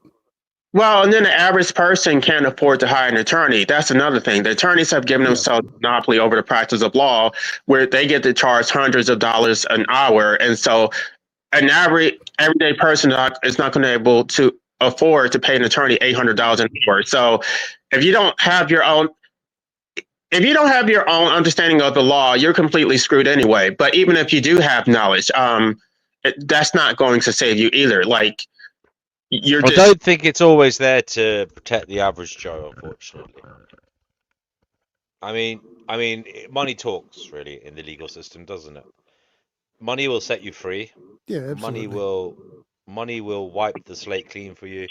And also, it does seem in terms of crimes that the police are willing to investigate, etc., etc.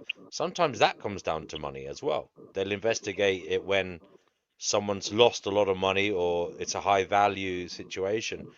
But if it's in a poor area, as I've said before, they don't really look into it as much. And, as I've said, in terms of value, something, say a single mother gets her microwave stolen, that may be of more value to her than a box of jewelry stolen from some fucking millionaire's penthouse, But for some reason, the monetary value of the crime is often the reason why the crime is investigated, and that's just an unfortunate fact in our society. I know there is this thing about resources, etc., etc., and I understand that side of it, but you get the point I'm making. I agree with you. Justice is And I really know, difficult look, I to know there access. isn't a pragmatic solution to that because there are. The thing is, we are plagued with crime in the world. Okay, but it is just sad when, in my view, people that could look after themselves, actually, some of these rich, It's actually through their negligence when they get burgled, because they can afford security. They can afford, to live in gated communities. They could afford to have proper security, defense systems, etc. in their property. And in many ways, they are wasting police time with their negligence, in that regard. I remember back when I practiced, there was there's a service in New Zealand, which I can't. It's the Citizens Advice Bureau, and part of it was you could phone up a we have lawyer this for as well. free. You have the same thing, okay? And yeah, I found a lot of time people would contact me when it was my turn on the phones, and just asking for advice because literally they just couldn't afford a lawyer. So you do legal aid, free legal aid, yeah. Their cases were absolutely valid and legitimate. So that is absolutely true. That disparity exists. Absolutely. Even just bringing in a case costs you money, as you said. This is Oh, another yeah.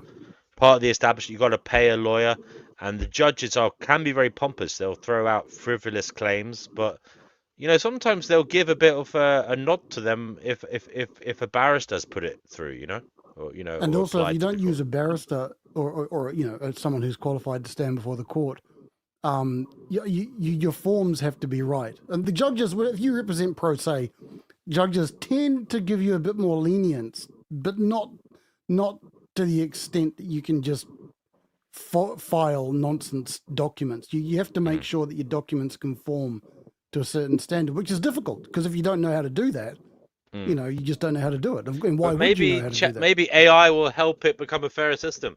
So are you originally from the UK? Are you talking to me? Yes. No, I'm a Kiwi. New Zealand. New Zealand. Okay, so I was going to ask about the UK, but maybe New Zealand has a similar system. Do they have a barrister solicitor system? Yeah. You can choose to be a barrister and a solicitor, or just a barrister. And basically, the primary difference is that a solicitor has the right to run a trust account. Right. I think it. You just become a lawyer, and so it's basically a merger between a barrister and a solicitor. So it's really all or nothing. It's such a high stake licensing scheme that you basically have to know everything about everything in order to even become licensed. There's been some reforms, but you basically have to know, or at least, back in my day, it was like you have to know like 50 probably closer to 60 subjects, and you get tested in 3 days to just know everything about the law, even though you're not even going to practice in these areas. So, and there is no fallback. Like, it's not like you can just write legal documents. It's like, no, you have to be a barrister and a solicitor. You mean the equivalent? Right. You guys just. The only thing here is the solicitors don't have to do certain subjects that the barristers have to, like jurisprudence and stuff like that. Really? Yeah, don't have to do That's okay. Well, okay. There are set subjects. You go through law school, you get your degree, and then once you've done that, then you can decide what path you want to take. Yeah, but the entrance exams in some countries, I'm saying that they have like set entrance exams, and then they can be different for the barristers to the solicitors. All right. Okay. Yeah. But the system's evolved so much since I left New Zealand. It's totally different now. So I don't know what it is.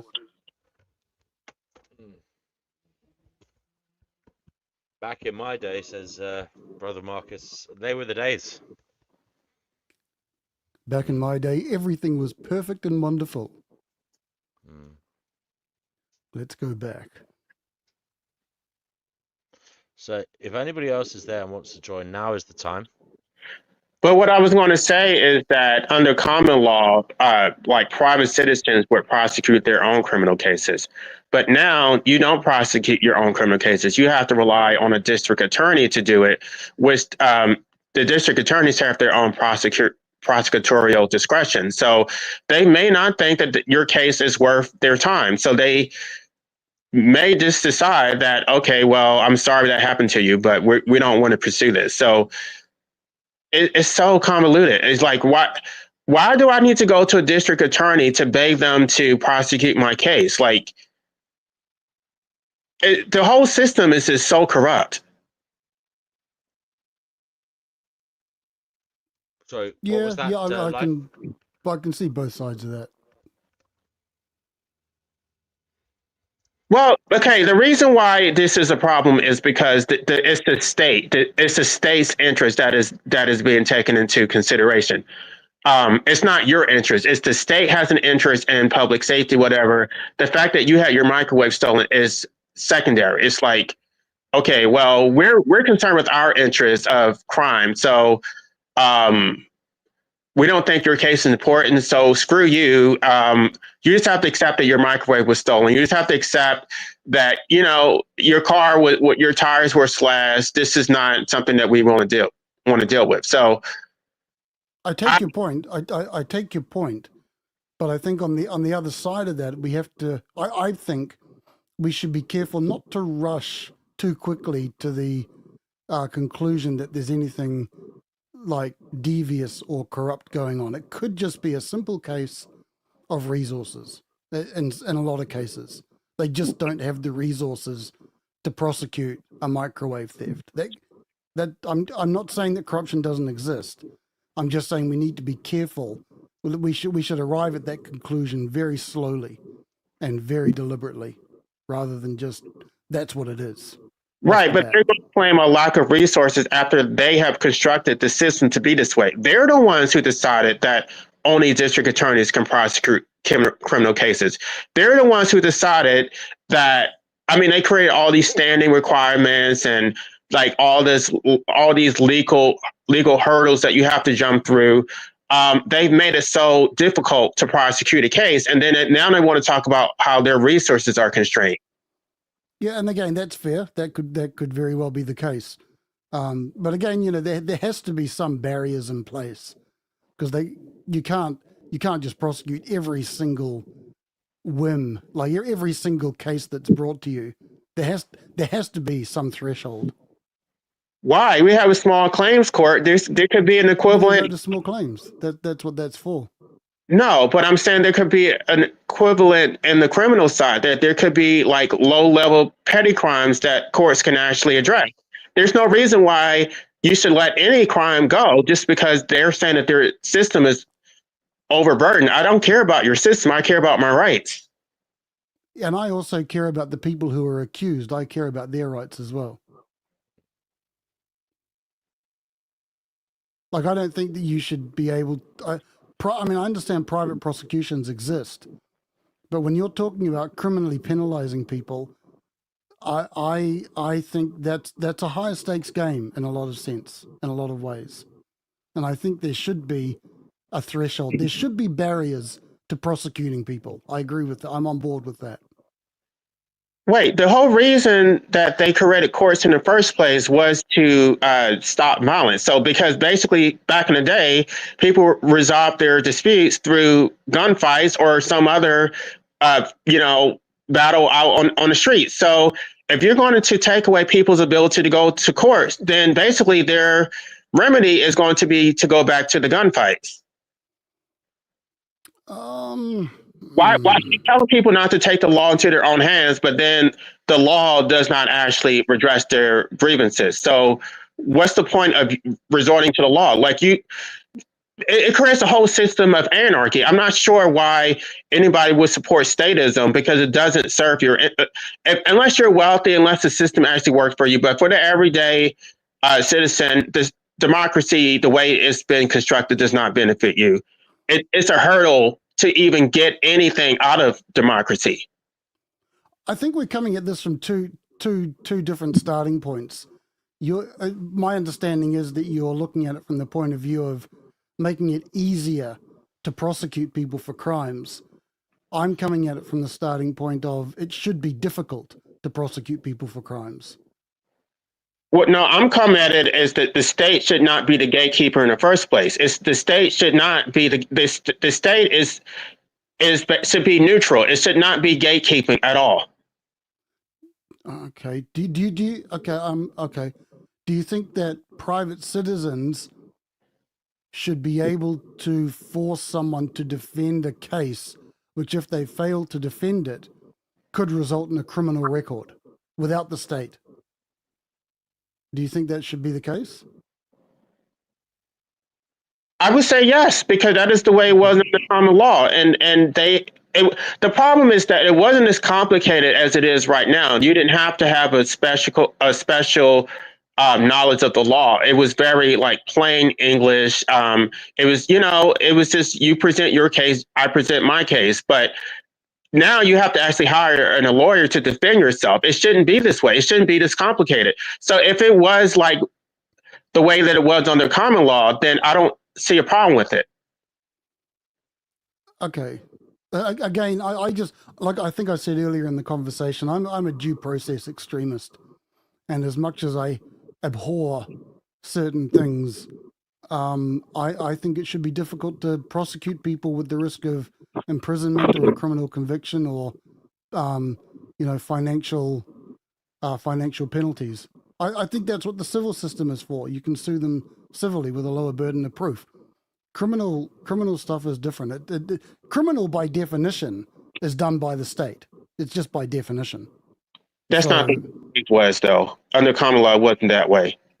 And so if somebody, let me just give you a specific example. If somebody took your baby's life, you're the one who suffered that harm. It's not the state's harm. So why should I have to rely on the state to get me justice? I don't want to rely on the state. Yeah, sure, but the state has an interest in that because it doesn't want people going around offing babies. Right. That's the state's interest in running a smooth society. That's life slavery. That the state has an interest in our lives because our lives belong to the state. So they have a greater interest in our lives than we do. They have a greater interest in your children's lives than you do over your own children. Like this, you're owned by the collective. So when you take somebody's life, you didn't just take that person's life. You didn't take your wife or your child's life. You took a life that belonged to the state. I don't think that, in my opinion, I don't see it that way. I just don't see it that way. There's like if you take someone's life, I agree with you when you say that the state is not interested in your particular feelings about what happened to you. To a certain degree, I agree with you on that. But I think that's part of how it works. They just don't want people going around doing that. They have better resources to prosecute those kinds of cases. And it's important that the state, I think, and because I'm not an anarchist, I think there's value in a state, that there is protection. The state will protect its citizens from people who want to do serious harms against them. But again, my starting point is, as much as I think the state, and again, to me, it's by definition, a criminal case is run by the state, but it should be difficult for prosecutions to be brought against people. I think it should be onerous. The state should have a difficult time proving that someone deserves, proving that someone's guilty and they deserve punishment. It should be difficult. All right. So what is the state interest in someone? I wanted to ask you, I was only half joking. I wasn't actually joking earlier, sorry. Do you think AI will improve the legal system, guys? Do you think that it might speed up cases? It might allow, I don't know, it could even allow for, well, it would be cheaper as well for people to bring a case. But they could also really go into it, with the AI in terms of what their case is about. And it will lower the cost of entry, but it will also make it fairer because there will be maybe even a deeper analysis that will be egalitarian in nature because everybody will be getting the exact same analysis from the highest strength reasoning skills possible. What do you think of that possibility? I hope so. I'm not really a fan of AI, but I think the judicial bias is overwhelming.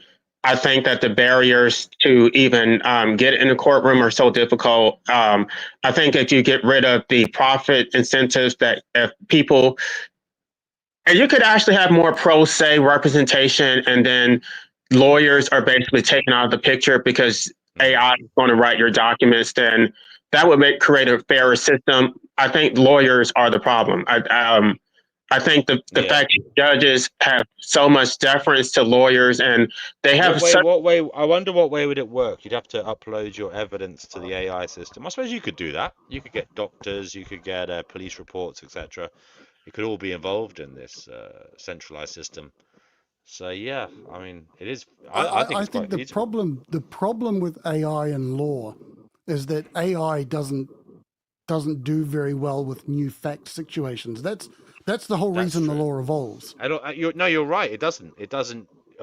Like evolving the law, making new decisions Yeah, based. Yeah. it can't evolve. Like every situation that comes before a court, well, that would be an overstatement. But a lot of cases go before courts where there's a material fact which may be minor, but it could affect the actual outcome. And I don't think AI is equipped to deal with that. right, but at least AI can synthesize the facts so that the judge doesn't have to actually sort through all of this complicated information, and then they can really focus on those narrow facts that make this case different from other cases. But to upload those facts, I think you wouldn't you need a human to input the facts in the first place? Like if Yeah, a client comes to me and says, I've been accused of blah, blah, blah, I'm not going to go, okay, let's see what the AI thinks. I'm going to have to input that information into the AI. And again, the AI can't cross people. You can't do cross-examination. You can't test people. I think AI is going to be extraordinarily limited and criminal, perhaps. When it comes to contracts, Why couldn't it cross-examine people? Why couldn't it cross-examine people? I think there's a lot of value in a person putting pressure on a person face to face. I do believe that. I mean, look. I mean, you can't bullshit your way out of that. I mean, you could go science fiction on this shit. It might be able to read micro emotions in people and provide like expert reports on stuff like that on how people. Like, I don't know if it would be admissible, but because they do use those lie detector tests and stuff in court. Yeah.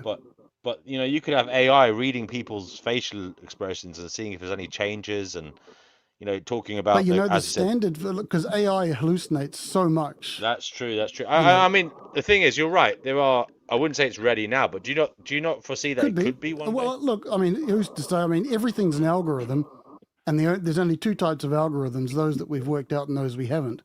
So maybe, I don't know. Maybe there will be algorithms created that can perform these tasks. I would say no. I'm reluctant to go down that route. But when it comes to drafting contracts, you probably get AI to do that really well. Yeah. Anything that has a solid precedent, which is not stagnant's the wrong word, but if areas of law which are really well defined, then maybe AI is going to be useful to speed things up.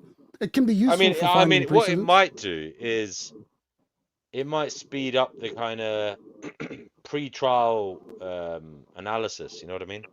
For like mediators and people like that, to say, look, do they have a case? You know what I mean? Possibly, possibly that kind of thing. But I think if we were to do that at this stage, and again, it's always in the future it could be different. But right now, if we did that, I think you'd still need some kind of judicial oversight to see if the AI was doing things correctly, which could actually increase the burden on the courts. So, true. But point taken. Absolutely point taken.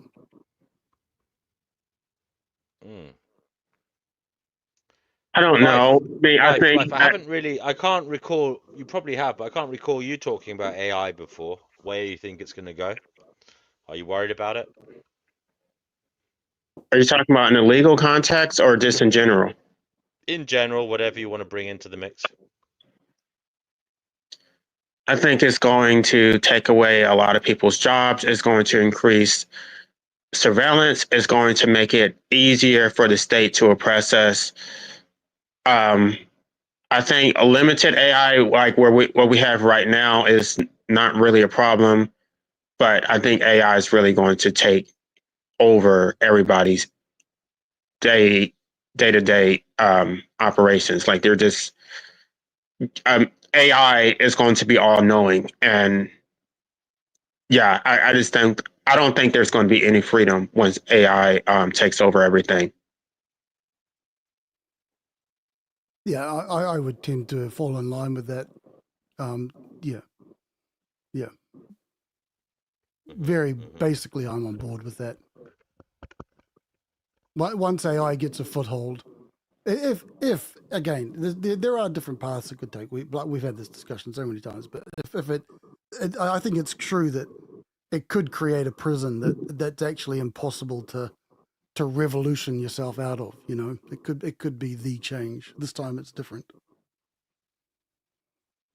Absolutely. Are you worried about it in your lifetime then? Life? Um, I'm not worried about it just because I sort of predicted. I'm not going to say but I expect all these things to happen. I don't because I'm a pessimist. I expect things to get infinitely worse. So when things do get worse, I'm not surprised.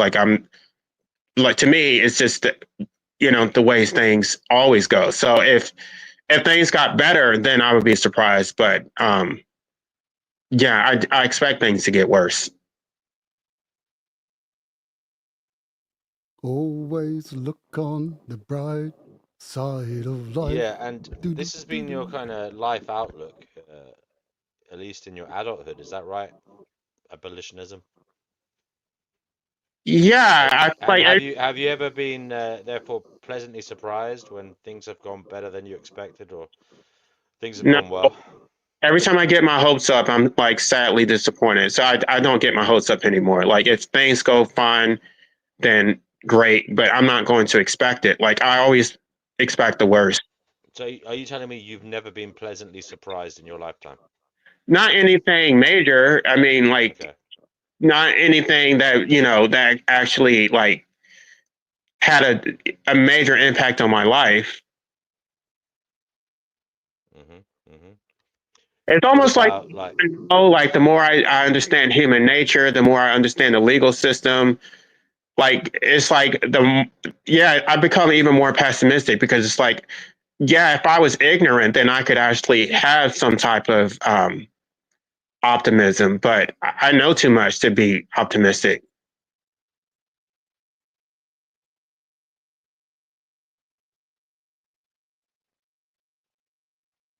where's Brother Marcus when you need him? You know too much. And I'm not You sure know what that you. I Go know ahead. is everything I'm supposed to know. It's like I'm not saying like I'm all knowing, but it's like there's things that I've seen, I just can't unsee them. There's no way I can actually go No, back. I get that stuff. I get you. I get what you're saying. You're battle scarred. You've seen too much. You've got the you've got the memories. You know, you've got the PTSD. You've read too much. You've spoke to too many people, and you've seen the hellscape Well, up what I'm front. calling in my book, I call it moral injury. Moral injury. Tell us about that. Well, it's just when they say life isn't fair, it's just like all these things take a toll on you. It's like you sustain all these moral injuries, and then um, now you're supposed to just what they really want you to do is compartmentalize every injustice you've ever suffered. To say, oh well, this happened this one time, and that has nothing to do with your. That was like no, it adds up. It changes your perspective on life, and then it's like when you're negative or whatever they say you're so-called depressed. It's like that's really gaslighting. It's like I think if people have seen certain things, right, they're going to have a negative perspective. It's not like there's no way you can be systemically oppressed and you're still going to have a positive outlook. Like the people who have a positive outlook, it's because they just haven't experienced. Well, you see, I think there is a tendency to mix up pessimism with depression, and I think they are distinctly two different things, in my view. And I don't. I would say I'm even more pessimistic than you. Right, and I don't consider. And I get accused of being an optimist. But the thing is, I think it's so bad that you'll say there's nothing you can do. I would say it's so bad that you are forced to try and do something, whether you like it or not. Right, I don't consider myself to be depressed, but when I um, articulate a pessimistic view, then people automatically assume that I'm depressed. If I even talk about anti-nihilism, oh, you're just And by depressed. the way, that's with the caveat of honestly, like holding up your hands and saying we may not be able to do anything to solve the problems we face as a species. That's how pessimistic I am. So it's so bad existence that people. There's no point in being nihilistic. There's no point in being sitting on your hands, because it's so bad that you have a moral duty to try and engage with it and try to inspire people to do something about it. But at the same time, knowing that all effort could be futile. All effort could be futile. Um, I mean, I think the one thing and that's the burden of I believe pragmatism that comes from ultra hard pessimism, because you realize it is that bad that you have to keep going and you have to um, suffer it. It's so bad. That is a horrible thing. You have to suffer it. right, I think the one thing we actually can do is not procreate. I think that's the only impactful thing we can do. So I'm not It's completely. not. I don't believe it's impactful in a systematic way. Yeah, like I mean, I'm looking at anti-nihilism from a completely different perspective. I think not procreating is really the only thing to dismantle all oppressive systems. It might be you can't prove that for sure, life. You might be in actual fact allowing them to prosper. You might be allowing them to dupe others that wouldn't be so minded as you. So Right. But they can exist. you might. I'm just saying hypothetically. I'm speaking off the cuff here. This may not make any sense, and I apologize to my future self if I make a complete balls up of this. But that's the danger of going live. Now, live. Say for example, you brought up a child who was socially engaged and cared about reality, and you were able to educate them. Now, I know you could get hit by a bus and you may not be around, but say your book was left in their bedroom drawer and they found it and you educated them this way or that, okay? And basically, it may well be that your progeny would be the messiah of change. Whereas other people may not be so smart or may not be so educated or so enlightened, and they may be awaiting that Messiah, but you will never cause that Messiah to come because you're saying everyone should be AN. Right. Does I that guess make any sense? Did that make it sense? It's very late here, and I shouldn't talk when I'm this tired, but nobody else is fucking coming on here.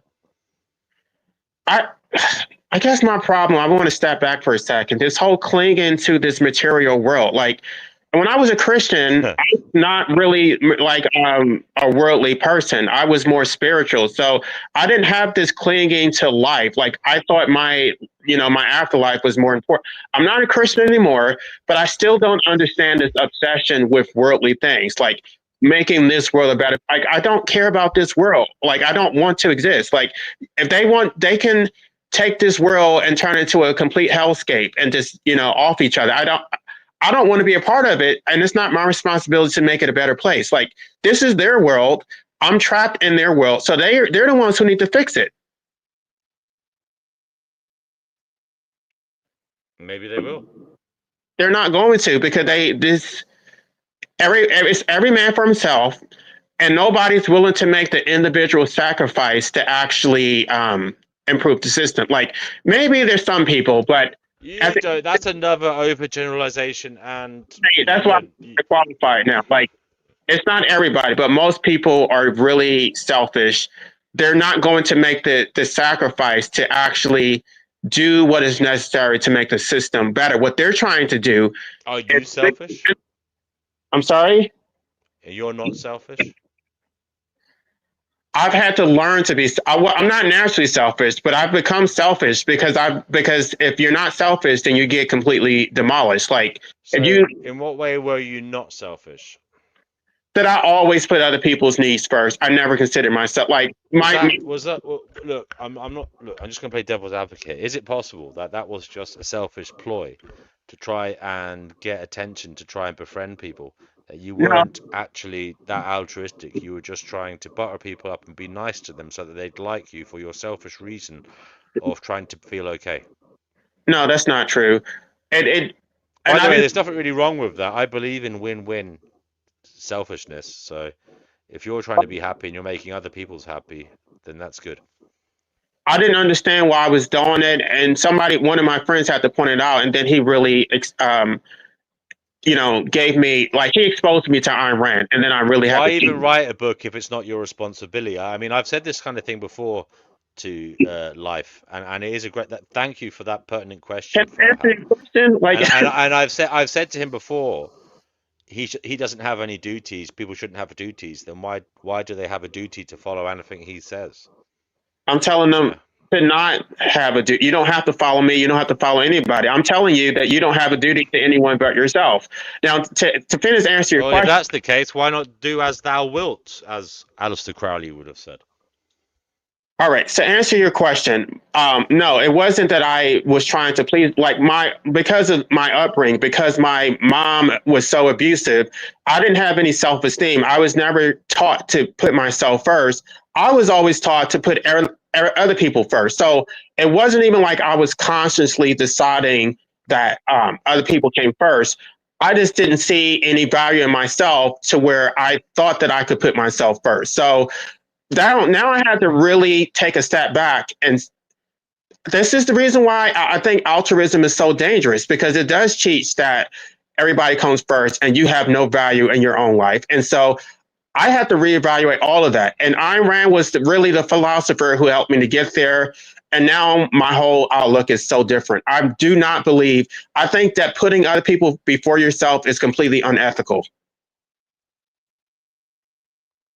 Yes, I am getting much joy and merriment tonight from the live chat. Sorry, I am being distracted, but Loho and Brother Marcus are doing very well. Very nice comedic effect tonight. Congratulations, guys. But life, I'm not so sure. I If think you what happened is yourself, I think what happened is you were psychologically damaged by your upbringing, as many of us were.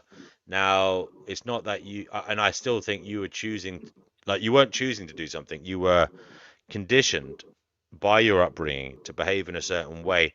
Now, I don't think it was overtly done by your parents, like most of our parents who fucked us up in one way or other.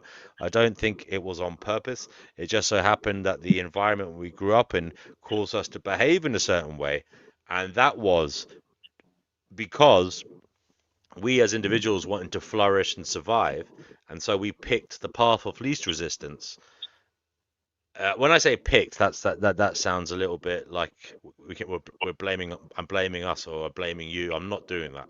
I'm saying your life force went the path of least resistance, which just so happened to be that of being submissive, that of accepting the totalitarian regime that was your parenting, the parents, and yeah, that's what happened there. It was still.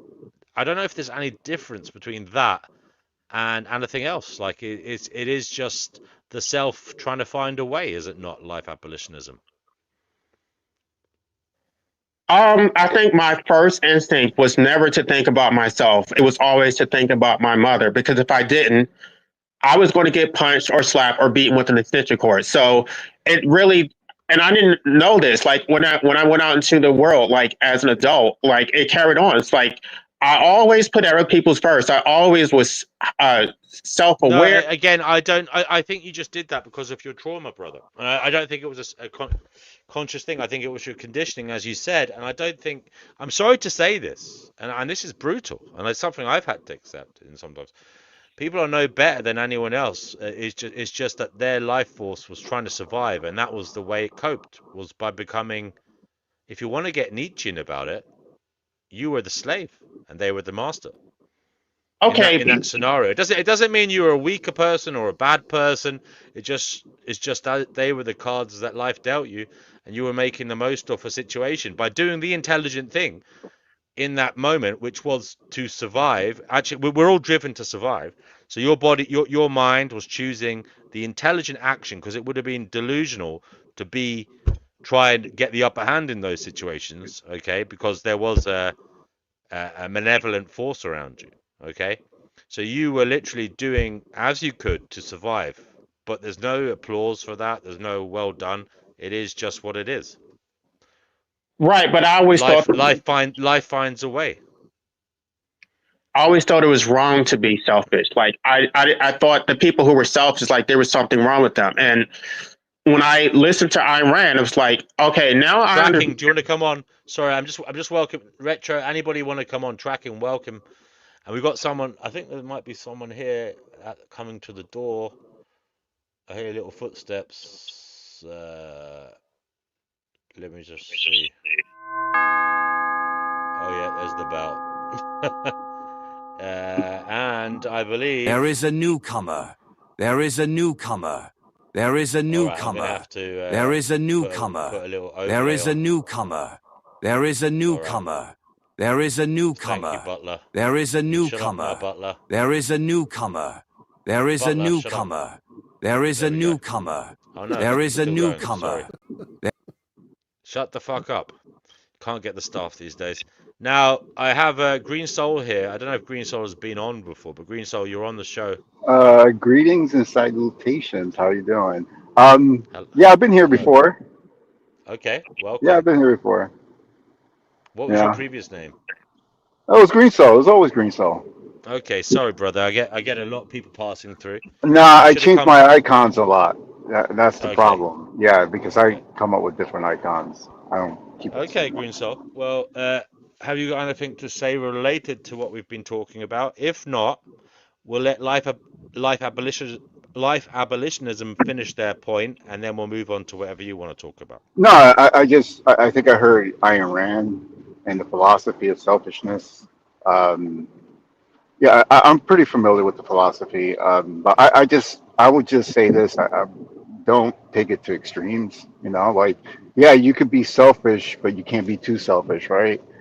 And you could be, very sharing and caring and all that shit, but you can't do it too much because you deplete yourself, right? Some people really enjoy taking care of others, right?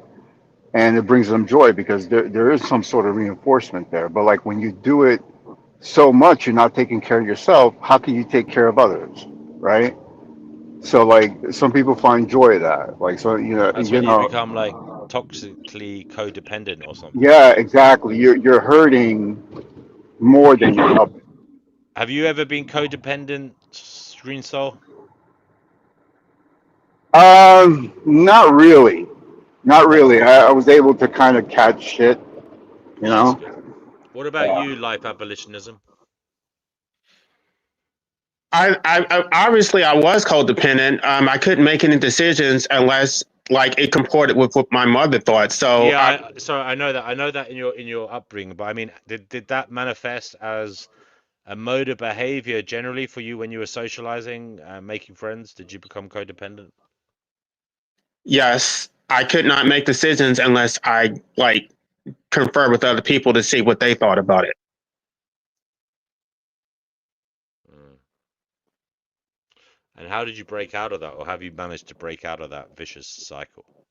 Well, now I'm extremely schizoid. Like I don't really care about what other people think. Like not, I mean, it's not like I'm trying to harm anybody, but like now my opinion matters just as much as anybody else's opinion, and now I have to actually assert myself in a way that I didn't do in the past.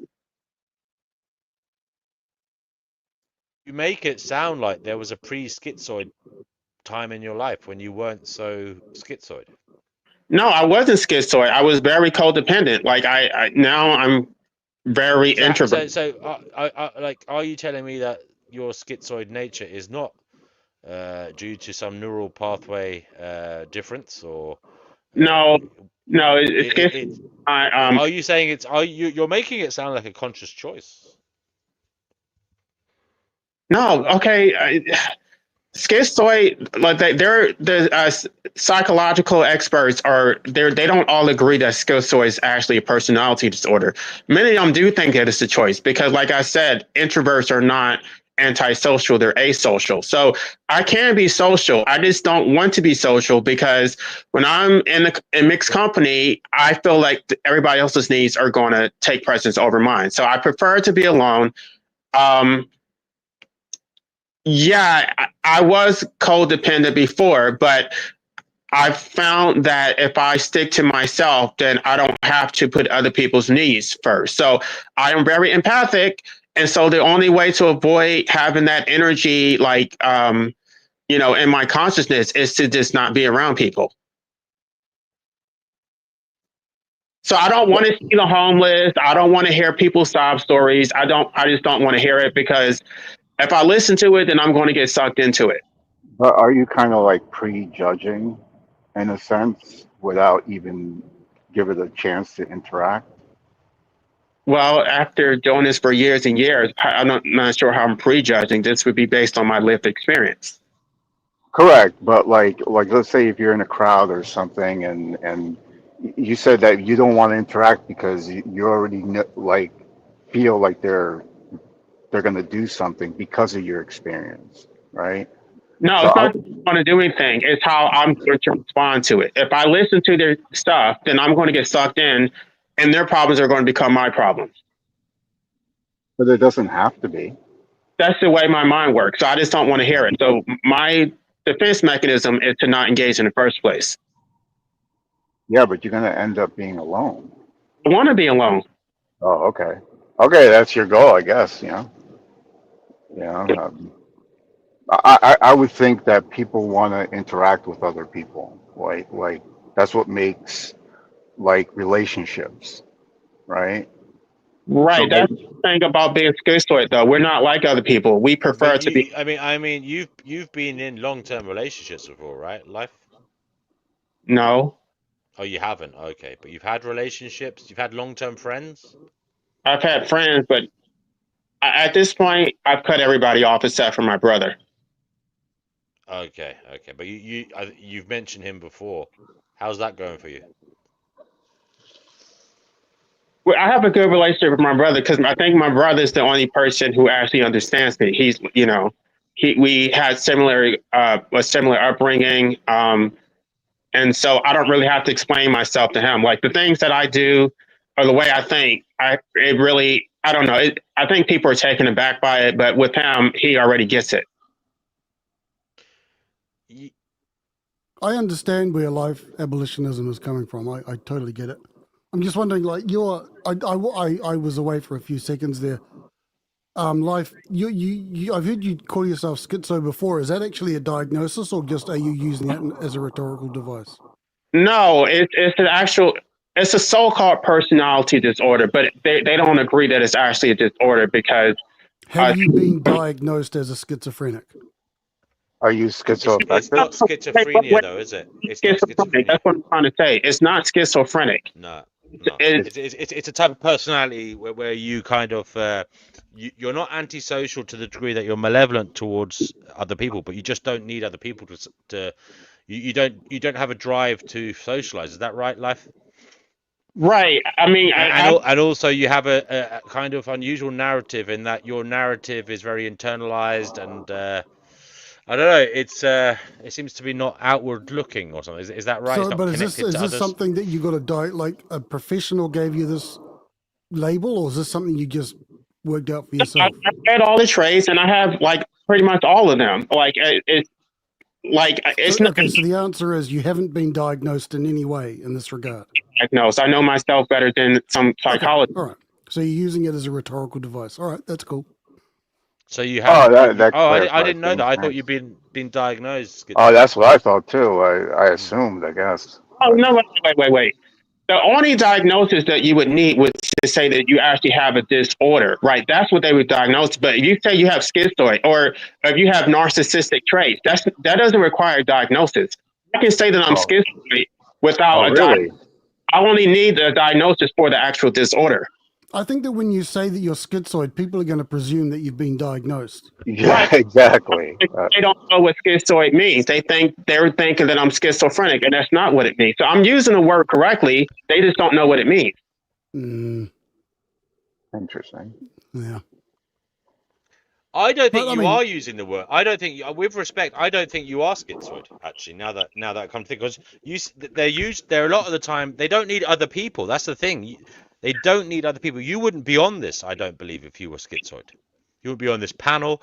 And also, you said before that you were Hmm. sexually engaged. I don't think schizoid people chase relationships or That's chase sex. not true. That they're Is it not? schizoid avoid intimacy. So don't have intimate sex, but like just casual Hmm. sex is not the same. Well, I'm going to go to Wikipedia here, the good old Wikipedia. uh-oh. To be honest, Uh-oh. it's probably better than DSM or any of the. It's Well, all if a. they get That's, it from the DSM, yeah. Well, They that's got the pretty dark. DSM-5, right? sorry.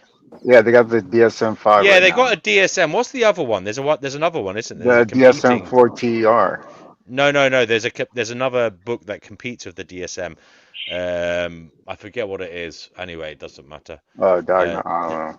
Who there's knows? one they use in America, then there's one they use in Russia. There's one they use in, but it's also internationally recognized.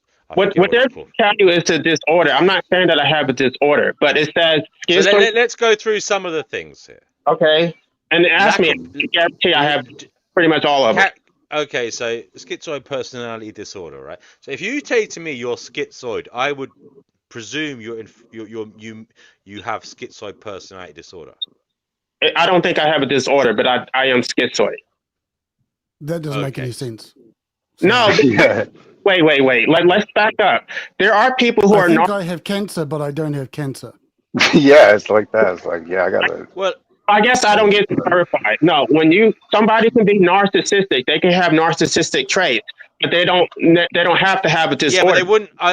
well, that's I traits. don't think I Yeah. don't think they'd label themselves as a narcissist unless it was a toxic unless there was a toxic nature to them. Like so in the same sense, I don't think you should label yourself as schizoid unless Again, it's problem unless it causes you to have a problem in life, and therefore I would say it is a disorder. Like again, I'll acknowledge very freely that I have covert narcissistic traits, but Yeah. I'm not a diagnosed covert narcissist with NPD.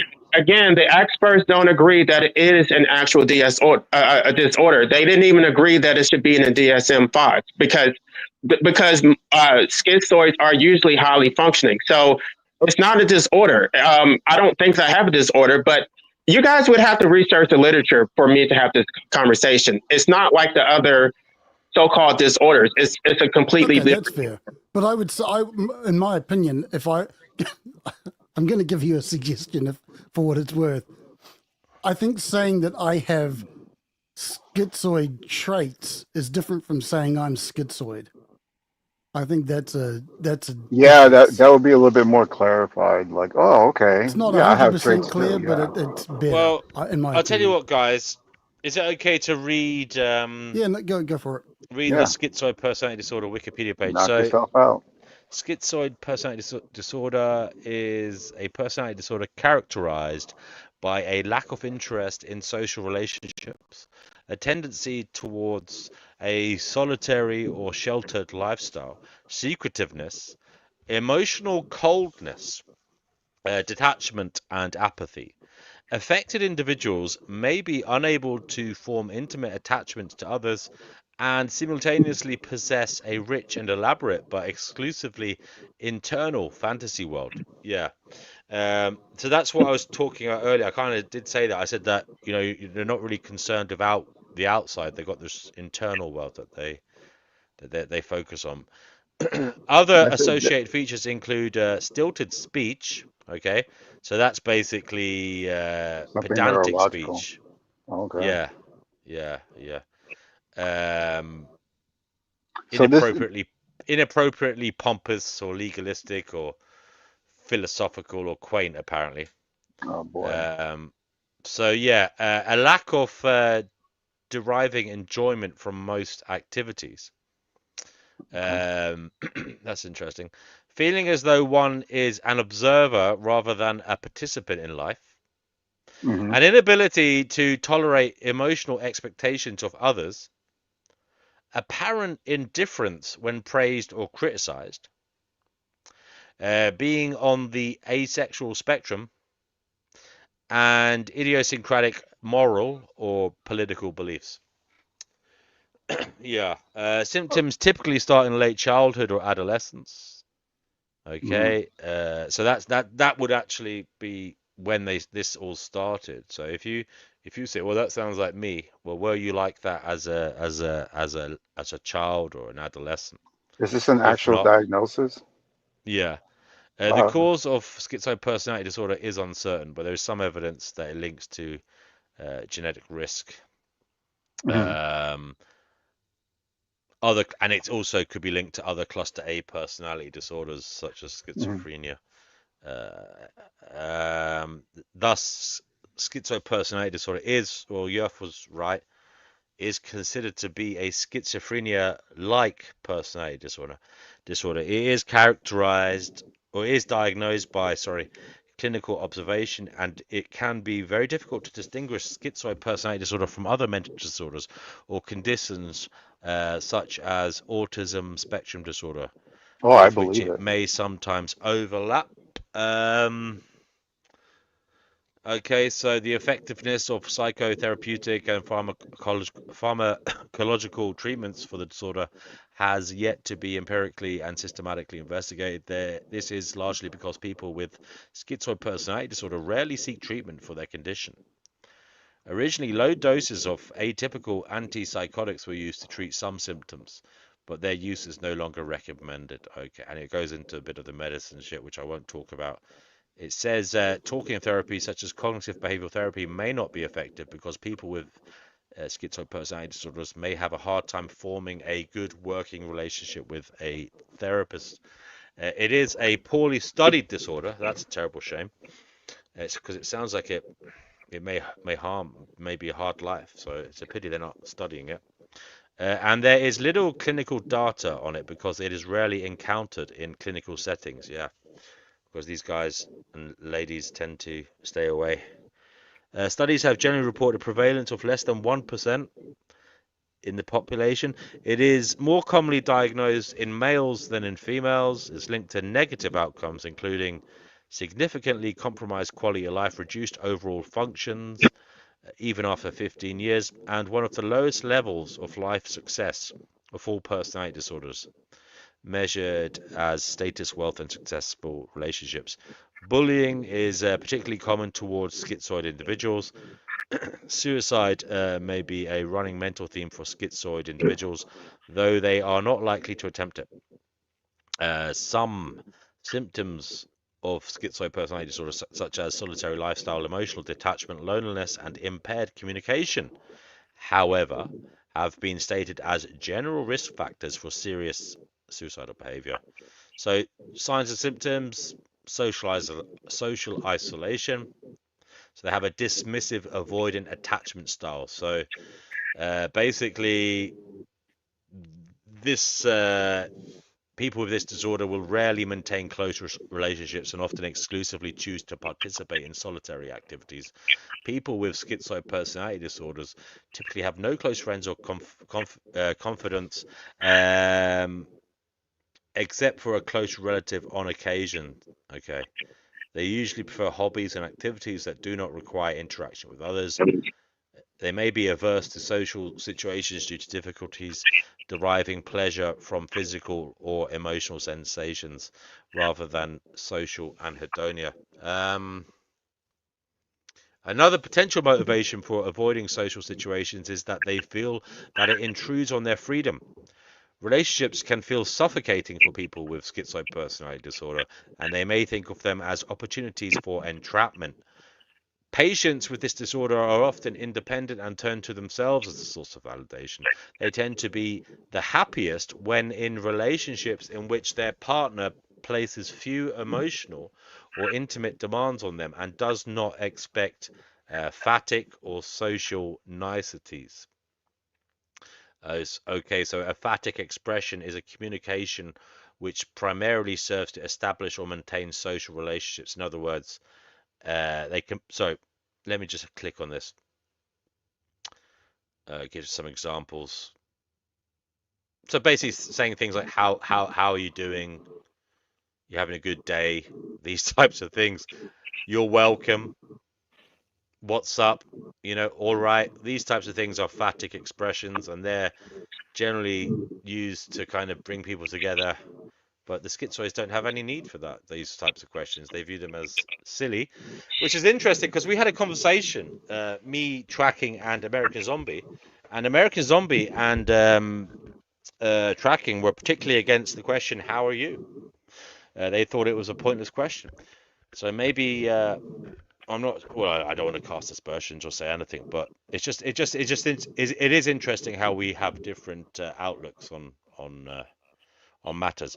We've got Brother Marcus here. But I every don't know if I'll keep reading that, guys. We've got the gist. What do you think of that life abolitionism? right, I mean, everything that you said applies to me. The only thing I would encourage you to do is research the literature that the experts don't agree that it is an actual disorder, and many of them have argued that it should be taken out of the DSM-5. So it might be the sensible thing for an intelligent person to do to avoid people. But I would probably say that I'm schizoid after that list. That's why I hopped on. I got triggered because I'm like, this sounds wonderful to me because I like to be like alone a lot, and like maybe we all are. I think it's just such a loaded term, anyway, in my opinion, I wouldn't use it unless I was diagnosed. That's all. Yeah. Well, you see, this is what I've said before. I don't put too much faith in these DSM. No, but I'm not talking about whether there's a legitimate diagnosis to be had. Yeah. It's like when there's the whole thing about Tourette's and ADHD and all that. People just say this stuff online all the time, and it just gets under my. What is it, Peter Griffin? It grinds my gears or whatever. It's just. But if someone says they're schizoid, but they don't have a schizoid personality disorder, isn't there some differentiation between those two? Yeah, no, we're all psychos, says Danny. Listen to Dr. Romney. If you listen to Dr. Romney, she'll tell you that a person can be a narcissist without having narcissistic personality disorder. And really, it's based on how many traits that you have. And I'm not sure what the actual number is, but you have to have a certain number of the traits to actually have the disorder. I would say that I pretty much have all of them, but I'm not saying that I have a disorder. I don't believe that, but I do. I am schizo. Like I have those schizoid traits. Yeah, you have traits. That's different from saying you have the thing. Right. I'm not saying that I have the disorder. I never said that. No, I'm not saying but the implication when this could just get into really weird because actually I like I said before, I understand where you're coming from, LA. I'll call you LA. Maybe that. No, I won't. I'll call you life. I get where you're coming from. I can relate to a lot of what you're saying. It's just the schizoid thing. To me, that's a label that, in my opinion, takes away from the impact of what you're saying. That's all. No, because if I were to just say that I was introverted, it's not. I'm not just introverted. Like it's far more extreme than what most people would even understand. So I understand that most people don't know what it means, but the reason why I use it is because I want people to look it up. But you've never said that unless you're challenged on it. That's all. I don't know. I see what my position is. I think it. So just reading it with D&W there, that was. I mean, I don't know. This sounds more like me than calling myself an introvert or a recluse or a hikikomori or whatever it's called.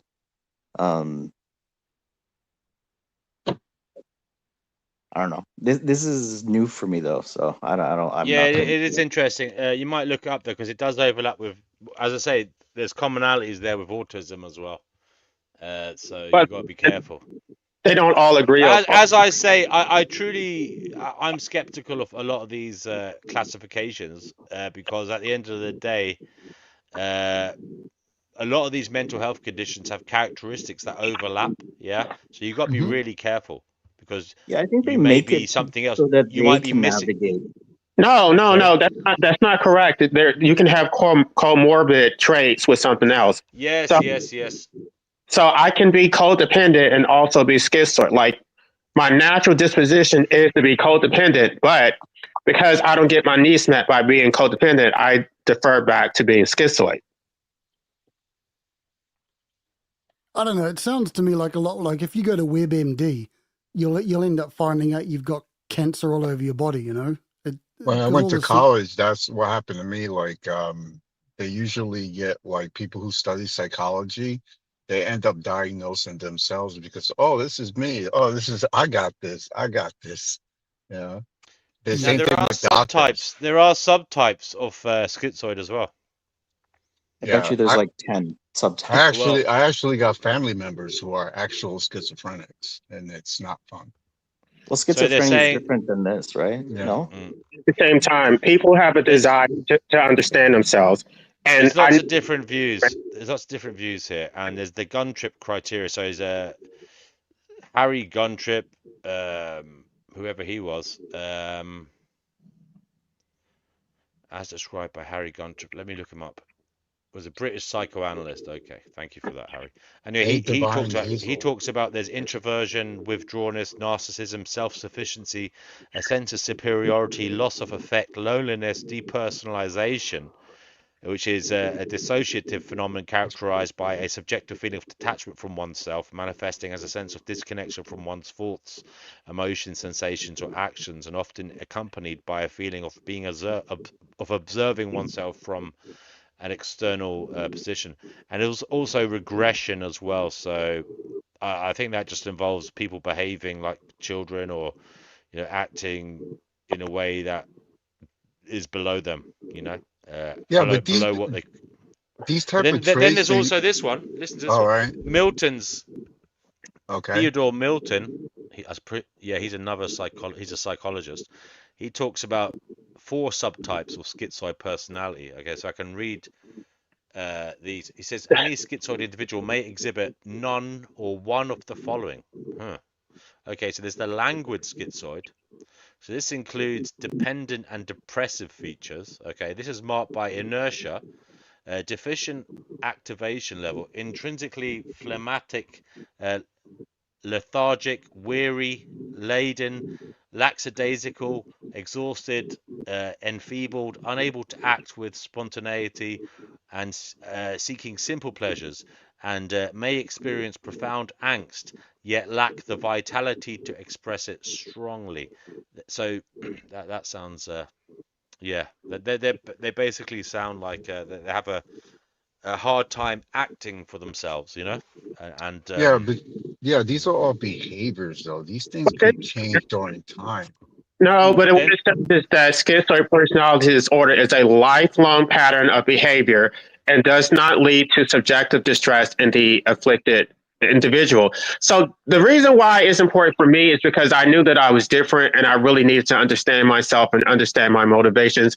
I don't need an official diagnosis. I need to understand myself, why I do things the way that I do, why I think the way that I do. And so when I study this, then I realized that, okay, I'm not crazy. Like, I don't have to be around other people. Like, for me, other people are the ones who have the needs. They want attention, they want to talk to someone. That's their problem. It's not my, I don't have to give them the attention just because they want it. So it's only a disorder to the fact that people are not able to get what they want out of me. Oh, speaking of a personality disorder, look who's on the screen. Sorry. no, we all have got multiple personality disorders, says Danny. That did make me I laugh don't there. have a problem. I actually applaud you for learning more about yourself. That's cool. But I Yeah, it's think liberating. I think you have to accept that when you use certain labels, you can't exploit people's ignorance. I think people are gonna, when you say certain words, people are just gonna jump to a certain conclusion, and it's reasonable and natural that they do that. Right, but that's the thing. That's the whole thing with being a schizoid in the first place. That I, But the we way, don't know if you are. That's the whole thing. You're presuming you are. That's where the debate gets but no, let messy. me finish. The way that I talk, I talk the way that I think internally. So I don't consider how other people are going to react to it. My whole worldview is internal. So if you react to a word that I'm using correctly, that's not my responsibility. I'm going to say it the way that I think it. Nice. I do that too. That's fine. That's fine. But again, if you do that, you just have to accept that as a consequence of that, people are going to interpret the word schizoid as a diagnosis. That's just the way it's going to work. But what I assume is that they're going to think that I'm schizophrenic, and that's fine. But that's not my fault either. That's because they don't know what schizoid is. So they will automatically assume that I'm schizophrenic. It doesn't mean I'm not using the word accurately. It's just their ignorance. So it's not my fault. I disagree, and there you go. So I'm going to continue reading the 4 subtypes of schizoid personality Well, would disorder. that be similar to like philosophical terms? Like I use philosophical terms regardless if people understand them. Like it's not I'm not a teacher. I think I'm in the camp where a lot of this diagnosis stuff is so rampant online, Mm-hmm. and like I say, you'll see it everywhere, and I think it's. I mean, look, I'm not saying this about life abolition. Let's turn it on me. I could, like I said earlier, I've got certain personality traits which are linked to certain diagnoses, which I've never been diagnosed. Maybe just the reality is that sometimes I'm just a dickhead. It's not a diagnosis. Maybe I'm just being a cunt. No matter the diagnosis.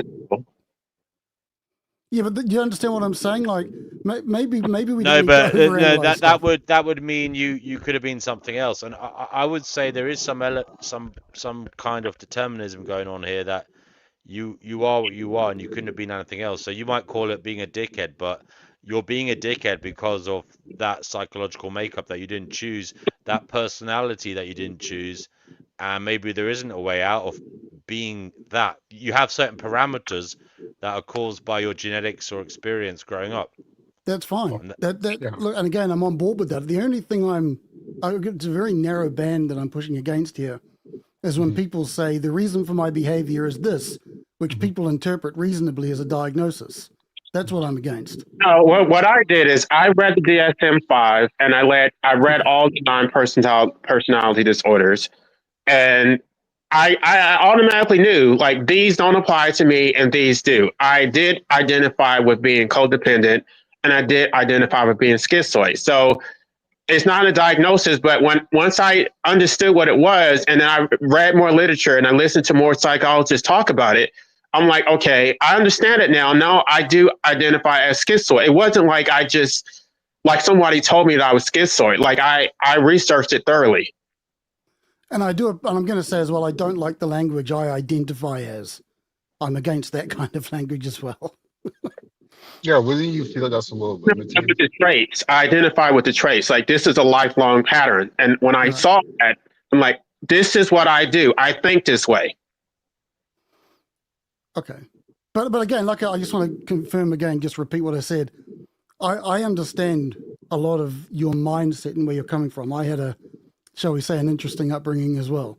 So I get where you're coming from in a lot of what you say.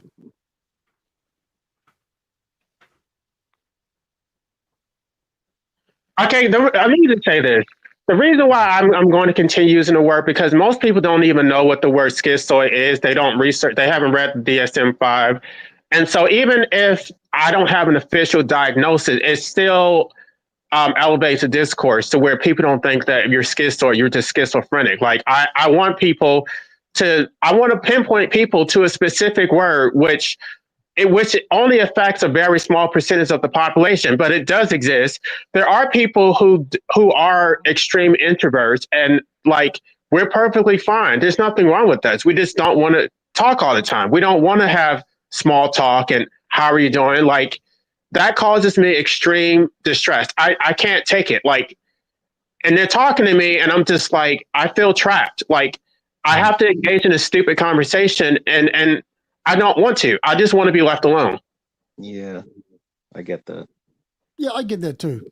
But I was thinking also what Marcus, you said earlier, when it comes to philosophy, you use words and you don't feel the need to explain them. But I think perhaps there's a difference here, that if people choose to engage in a philosophical discussion, then there is a reasonable presumption that they understand the terms that are going to be used.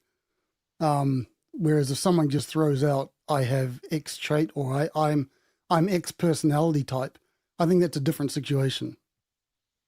Okay, let me ask you this question. Would you have as much pushback if I just said I was introvert? Like, do I need a diagnosis to say that I'm an introvert? Well, it explains, a pattern there, yeah. But What's the difference, though? What's the difference between me saying I'm introvert and me saying I'm schizoid? well, schizo is a very broad term, right? There's different types of schizophrenic. When you say schizoid, I'm thinking somebody has a schizophrenic diagnosis. That's what Right, I because presume. perception, because they don't know what schizoid means, but that doesn't mean I'm not using it accurately. But Well, do you technically not you accept are. though that that's a reasonable presumption that people would have? It's not unreasonable.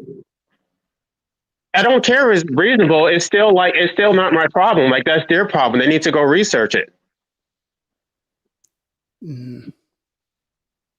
It feels deceptive to me.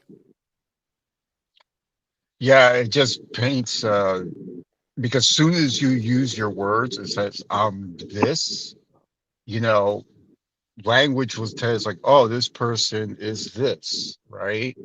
But if it's meant by something else, then there has to be some type of clarification, I guess. Okay, Rules of So, engagement. so hold on. So if you go, I mean, I'm failing to see Define your why term. you think it's not a disorder. because the experts, I've read a lot of literature on this subject, and they don't all agree. But let me ask you this question, D&W. For some reason, you decided to go look it up. Most people don't. Why do you think most people don't have the curiosity to actually do their own due diligence, and they're just going to give deference to me and like I'm making a claim that I haven't substantiated? Why did you Well, research other people did? because that's just I just generally have an inquiring nature. I'm a Yeah, curious he's a person, very but curious. I was doing the same thing in the background too. yeah. So no, life. I'm not saying what I'm saying is this. You may well feel fine as a schizoid person, but as I'm reading about it, okay, yeah, I get it. They don't seek out help from doctors, etc. But as I'm reading about it, the reason I believe it's probably called a disorder is that because it makes life harder for the schizoid person, as in like they may feel okay. Yeah, I get what you're saying, but in terms of financial success, in terms of work, in terms of flourishing in life, I believe having a schizoid personality would make life a lot harder. So I believe that's why it's called a disorder, Yeah, because but what's the it alternative? puts You you can't. it You puts have you it. in a more unfavorable position going forward, because it's harder. Schizo people may not see it, but if they're not in the loop, then it's harder for them to survive. If I don't enjoy being around other people, there's really nothing that's going to change that. Like, you may not enjoy No, like I completely understand that, but that's not my point. My point is, as a schizoid person, there will be a tendency to remove yourself from the social loop by nature, by your nature. But the point is, doing that puts you in literally a life-threatening position in terms of survivability, in terms of well-being, because right.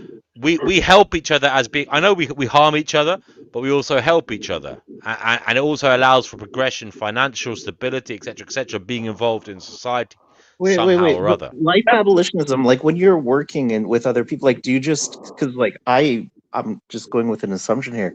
Do you just like work with people, but you don't really like connect with them? You just like have to do the job and get it done. Leave. Like I'm assuming you could still work, right? And you just don't get.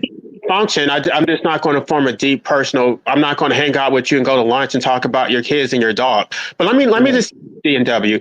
It's a completely different perspective. Like, we don't see the world the way that most people do it. Like, we feel trapped. We feel like we're observers. Like, so like I completely understand what you're saying. Sorry, I'm not having a go at you. Hello to Ricardo. Do come on here if you want. Anybody can come on here. I completely understand what you don't see life the way other people do. I completely understand that. But what I'm saying to you is, we as human beings we need to be it is in our interest to look around us and connect with others. No, I don't think you have to. You think dude, you've like No, at no, no. work, Listen, most of us what I'm don't saying, like brother, you're treated like a tool. At most of my life, in all the jobs I've had, I'm treated like a yeah, fucking but tool. brother, And I most would of us say, are. I think you're right. I think you're right. We are used as tools, but as a schizoid person, it will be. I'm saying it will be harder for you to try and overcome of course there's conniving involved in life, but as a schizoid person it will be harder for you to feather your own nest, to look after yourself. I'm not saying it can't be done, but I think it's a much harder game to play if you literally cannot abide being around people. I think that But I think there's an it's going to make your life assumption that harder. the person's going to not like interact. You can still do your tasks. Well, You I just think don't it's a get spectrum, emotionally and involved. from what I'm reading here, it does look like they don't want they don't want to be around people. So that's why I'm Yeah, that's I don't why. want to be around people, but if I have Yeah, to but I don't do a know if you're. I job, I don't do think it, you're right? schizoid, brother Marcus. I don't And think I you're I know, schizoid. but I'm assuming that okay. can I say something? Schizoid people literally are trying to get the hell away from people. They won't go to a karaoke night. They won't do anything like that. They literally they're not concerned with other people. This is the thing. They're not thinking about Sally down the road, what she's talking about, what she's going through. They're in their own internal affairs, in their own mind. They have their own world going on in their head, and they're not bothered with what's going on out on A the lot of street. them have bad hygiene as well. What I want to say to you, DW, is the part that you read about how people who are schizoid, they have a lifelong suicidal ideation, but they never act on it. So you're saying that we should have to talk to people. Like, no, that's not how we look at it. We don't want to be here. Like, we don't want to talk. And even if it does have a negative impact, we don't care because, like, why? It's almost like if you engage and you become more functioning in society, then you're deeper Yeah, trapped. okay. You're still. I don't know. Maybe I'm not making my point very well, but I know you don't care. I know you don't care. All right, and I know you don't like socializing. But I'm just saying, outside of that you don't care and you actually like not socializing. I'm still saying to you that makes your life harder, whether you see it or not. It may be favorable to your disposition in terms of if you don't like interacting with others, but I'm talking about survivability, well-being, financial well-being, etc., etc. It makes you have more limited scope of action in the world, and it makes your life harder. I'm sorry, I think it does make schizoid people's life harder. But what I'm saying is that they don't necessarily want to survive. They're existing, like they're existing from day to day, but it's not like they have some Well, no, I grand. don't know. I presume some of them have an internal world that keeps them happy. I don't think they're all just because you're schizoid doesn't mean you're unhappy, right? You've already said that. It's not about being unhappy. You're not living the way other people are. You're existing. You're here, but you don't give a shit. Like you're in your own little mind. Like you're Okay, thinking the external world, and that's not how we think. We don't care about the external world. We don't necessarily care about success. We're just I exist. know that. I know. I've been saying that all along. So it's not about like does it make our life harder. It's like we just don't want to be here. So we don't care about No, but like. I think you're generalizing. I don't know if all schizoids feel that way. Okay, let me just say this. It's not that we necessarily don't want to exist. What we don't want is to exist in other people's world. And their whole framing of life and what they think is important. And so that's the reason why we retreat to being by ourselves. If we were by ourselves and we could be left alone, we could go on a deserted island. We would probably Yeah. You could be happy. And again, this is another reason why your life is much harder. Why a schizoid person's life is much harder than anyone else's. It's because we do live in a world where your life will be interfered with by outsiders, whether you like it or not. So again, you're going to be aggravated and annoyed because that's another reason why it's hard for you to, first of all, it's hard for you to flourish financially because of the social necessity that entails, but also it's hard for you to survive as a schizoid and get the most out of your life, which you see as moving towards internalized thoughts and away from people, because we live in a world where people will reach out to you as well and try to point out that there's something wrong with you. So it's going to be a problem. It's going to be a huge problem. I can see why it's a problem from both sides. Well, and it mostly becomes a problem like when in interactions. Like, for example, there are people schizoids who are married, and they're like their spouse feels that they're not getting enough attention, they're not getting their needs met. But the way we would look at it is that's not our problem. Like, I mean, I would never get married for that very reason, but I don't think it's my responsibility to like validate somebody else. Like, if you have your needs, those are your needs. That has nothing to do with me. Okay. So, has anyone Oh, else that's got anything interesting. to say Would it before we be move on? fair? Could it be clustered in with anti-social disorder? No, it's different. You can be comorbid, but schizoid is something very distinct. Hmm. Can you have emotional reciprocity within a relationship? I don't think so because what we want more than anything else is to be left alone. Like we can be social, but when we want to be left alone, we actually want to be left alone, and they cannot reciprocate. So we can give other people what they want, give them the attention that they want, but they're never going to give us what we want. So it's just like I'm not even going to make the effort because it's never going to be reciprocal. Interesting. I'm going down a rabbit hole tonight. I know I'm feeding my insomnia for absolutely. I find it interesting that you deny it as a diagnosis, but you use words like comorbidity, and you say like it doesn't necessarily overlap with antisocial personality disorder. Like you talk about it using these terms, which are diagnostic criteria. Yet you're denying it's a diagnosis. That I get confused by that. There is a newcomer. There is a newcomer. There is a newcomer. There is a newcomer. There is a newcomer. There is a newcomer. I have to chill him out and put. All right. Thank you. I'm gonna have to put the banner on because I don't know who this is. Just 1 second. We've got someone called Bellamy Westbrook. Wow. 1 second, A whole Bellamy. full I will name. let you on. Just give me a second. There we go. Okay, there we go. Bellamy, you are on the show. Bellamy. Hello, Bellamy. Can you hear us, Bellamy? No expenses spared in welcoming newcomers. Bellamy. They've obviously, maybe they're extremely schizoid and they don't want to talk to me. But they're just showing their support for the other schizoid person in the chat by being here, and that's okay. But Bellamy, you'll have to talk soon, or I'll kick you off. Go ahead, guys. Well, oh no, they're gone. They left. They left. They got Oh scared. my goodness. You scared them away. Sorry, Bellamy. I was only joking. This is the thing. Maybe they were neurodivergent some way, and you can't make a joke, so it's hard. I'm sorry, Life, Bellamy. do you take my point, Life, that you're using medical diagnostic terms while trying to not say that it's a diagnosis? Because there's not an agreement within the psychological community. Yeah, I'm aware of that. I'm just saying that you're using these terms while at the same time trying to not want to use okay, criteria. just for the sake of this conversation, that we're going to assume that it actually is a disorder, then fine. But I'm just saying it's not agreed upon that it actually is. So I'm saying two things at the same time. For the sake of this conversation, I'm proceeding as if it actually is a disorder.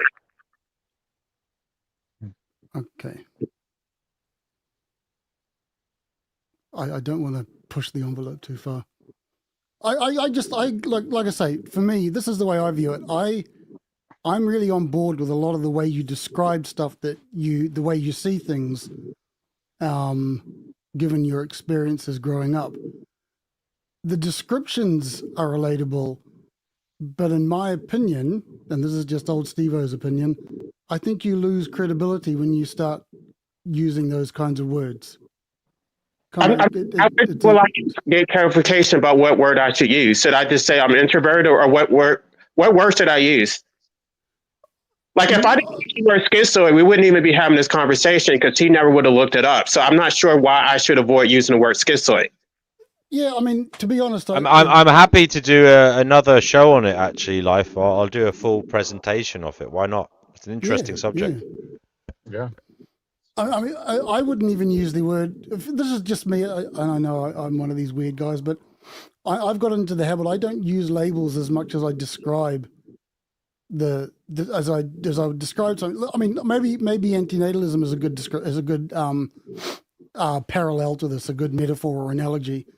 I don't say I'm antinatalist as much as I would say, well, I'm not even sure I am, but I would say procreation is unethical.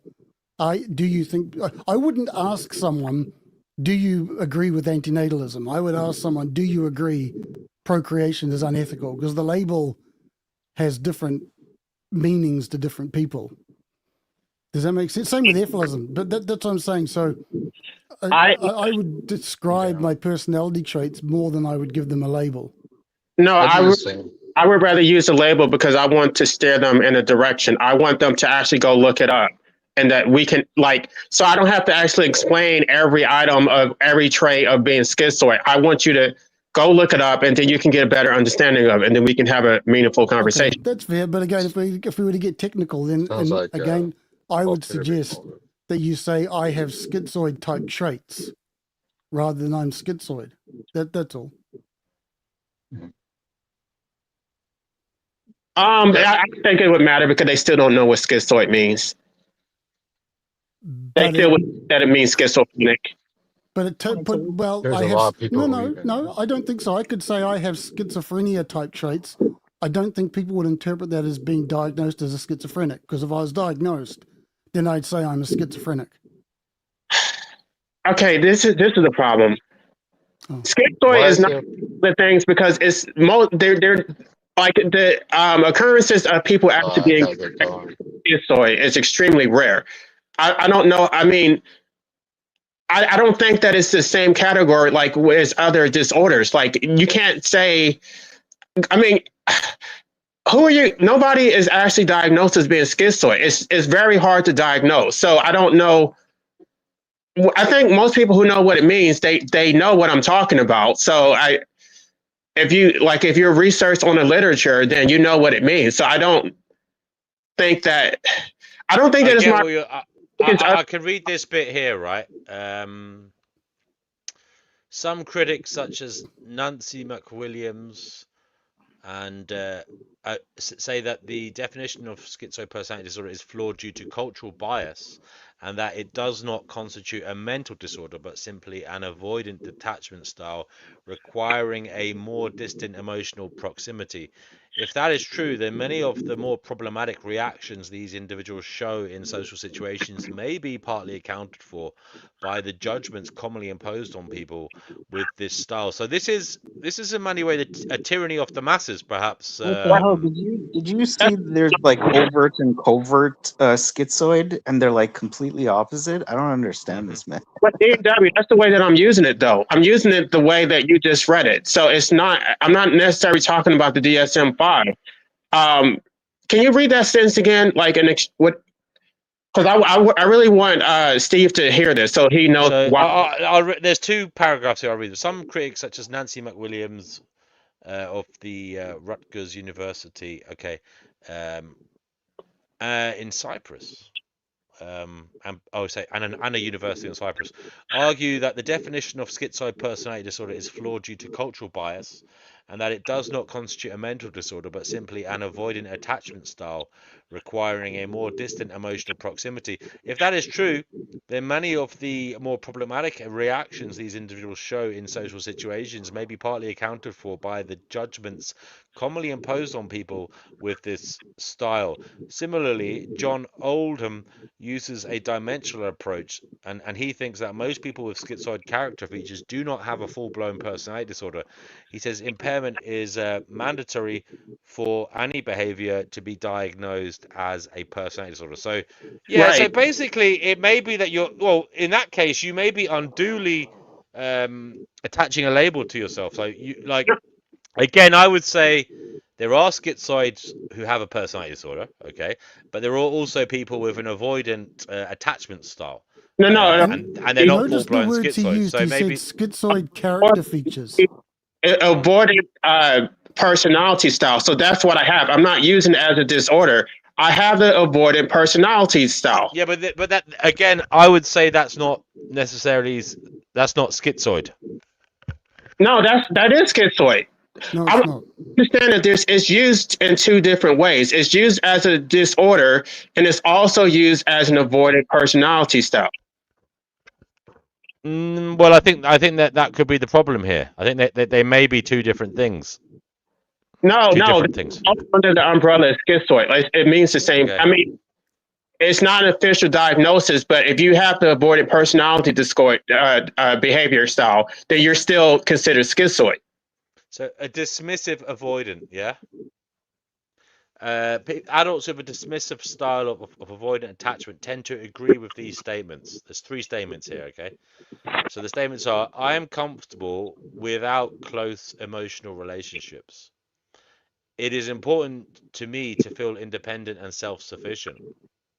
And also, I prefer not to depend on others or have others depend on me. Okay? Now, again, is there any need to label yourself a schizoid? Why? Why would not? Because if I don't use the word schizoid, It may be all classified as just an attachment style, and it may not be. As I said, schizoid is painting yourself as something perhaps you're not, which is, as I said, schizoid. Generally, I think is a term used to depict a personality disorder. And if it's not impairing your life, then it's not a personality disorder. again, I would you. I mean, what you've read was helpful, but You've already said it doesn't. You're happy being like. I don't think you are, because, as I said, a schizoid personality disorder is something that a personality disorder by definition is something that causes dysfunction in an individual. right. You're saying you're not dysfunctional because of your style of being. Now, in my view, you haven't got personality disorder then. You just scratched the surface, though. What you just read it just touches on. There's a lot of disagreement within the psychiatric community about whether it is a disorder, but they still use. Thank you, Green Soul. Take care. Hello to Black Hole as well. Sorry. So I mean, if you guys don't think I'm using the word correctly, then I would suggest that you read the literature, or why there is a disagreement about whether it is a disorder or whether it is a detachment personality style, and that they all use the term schizoid in both cases. No, you may well have full-blown schizoid personality disorder. I'm not saying you don't, but I'm just saying I think it's either you have schizoid personality disorder or you don't. And you can't call yourself a schizoid if you haven't got schizoid personality disorder. That's my view. Now, I'm open to being proven wrong, but we will do a deeper dive into it, and I'll do a whole show on it if you want. For the record, I'm neutral on this. I don't know about it that much to. And the more I'm reading about it, the more complicated it's getting. There's more like nuance and stuff. So it existed before it was included in the DSM-5. So now that they're trying to classify it as a so-called disorder, I see your point now. Yeah, that's a good point. So there could have been like depression as a word. Depressive existed probably as a word, a description before major depressive disorder, for example. So I get your point actually now. Yeah, I'll probably have to backtrack. And yeah, when I hopped on, I retract my statement. I don't have this, but I was excited because I was like, oh, something that describes me. I don't know, like I'm just weird. That's all. I haven't found a term that like captures my personality yet. But I don't think you can honestly say that the word isn't loaded. Like I don't think you can honestly use that word without knowing that it's a loaded term that's going to make people think a certain way. That's their problem. I'm still using it correctly. Yes. Actually, do you know what? I'm going to backtrack now, because if someone says I'm a depressive, I generally think they have major depressive disorder. Really? Oh. Well, yeah, because you either have people if you're depressed all depressive the time when they don't mean clinical depression. Yeah, but if you say you're depressive, to me that generally implies you're a depressive. Yeah, that's the word I'm saying, depressive. Yeah.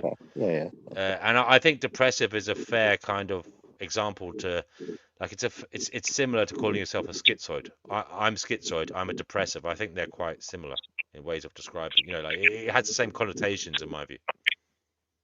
Wait, are they not?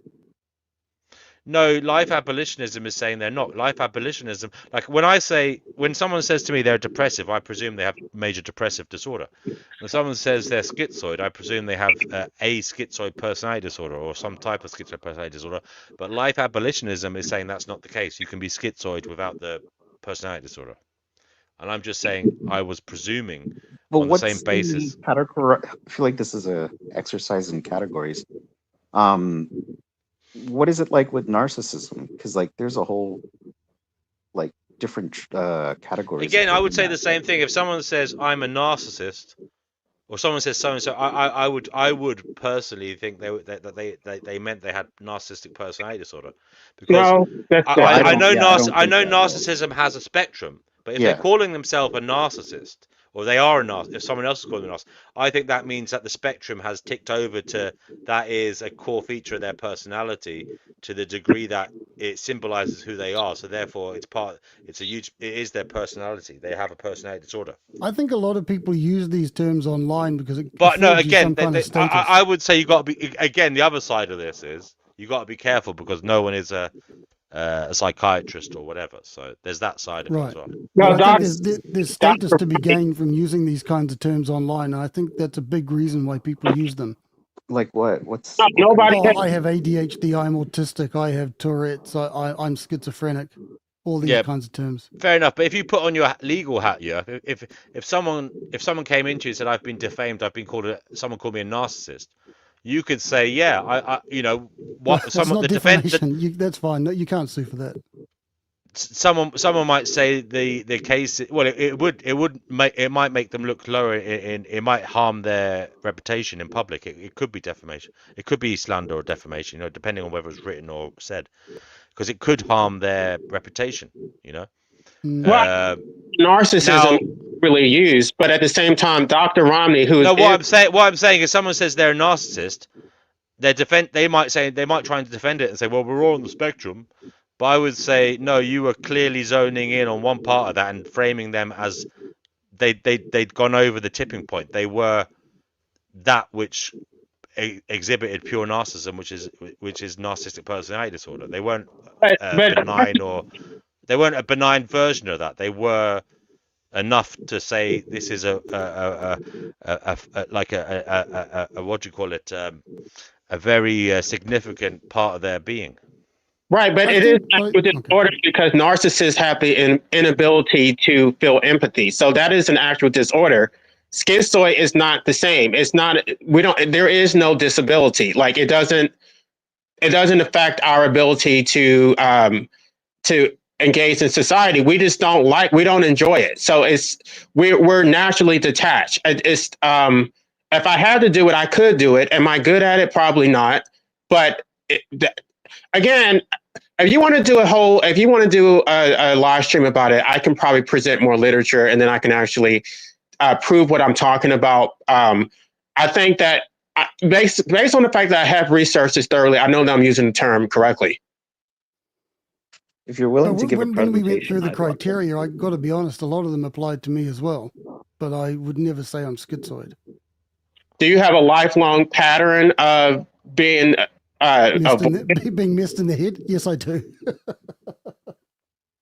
Sorry, I'm being facetious. Okay, let me ask you: if you were on a deserted island with no people, would you be okay with it, or would you feel like you need to go find somebody to talk to? If you'd have asked me that 20 years ago, I would have said okay. Nowadays, This is not exactly. Sorry, say that again, Yev. If you'd have asked me that question 20 years back, I would have probably said yes. That nowadays, I don't think I'd say yes to that. What, you need people around you? Is that what you're saying? No, I don't need people. Like I don't have like 100 friends or anything. But as I've gotten older, I've realized the reason I isolated myself was because of the abuse I suffered. And as I've come to terms with that, that isolation becomes less appealing. Yeah. Also, I would say there is the reverse. So you could be very sociable as a youngster, but then as you get older, you become more grumpy and you are less able to put up. I was a Yeah, and big I think I'm in socialite. that boat, and so I can see why. This is why all these classifications, personality disorders, they're generally done when someone's young, like so teenage, mid-20s, whatever, you don't generally get diagnosed later in life, because by that stage, I think life experience has caused you to have a different mindset, rather than your genetic predisposition or whatever. Yeah, Although, I'm certainly yeah, not saying that's not me as well. I've definitely become more grumpy and less inclined. I But don't having make said friends that, anymore. Yeah. yeah, I know what you mean. I mean, I wouldn't mind living off the beaten track. You know what I mean? But I still like my conveniences. I'm not gonna lie. Mm. I don't know. When people talk about solitary confinement and how hard it is, I'm just like, man, that sounds like perfect. I could do solitary confinement like on my head. Like it would be so easy. I mean, just give me some books to read. I would be perfectly fine not having to talk to anybody for the rest of my life. What about a room with just white walls and nothing else? I mean, if you have like stuff to keep you company, sure. Yeah, but No, I still don't need. think you always get something in solitary confinement. Sometimes you're just given your meal and that's it. That's really cruel, but I've heard that can happen. I Like, you're heard there's given a that guy need in Britain stimulation. that's like in a glass prison cell. Have you heard of this guy? No. Wasn't that Silence of the Lambs? Yeah, it was I think they came up like this real case. They used that as an example. Okay. And this was apparently a popular case in the UK.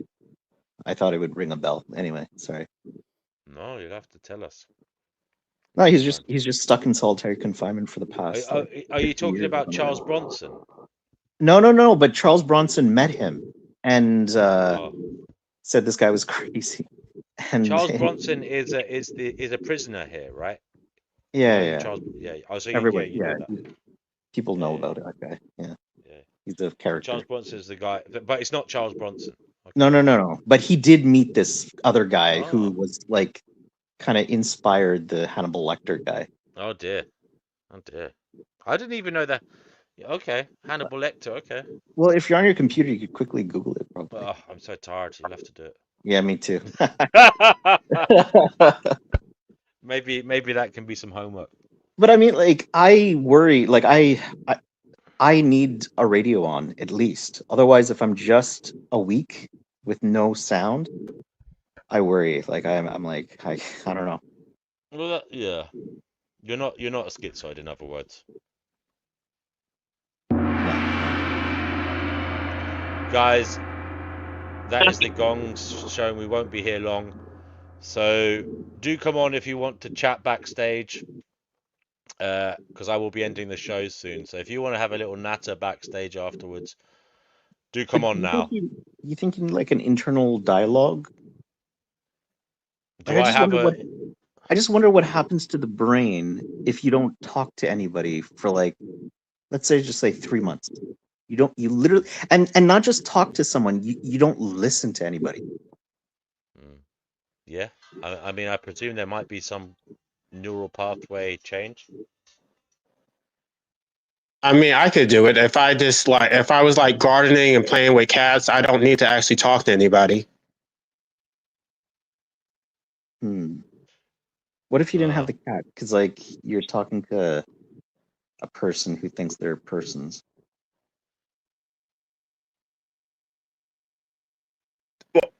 Guys, I'm going to end the live stream in 3 minutes. So if you want to come on and chat backstage to the guys, come on now. Other than that, the show will be ending. The live show will be ending in 3 minutes. Like I've had cats and I've had dogs, and honestly, they're like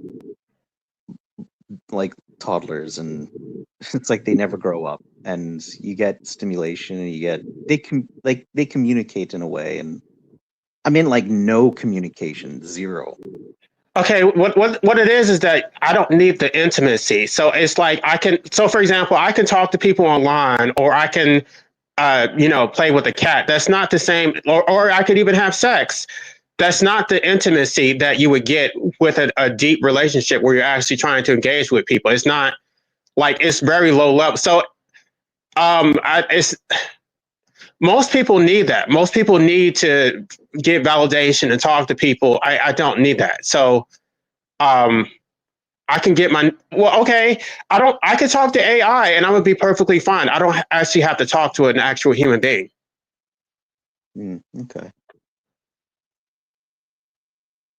Have you tried that? I tried a few, and it was too robotic for me to even feel. It just felt like a script. I don't understand how people have conversations with it. I've done it. I mean, like it's like because I'm getting something from the knowledge, and I'm like if I ask a very direct question, I'm getting a direct answer, as opposed to talking to a person and they just kind of don't answer your question and like because I was just asking somebody the other day like to prove what a a soul contract is. And he didn't provide any proof. He just gave me some story about how our souls decided that we wanted to be here and we chose up. And it's like, that's not what I asked for. Where's the actual proof? And he says, I'm giving you the proof. I'm just like, see, AI would never do that. If I go to the post office and I'm asking for my package, they're going to give me this whole story about how, they're tired. I don't want to hear that. I'd rather talk to AI because AI is just going to give me my package without the long sob story. Okay, I'm ending the show, guys. The live show, that is. The guys could chat backstage if they want to, but for everybody tuned in, thank you very much. We'll be back again soon. Okay, take care, everyone. Cheers. Cheers.